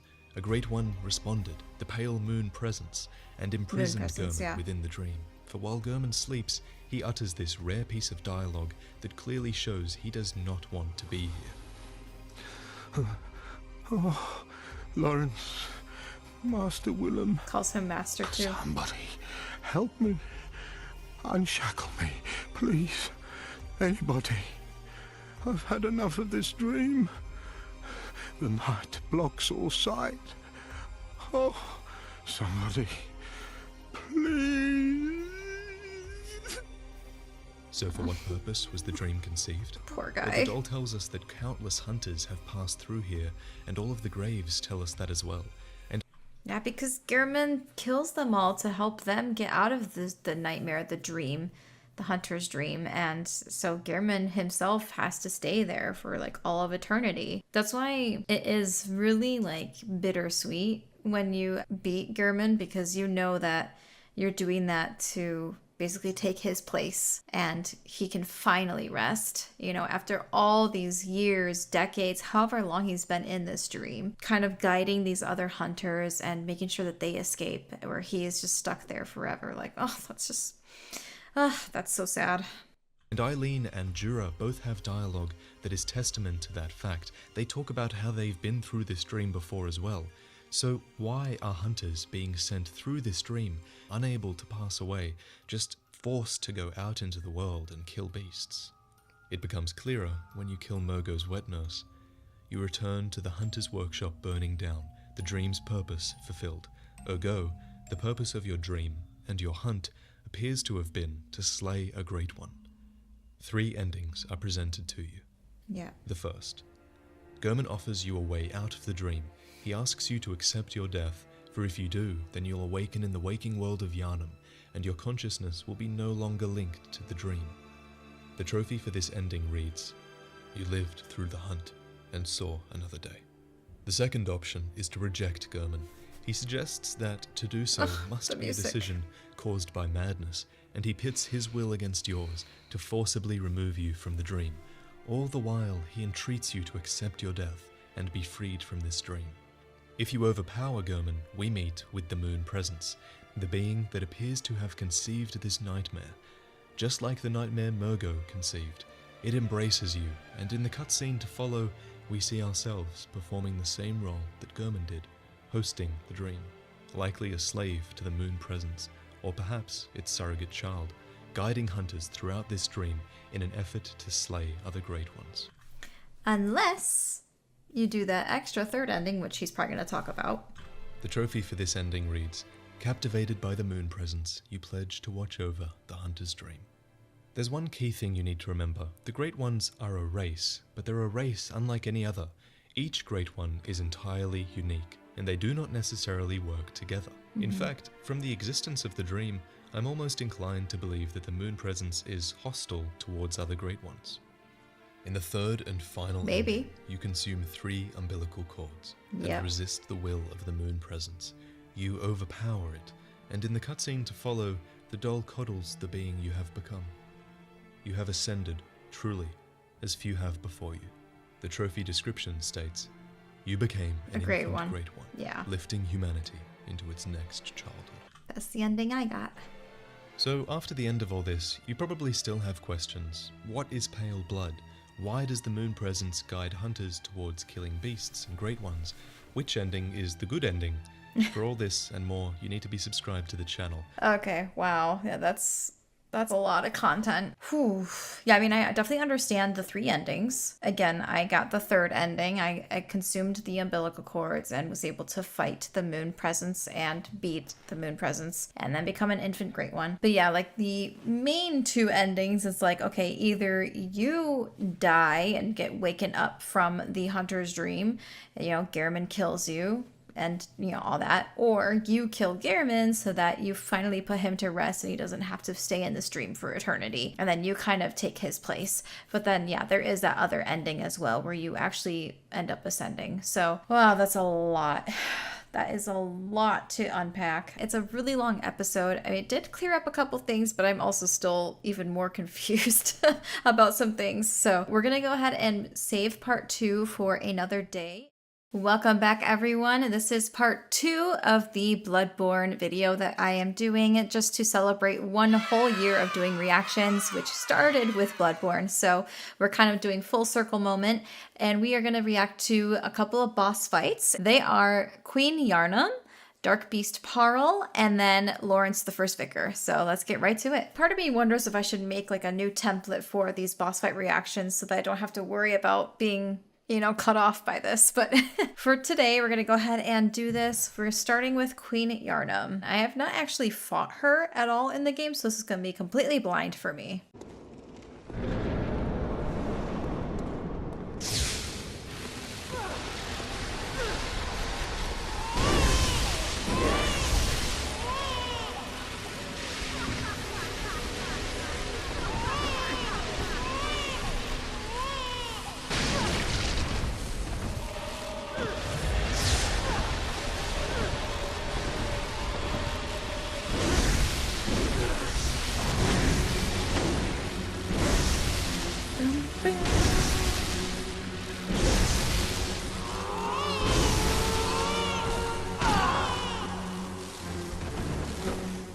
This actually reminded me, I probably should have done a music turned up version for this. Every time you hit her, Mergo cries, and she kind of was laughing a bit when she was attacking too, using a lot of blood arts, it looked like. So, okay, interesting.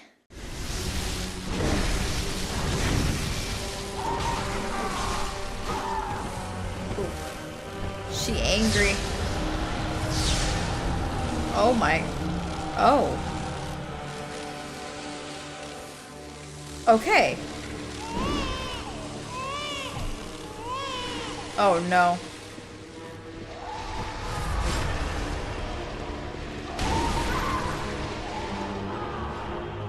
This music.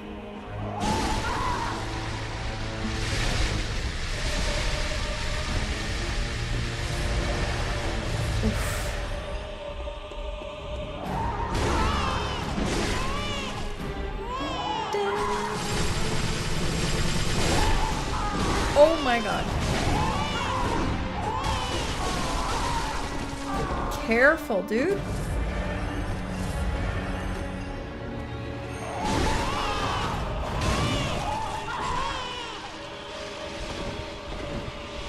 Oh, just the way she stabs her hand.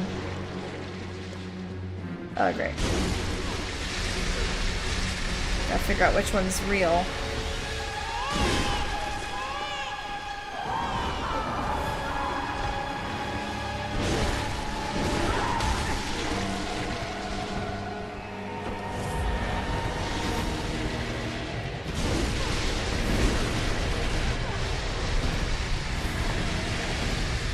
Oh, honestly, I'm kind of glad I did not try to face her because this is not fun. Sorry, my flux turned back on.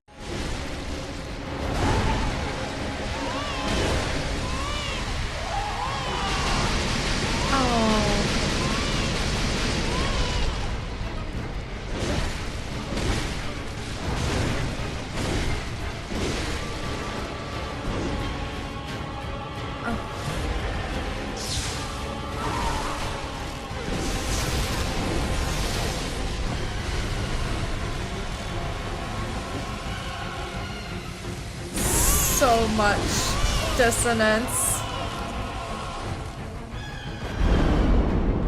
Oh.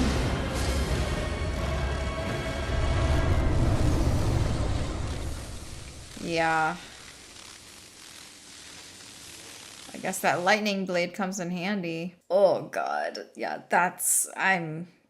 I do not want to face her. That music. Oh, it's just so like spine tingling. Now, from what I remember for Dark Beast Paarl, his music actually is quite sad for some reason. Let's just see how this person fights Dark Beast Paarl. Oh. Yeah.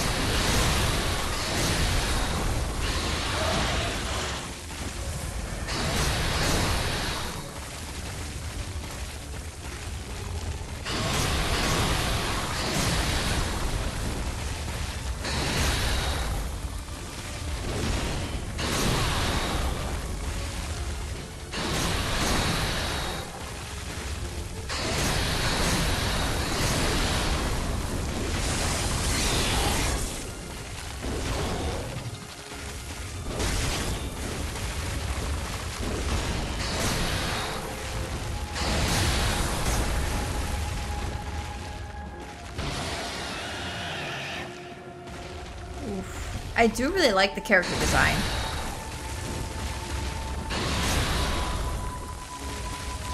Like that lightning sparking off, so cool. Ooh.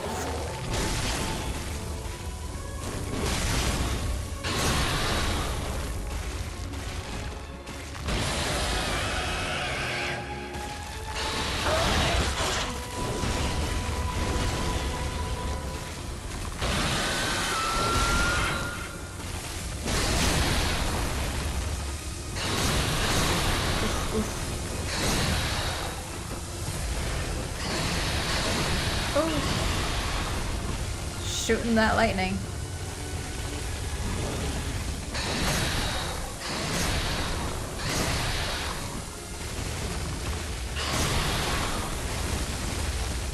Gotta heal.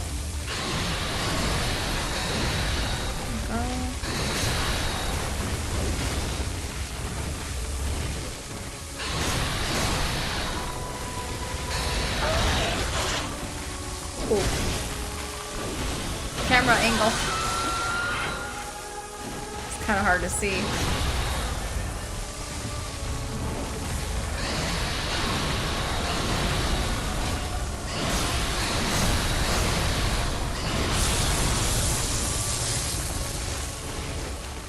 I mean, do we really have much lore on Paarl? I don't think we do, right? I mean, he's basically all bones. If he's turned into a beast, it kind of is more of like a slow progression from what I remember. So I'm sure he didn't always look like that.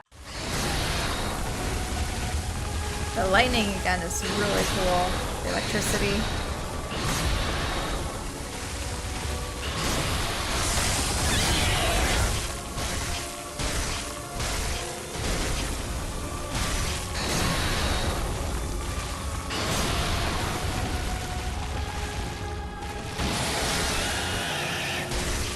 Get him.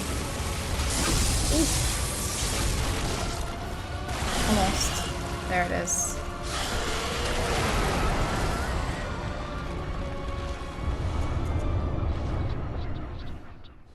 Yeah, something about that da-na, da-na, na, na, na.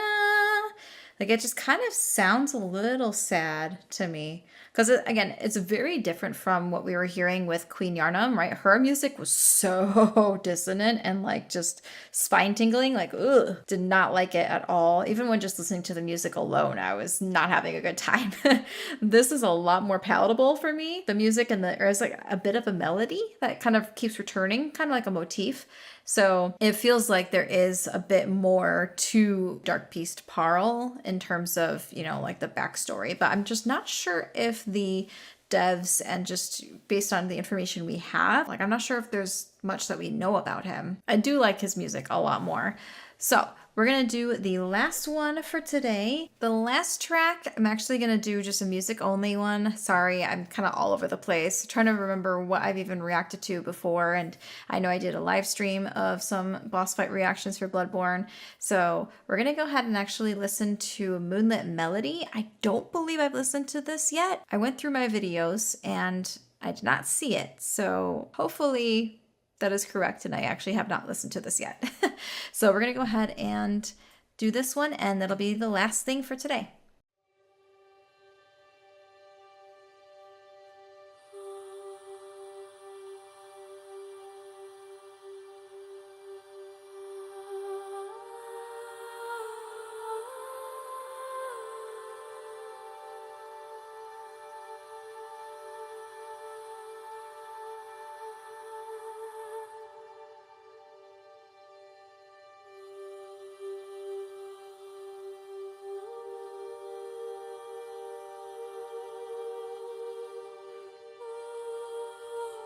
Really pretty.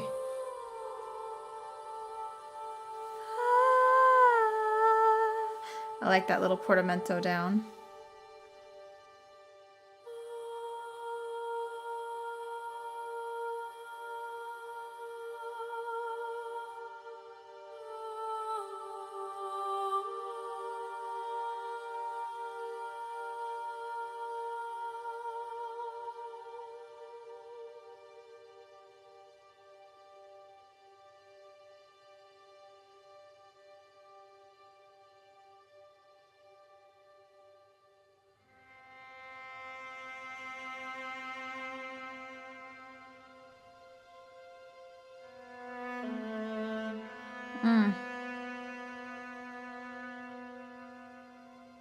You know, whenever I hear a cello, especially for Bloodborne, I just think of Gehrman. Like, that's the first thing that comes to mind. So beautiful.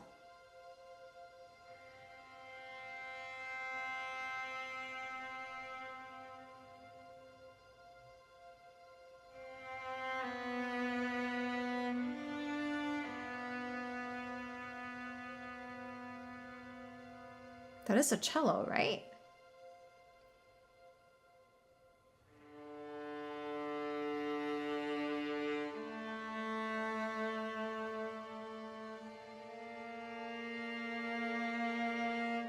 Oh, maybe it's a viola.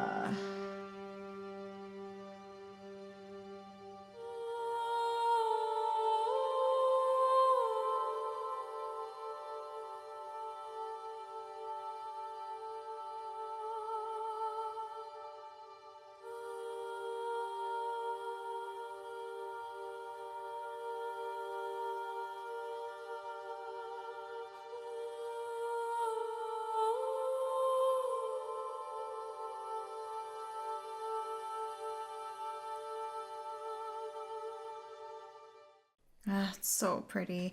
Yeah, I don't think that was a cello. It started out sounding like one, but the viola and cello, like they are kind of similar in terms of their timbre, but the viola does have a little bit more of that nasal brightness quality. Plus, it didn't really go down super low in the range, so that makes me feel like it's not a cello, but it's still beautiful. And I do know that Bloodborne has used solo viola in a couple other tracks, so it might be viola instead of cello, so I apologize, I misspoke. Still really, really beautiful. I love the viola, and I do kind of like it more than the violin sometimes because the viola does have that darker quality to it, and it just sounds so rich, and I love that tone, versus the violin is just like a little too bright for me, even as a violinist. Yeah, really beautiful. Let's finish this off.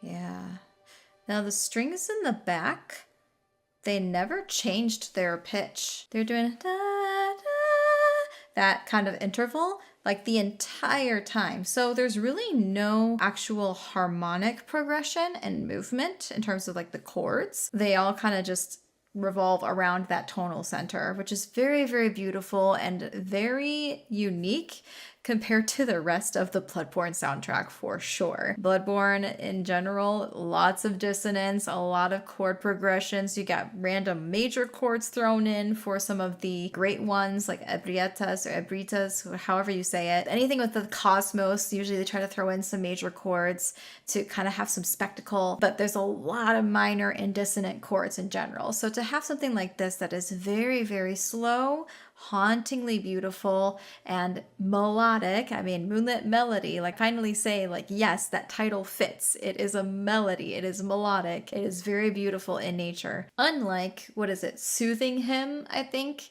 That was not soothing at all. So I appreciate that this is actually true to its name. I'm actually really glad I listened to this. I don't think I've reacted to it before, and I also don't remember where it plays in the game. So this is actually a really nice thing to listen to for the very end of the video. So thank you, Ahmed8919, for suggesting that one. I am really glad that I listened to it, so thank you. And with that, I think we are done with Bloodborne, hopefully, maybe, for good. I am actually really excited to react to some of the Duskbloods when that game comes out and like more information comes out about it. Very Bloodborne coded, although I know it's not like a sequel of Bloodborne. It's very similar, something kind of like vampiric. So that'll be really fun to react to. I'm excited. I'm a little worried for it being on Switch, but, you know, Switch 2 seems to be doing okay, so it'd be interesting to have a FromSoft game on a Nintendo console, for sure. Alright, I promise you guys we are going to get through more Elden Ring, and I will start Sekiro soon as well, so please keep your eyes peeled for videos on that. And yeah, thank you guys for watching. If you like this video, please hit that like button and also subscribe. It tells YouTube that you enjoy my content and you want to see more of it. And of course, if you like early access to these videos, you can take a look at my membership tiers that I have available. You can get the early access, your suggestions prioritized, and you can even get your names in these videos, like these amazing people right here. So feel free to check it out. Again, I'm really excited to do a lot more content for you guys. We got more Hollow Knight, we've got some more Genshin, we have all the other FromSoft games I need to look into, and other things as well. Again, I've seen Death Stranding, Demon's Souls. Actually, I'm very curious about that. I might try to do some of that soon too. Stay tuned for more content as always, and I will see you in the next one. Bye.